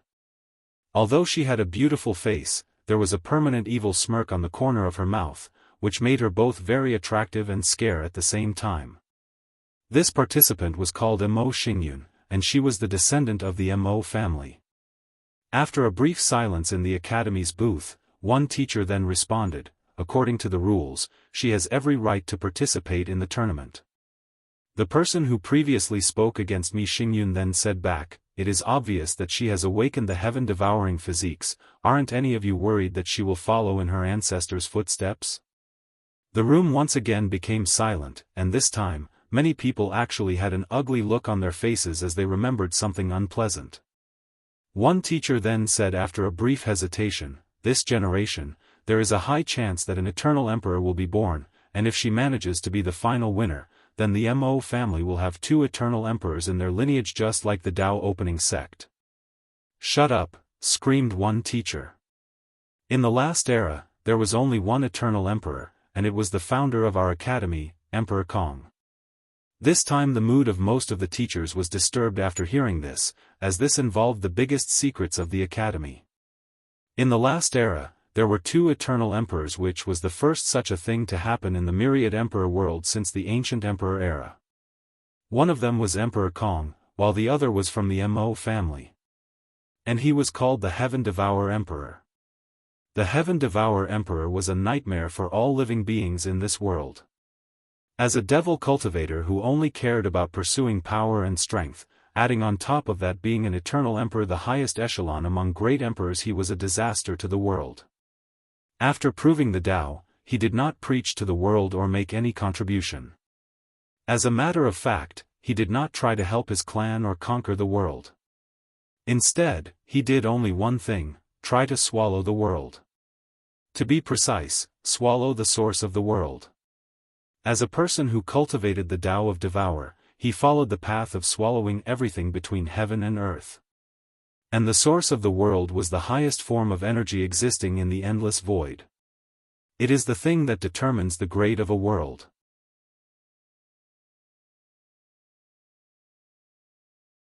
For example, after swallowing most of the world source of the myriad emperor world, the entire world entered the age of Tao End. This age took place between the Middle Emperor era and the New Emperor era. For more than 100 generations, a couple hundred million of years, there was no heaven will, hence to no immortality in this world. During that period of time, the highest level of cultivation that cultivators can reach was actually the supreme realm. And even then, that was extremely difficult, as only a few talented ones could do so. Since there was no heaven will, there was no great emperor. Since there was no great emperor, there was no immortal venerable or Tao ancestor. During that age of despair, many cultivators tried to find an alternate way to immortality, but they all failed. In the end, many of them were forced to leave for another world community in an attempt to fight for the heaven will battle there. However, no one ever returned even as a great emperor. Other people sealed themselves in blood stones in order to wake up in another generation when the heaven will appeared again. At that time, many people did not know whether the world would ever recover and whether the heaven will would appear again. As for the heaven devourer emperor, the only reason that he did not completely destroy the world was because of the intervention of heavenly Tao. At first, it used divine punishment thunder, but it was no use to a powerful eternal emperor. Then, both the human preservation array and the demon preservation array were activated by both heavenly Tao and all the sleeping immortal venerable and Tao ancestors. But it was also no use. Many other methods were used to no avail. In the end, heavenly Tao asked all the emperor lineages in the world permission to use their emperor formations and artifacts. By combining them together, heavenly Tao was able to exile the heaven-devouring emperor from the endless void. This guy was so powerful that he could only be exiled somewhere where he could not come back. Although most people did not know where he was exiled to, they were lucky that he never returned. As for the reason that the Emperor Enlightening Academy has such animosity against his descendants was because they suffered the most during that experience. For once, the Heaven Devourer Emperor was actually a member of the Academy despite being a member of the Mo family. Due to some complications, he was not appreciated by the family in his early years, so he joined the Academy in his early years. Although later on he was reconciled with the Mo family after becoming powerful, many people still believe that he was a member of the Academy. At one point, he was even considered a candidate to be the headmaster.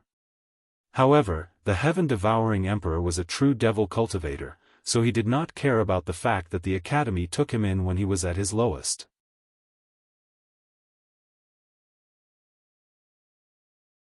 He knew that with his background, the chances of him becoming the headmaster was very slim.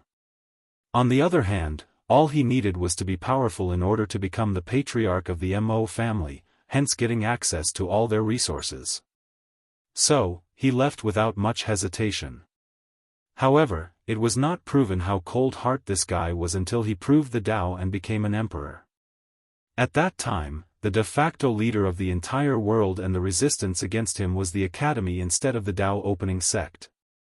At that time, the era was still called the Academy Enlightening Era, and there were many rumors that the Tao opening was cursed and would not produce any emperors ever again in their lifetimes.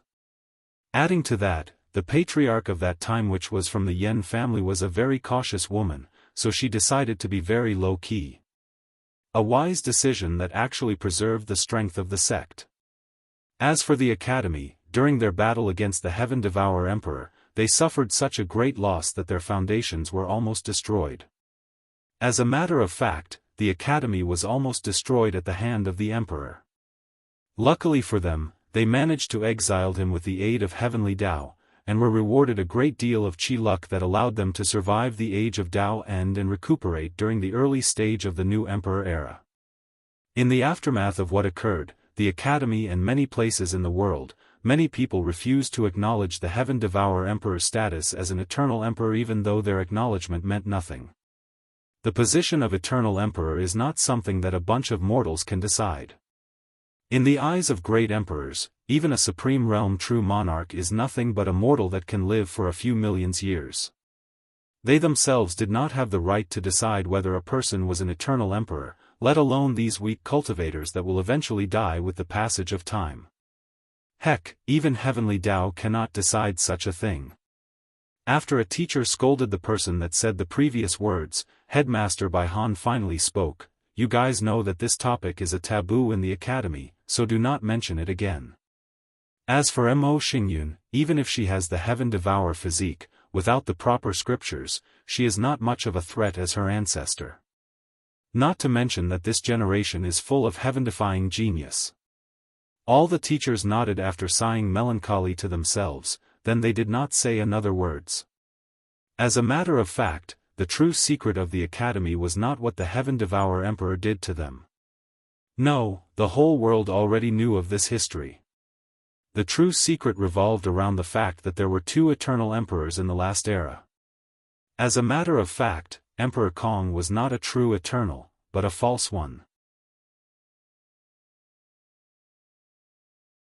The reason that he is considered a false eternal emperor was because he was so close to reaching that level, that echelon, but he did not succeed, at least not on his own.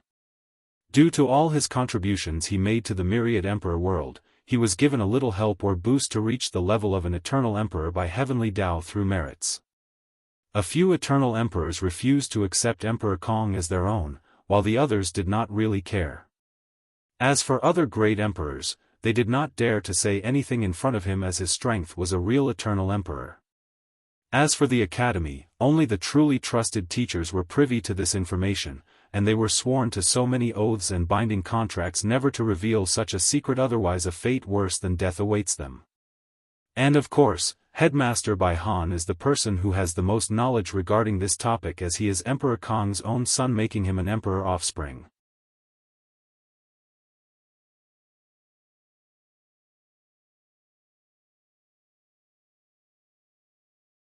Chapter 219. Headmaster Bai Han was born in the Middle Emperor era and his father was Emperor Kong. So, his real name is Kong Han and he witnessed the creation of the academy. However, all his life, he lived in the shadow of his father. Many people started comparing him with his father. No matter what he achieved, it was either not good enough, or people attributed it to the fact that he was Emperor Kong's son. So, his relationship with his father was not good to begin with. Nevertheless, it was still expected by everybody for Bai Han to be the next great emperor of the academy after his father washed away his karma for him. However, things escalated when his mother died, and his father did nothing to either prevent it or bring her back. To this day, Bai Han still remembers the indifferent look his father had on his face when he said to him, "You do not need to make a fuss about everything. She is not dead, but just entered samsara." Bai Han cursed at his father for being cruel and indifferent, before leaving home forever and never spoke to him ever again. He took his mother's last name and only returned to the academy once his father left. As a matter of fact, Emperor Kong was not being cold or indifferent. As a great emperor, he is a higher dimensional life form and sees things differently from mortal cultivators. All of them see death as the end of the road, while he sees it as another beginning. He could literally see his wife enter samsara, and he could even go see her new reincarnation if he wanted to. He could awaken her memories from her last life. At the same time, he also knew that without becoming a great emperor, Dao ancestor, or immortal venerable, she would never escape the shackles of constant reincarnation. As for the reason that Emperor Kong did not help his wife achieve the cultivation realm of the latter two, it was because she wanted to have another chance to become an emperor after reincarnation, so he arranged for her to be born in another heavenly world. Unfortunately, due to lack of communication, his son misunderstood him and ran away from home. After wandering around the world for many years, he returned to the Emperor Enlightening Academy as he felt that it was the home that his mother helped create. Bai Han desperately needed to become a great emperor in order to revive his mother. However, since he did not let his father wash away his karma, he could not compete in the next heaven-will battle. So, he sealed himself in bloodstone for countless years before he was awakening in the last generation. However, he could not get past the mental barrier that he was the son of Emperor Kong. So, he used a secret technique to have a woman carry him. He abandoned his body, his powerful bloodline, and his cultivation and turned into a baby. Essentially, he was reborn anew with all his memories.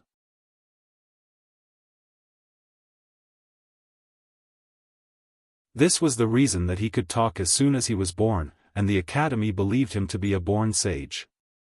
And Bai Han lived to these expectations.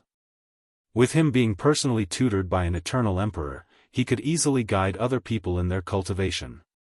With knowledge of ancient time and a vision from once being a supreme realm true monarchs, he rapidly grew among the ranks of the academy until he became the headmaster. Unfortunately for Bai Han, he was very unlucky. First, he met a heaven-defying genius like Wang Tian, and lost to him.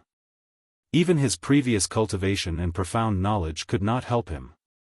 Then, he learned that not only would there not be a heaven-will in his generation, but even the supreme path was cut off in order to make way for the next generation. Bai Han spent many hours lamenting on how terrible and unfair heaven was to him. And he also often regretted not accepting his father's help and let him wash away his karma. By then, he should have already proven the Tao and resurrected his mother. After all that happened to him, Bai Han considered whether to seal himself again, but he did not want to.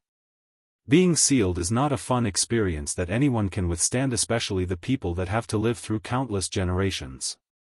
There are two types of seal, one for people who are about to die and want to lend their strength to their sect or faction one last time in the future. These people are completely sealed, and once they wake up, they know that they will not survive long.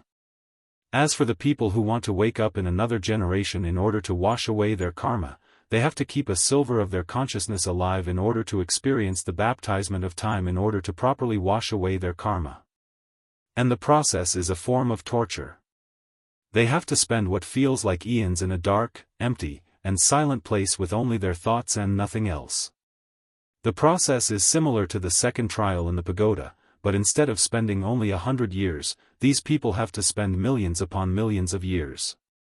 The majority of them go crazy in the process, some awake ahead of time and allow their lifespan to naturally and die. Only a few can actually wait till the process is over. Bai Han did not want to go through that process again.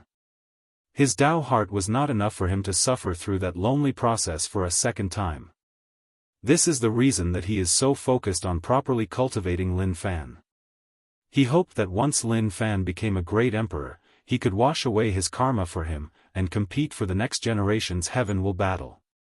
While the teachers of the academy were having their little disagreement, the elimination round of the tournament had already begun. Mo Xingyun was teleported to a random location inside the secret realm. Around her were a few slaughtered devil beasts lying on the floor. Although these beasts were dead, there was no blood or wound on them. They looked like dried mummies that were sucked dry of all their blood and internal organs. Well, that is exactly what happened to them. She looked in the distance while secretly thinking to herself, without the gluttony swallowing scripture, my heaven-devour physique will never reach the level of the ancestor. However, I have an advantage over him, and that is that I was born in a very prosperous era. All the top 10 heavenly physiques showed up all at once. The number of times this kind of thing happened in the history of the myriad emperor world can be counted in one hand, not to mention that even new physiques appear. If I can swallow all of them, then my power can reach a level even beyond my ancestor in his youth, prove the Tao and become an eternal emperor. However, these guys at the top are not so easy to mess with, so let's begin with the bottom 3 physiques. With the Mo family backing me, it should not be much of a problem if I swallow these guys from the lower realm, however the one from the worshipping Dao Academy might be a slight problem. TSK, when did I as a devil cultivator actually care about other sects' response? I'll just openly swallow these guys. They cannot blame me if they are so weak. Furthermore, as long as I have a spot in the top 30 of this tournament, I will be problem-free until the primordial spirit realm. After thinking about this, Mo Xingyun then rushed in a certain direction, tracking her prey. She will not give them the opportunity to rise in this tournament. Meanwhile, in another direction far from Mo Xingyun, a young cultivator from a holy land was slowly heading in one particular direction. If anyone were to observe him closely, they would find out that he had a numb look in his eyes. It was like he was a puppet being controlled by someone, like he had no will of his own. Inside this poor man's sea of consciousness, a vague shadow was suppressing his soul and controlling his body. The shadow looked in the direction that the body was headed as it muttered to itself, "I have finally found the owner of the Heaven Devourer physique. With her help, my plans can finally come to fruition. I have been waiting too long for this day."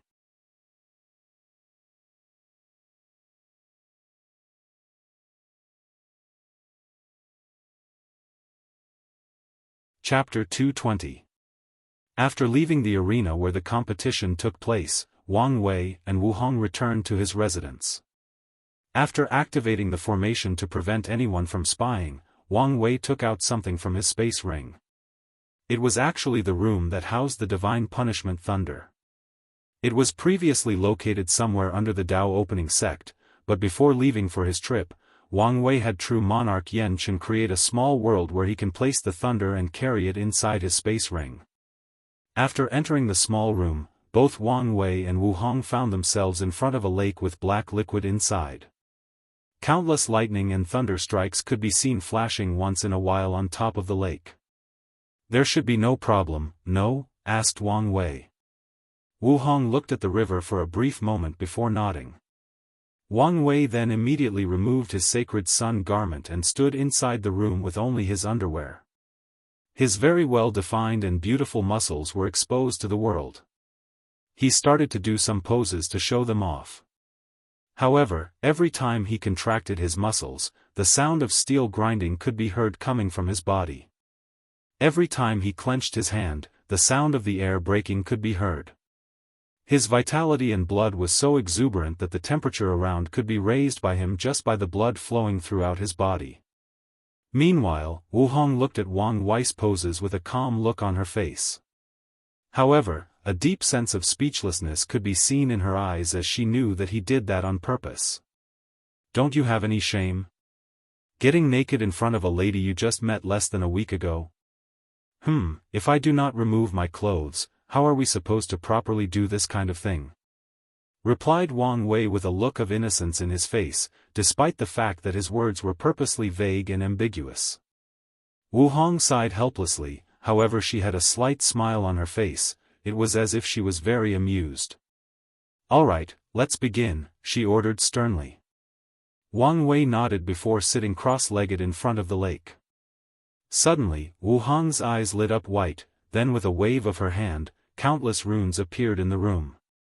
There were 4 of them and were circular in shape. Then, with a wave of her other hand, all the black water or divine punishment thunder in the lake floated into the air. The 4 runes surrounded the water in the shape of a box. Wu Hong clenched her white and smooth hand, then the black thunder started to condense and decrease in both size and volume. Meanwhile, Wang Wei was watching the entire process in awe. He did not feel any aura from Wu Hong, nor did he understand the meaning of these runes that she made. Forget understanding them, he did not even recognize them. It was then that Wang Wei realized how little does he truly know about the world, and how powerful his future girlfriend is. A few minutes later, the divine punishment thunder was turned into the size of a first surrounded by a sphere made of runes, and it was floating in the palm of Wu Hong. She then looked at Wang Wei. "Now, I will seal it on your spine, that way it becomes much harder to intervene with your internal organs." The power of this thunder will slowly release in order to temper your body, and you can determine the level of power that is released, but don't go overboard. And do not release that power in your internal organs until you properly tempered them. Wang Wei smiled before nodding. So, Wu Hong did what she said and sealed it inside his spine. As soon the little orb entered his body, Wang Wei groaned as he felt a mysterious power starting to ravage all of his bones. Soon after, his already tempered to great perfect bones started to crack. In just a few seconds, all 206 of his bones were cracked to the point of almost being destroyed. However, his regeneration ability kicked in and his bones were back to normal. Unfortunately for Wang Wei, this process did stop after only one time, but a few 100,000 times. In just a few hours, he experienced his bones being repeatedly cracked and repaired. The worst part was that the pain was even more severe when he used heavenly tribulation to temper his body. Half a day later, the process stopped as his bones were no longer cracking. However, Wang Wei had an ugly look on his face. The power he was using to temper his body was not even 1/1000th of the divine punishment thunder, yet it had such power. After taking a deep breath to calm himself down, he started the process again. This time it was his skin that went through that torture. So, he spent another half-day feeling the pain of his skin being ruptured and being repaired again and again. Meanwhile, Wu Hong was looking at all of this with a calm look on her face. She knew what it took to become a true powerhouse, so she did not help him, not even to remove his pain. She knew that if Wang Wei could not bear such little suffering, then his chances of becoming a great emperor would be close to zero. As for their relationship, unfortunately, without becoming a great emperor, she will have to witness him entering the cycle of samsara again and again until he finds a way to reach immortality. It is just like Wang Wei said during the True Dragon in meeting. As a future companion, he has to be able to pull his weight in the relationship, otherwise he would become a burden that Wu Hong has to carry by herself. Although Wu Hong would not mind such a thing, she knew that Wang Wei's pride would never allow him to become a burden to her. So, she did not try to appease him, as she knew that he did not need it. She knew that he had the will and spirit to do what it takes to reach the top, and accompany her along the way for eternity. If they want to establish a true companionship, then they have to have similar status, strength, and starting line.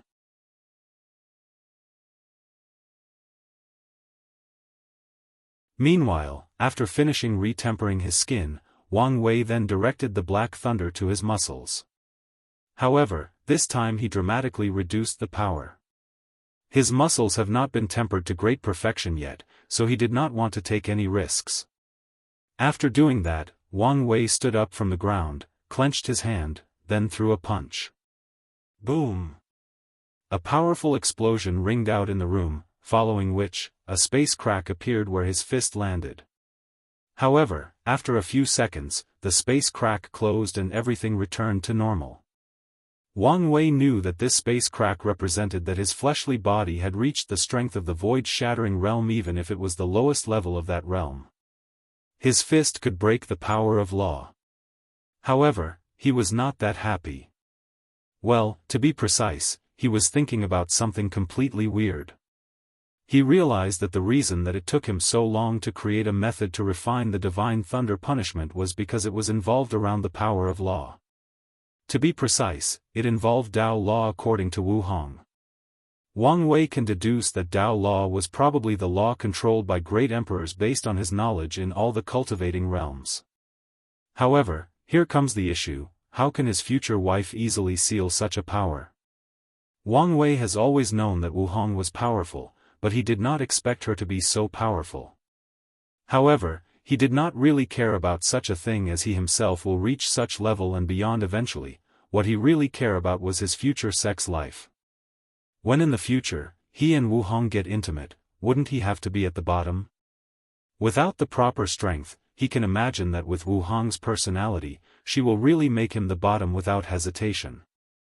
Well, as a modern person, he does not really care about this, but he still has his macho side and would like to be on top.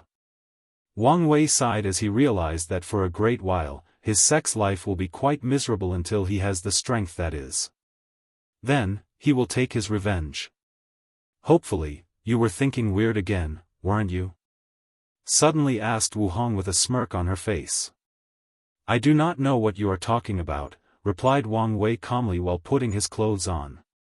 Wu Hong smiled before walking up to him. She then caressed his gray hair slowly before saying, Don't worry, I will take your ego into account and let you be on top once in a while. Wang Wei had a shocked look on his face as his eyes bulged and his mouth opened wide. He was genuinely shocked. Then, he backed away from her with vigilance. Can you read my mind? You do not have to worry about that, replied Wu Hong calmly. Wang Wei still had the vigilance on his face. Although he could accept her being more powerful than him, more knowledgeable and even have many secrets, but he will never accept if she could read his mind. Wu Hong noticed the vigilance in his eyes, but she did not mind as he knew him better than himself. You do not need to worry. With your soul, no one can read your mind without you even knowing, not even me. Wang Wei nodded as he realized that he may have been a little too sensitive. However, an idea suddenly appeared in his mind and he asked, Do you know about my soul? About paragons? Wu Hong pondered for a brief moment before responding, Well.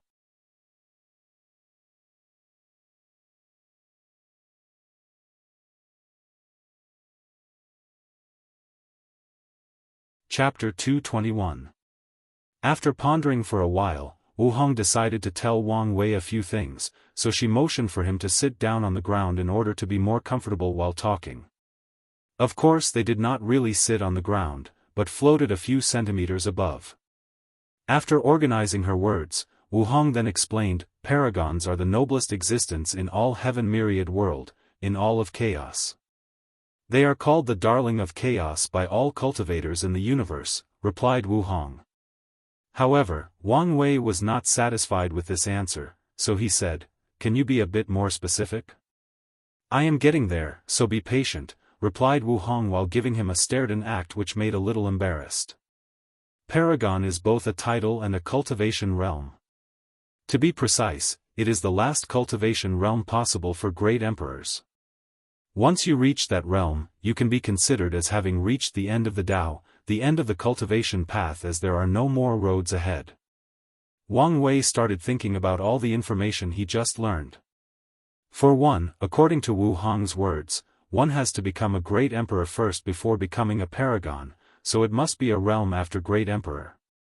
However, it seems that paragons are not that simple given a title like Darling of Chaos. Now, the question that Wang Wei is wondering is how could his soul be so powerful? Could it be because of all the blue lights that he absorbed after being swallowed by the space crack back on Earth? After reining in his thoughts, Wang Wei then asked, If I have a paragon soul like you said, shouldn't I be more awesome? For example, I should be able to easily comprehend the Tao laws in the divine punishment thunder, or I should be completely unaffected by things like illusion, spiritual guidance, etc., but I am not. Wu Hong looked at Wang Wei with a speechless look on her face. This guy's narcissistic nature can sometimes pop up out of nowhere. For one, that is because your soul only has the quality of paragon, but not the quantity. Second, most paragons have been baptized by the power of Tao law, but your case is very rare where your soul quality reached their level without any Tao law. You do not even have the power of ordinary law. More importantly, you do not know how to properly use the power of your soul. Of course, the truly most important reason is the fact that someone actually sealed the power of your paragon soul, but I cannot tell you about that, secretly thought Wu Hong to herself with a calm and peaceful look on her face. Meanwhile, Wang Wei felt that something was wrong, but he could not wrap his head around what it was, so he placed his worries in the back of his mind. Could you teach me how to use the power of my soul? He asked with a look of expectation in his face. Unfortunately, I cannot, replied Wu Hong still with the stoic look on her face. Why not? It's for your own good.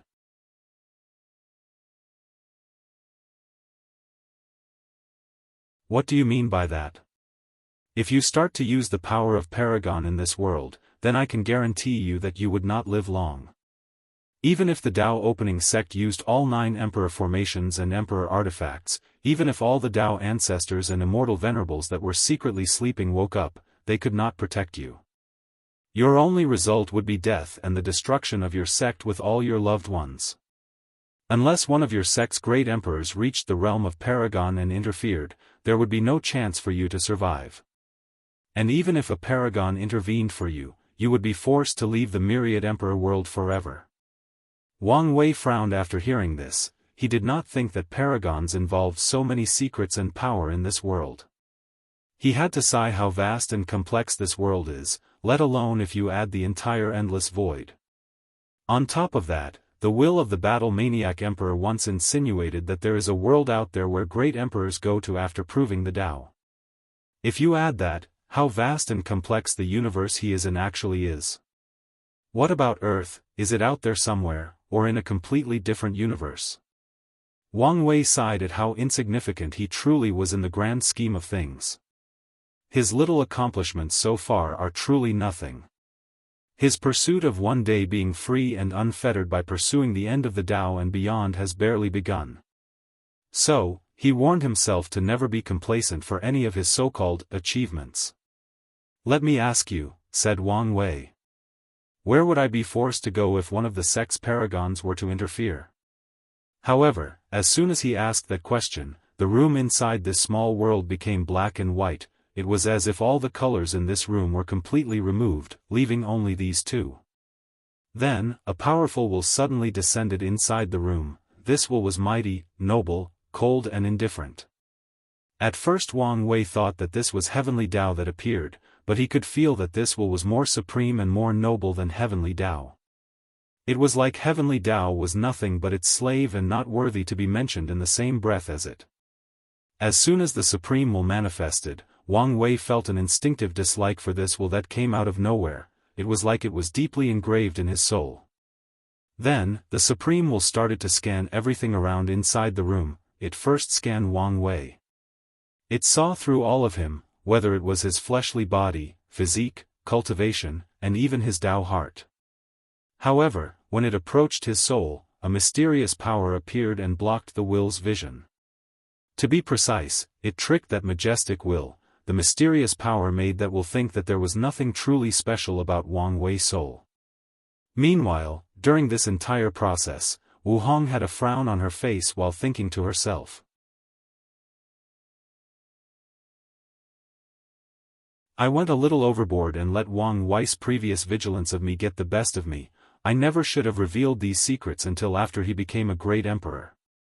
Now, even great Tao showed up. After the Supreme Will finished scanning Wang Wei, it looked in the direction of Wu Hong. It seemed it also wanted to scan her. However, she just raised her hand and said out loud, "I promise I won't say anything again." The Supreme Will paused for a few seconds, then it disappeared as if it never was here. No one in the entire world besides those two noticed its existence.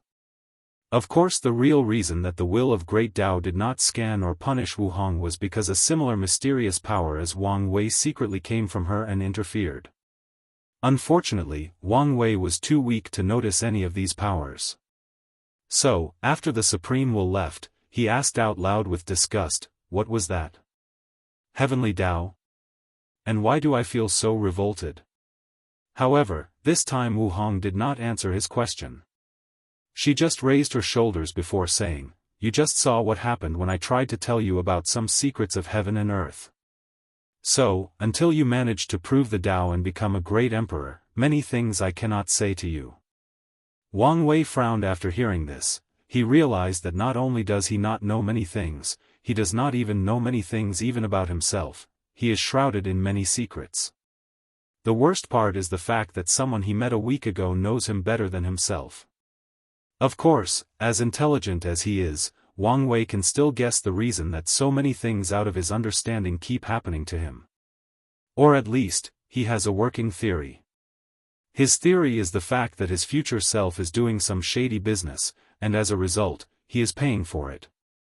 Or to be precise, his future self is playing chess with another supreme being, and even time and space is nothing but a game for those two. Although this sounds far-fetched, Wang Wei does not think so. In this cultivating world, it is not too far-fetched to control the power of time. Not to mention that there is even a scientific theory back on Earth that mentions such a thing. It is called retrocausal quantum theory, which basically states that present you can affect past you, and future you can also affect present you. Although this was a simplified explanation of such a complex theory, the whole notion of this idea relied on the principle that time is not linear, that all of time is happening simultaneously. So, Wang Wei does not believe that his theory is so far-fetched, as it can explain a lot of weird phenomena occurring around him. For example, why he went through 2 heart demon tribulations without even reaching the primordial spirit realm. It can also explain his powerful intuition and how he got such a talent.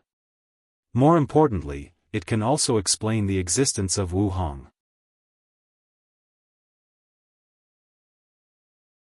Why he was so easily attracted to her, why she knows him so well despite having met for the first time in the past week. More importantly, it can explain why she knows so many secrets. Obviously she might be one of the players in that game that his future self is playing, and she is here for a reason. Of course, Wang Wei knew that he could also be wrong, so he did not place all his cards on that theory and is open to another or better explanation. After taking a deep breath to calm himself down, he asked Wu Hong, "Is there anything else that you could tell me without getting into trouble?" After pondering for a while, she nodded. "Your paragon soul will make it virtually impossible for you to enter the primordial spirit realm."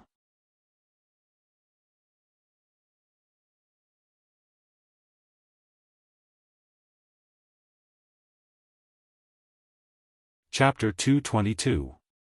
After hearing this information, Wang Wei had a frown on his face as he pondered.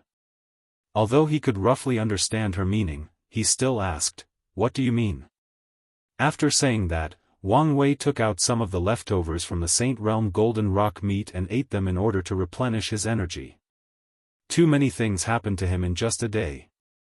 Of course he also set a plate for Wu Hong, however she did not seem that hungry. "What do you know about breaking through the primordial spirit realm?" asked Wu Hong instead of answering directly. "Well, to put it simply, after a cultivator uses their good fortune flame to refine a divine body for them that can withstand the power of law, they enter the divine body realm. Then, they have to use the same good fortune flame to refine their soul into a primordial spirit which is necessary to be able to wield the power of law." After saying that, Wang Wei stopped with a deep frown on his face. He was thinking deeply this time. It took him a while to wake up. "So you have already figured it out?" asked Wu Hong. "With how powerful your paragon soul is, it is impossible for your good fortune flame to actually refine it into a primordial spirit unless you abandon the paragon quality soul." Of course Wang Wei would never do such a thing, even if this paragon soul is nothing but a pain in his arse so far. He knew that he would benefit from it greatly in the future as long as he can get through the troubles it brings. After thinking for a brief moment, Wang Wei waved his hand, then his good fortune flame appeared in the palm of his hand. "My good fortune flame is different from the normal one, are you sure it will not be enough?" he asked. Even the best of good fortune flame has only 12 colors, but he had an extra color, signifying his transcendence. After looking at the 13-colored good fortune flame, Wu Hong stared at it for a while before muttering, 9 is the extreme, and 12 is perfection. 13 is detachment. Wang Wei had heard of this saying before, but not the last part of it. He wanted to ask what detachment was, but he learned from his mistake and decided to shut his mouth. He was already under a lot of psychological pressure from all the things he learned in one day, so he did not need any more. Plus, he knew that Wu Hong would not answer him this time. "So, does my good fortune flame make it possible for me to break through the primordial spirit realm?" asked Wang Wei. "Well," replied Wu Hong after waking up from her momentary daze. "It only increases your chances, but that's all. On its own, it is still impossible for you to make a breakthrough." "Well, what should I do now?" "Any idea?" asked Wang Wei. "Unfortunately, no," replied Wu Hong. "Plus, you do not need my help. I am sure that during our conversation, you have thought of a few methods to solve the problem. She had a bright smile on her face when she said that.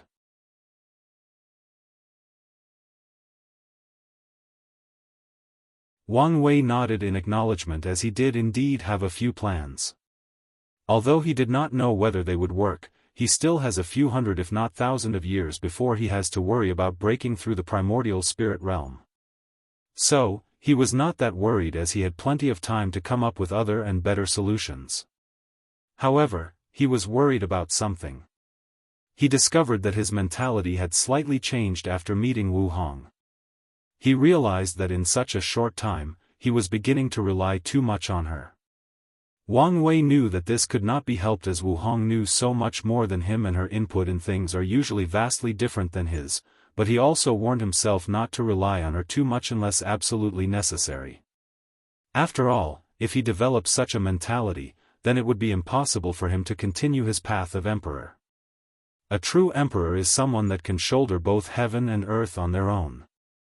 Although they can receive help from other people, they should never rely too heavily on someone else. They should never become a crutch. After figuring out these things, Wang Wei felt that his state of mind had sublimated a little bit. He felt that many of the things that happened to him in the past few days were not as much of a big deal as he thought. All he needs to do is take everything in stride. No matter the situation, all he has to do is remain calm, then think of a plan that either benefits him or further his agenda. After his little epiphany, Wang Wei took a deep breath to calm himself down. Meanwhile, Wu Hong had a slight smile on her face. She noticed the slight dependence that Wang Wei was developing towards her. The reason that she did not say anything was because she believed that he would also notice it, solve the problem by himself. People with Dao heart as powerful as young emperors are usually very in tune with not only their emotions, but also their state of mind. They can easily notice when something is wrong with them, analyze the reason for the change or problem, then fix it themselves. After calming himself down, Wang Wei decided to change the topic and talked about something else. Can you tell me about Empress Wu? This should not be some big secrets, right? Asked Wang Wei. No, it is not. What do you want to know? Replied Wu Hong. Mostly about her rise, and why she suddenly disappeared. Wu Hong nodded her head, then took a brief moment to organize her thoughts. Why don't you tell me what you know about the Devil Era? In general, she asked. Well, after the absolute beginning emperor ended the Incense Era, the world went through a brief period of peace and prosperity. At least for Taoism and the Tai Profound Gate. Then, all the cultivators in the myriad emperor world learned about the horror of the endless void. Another powerful heaven-will world named the Nine Devil God world suddenly invaded our own.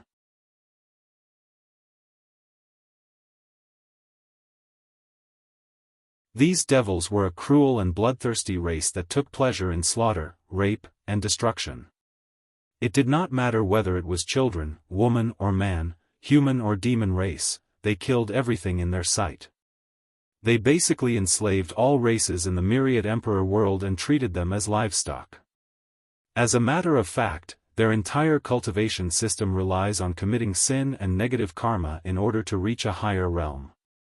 So, the more terrible things they did, the stronger they became. These people then committed the worst and most unimaginable crime or sins possible. The worst thing was the fact that this world actually had 9 great emperors at once called the Devil Gods. Although the Human Preservation Array prevented these demon gods from entering our world, it did not change much. The cultivators of the myriad emperor world were still not a match for all the other devil races that managed to enter. Adding to that, these devils seemed to have a method that allowed them to compete for the heaven will without an identity token. So for an entire era, the majority of great emperors cultivated in our world were actually from the devil race. The situation was actually similar to back in the Incense Era with Buddhism. At least this was the current theory, as not much information is left about Buddhism from that era. Of course, not all the great emperors were from the 9 devil god world. Some genius in our world managed to defy the odds and prove the Tao. Unfortunately, they were immediately besieged by the 9 devil gods and either killed, sealed, or exiled. Then there was a great emperor from the sword-casting villa that managed to kill 2 of the 9 demon gods. Then he negotiated a temporary peace with the others, which brought time for our world to recuperate. However, it was then that we learned that the heaven will of the 9 devil god world was actually a position. After one of the devil races acquire the heaven will, they will become a devil god and serve the world for a period of time. After their services are finished, they can leave with the heaven will and become a true great emperor. And one way that these devil gods figured out to reduce their long sentences in that position was to actually invade other worlds, then sacrifice either the entire world or the heaven will of that world to the heavenly Tao of their own world. Then they can be free. The devil era lasted quite some time until Empress Wu appeared and ended it. That's the general summary of that time. You're tuning in to the Unparalleled SwordWill YouTube channel. Don't forget to subscribe and join us on this journey to catch the most captivating stories.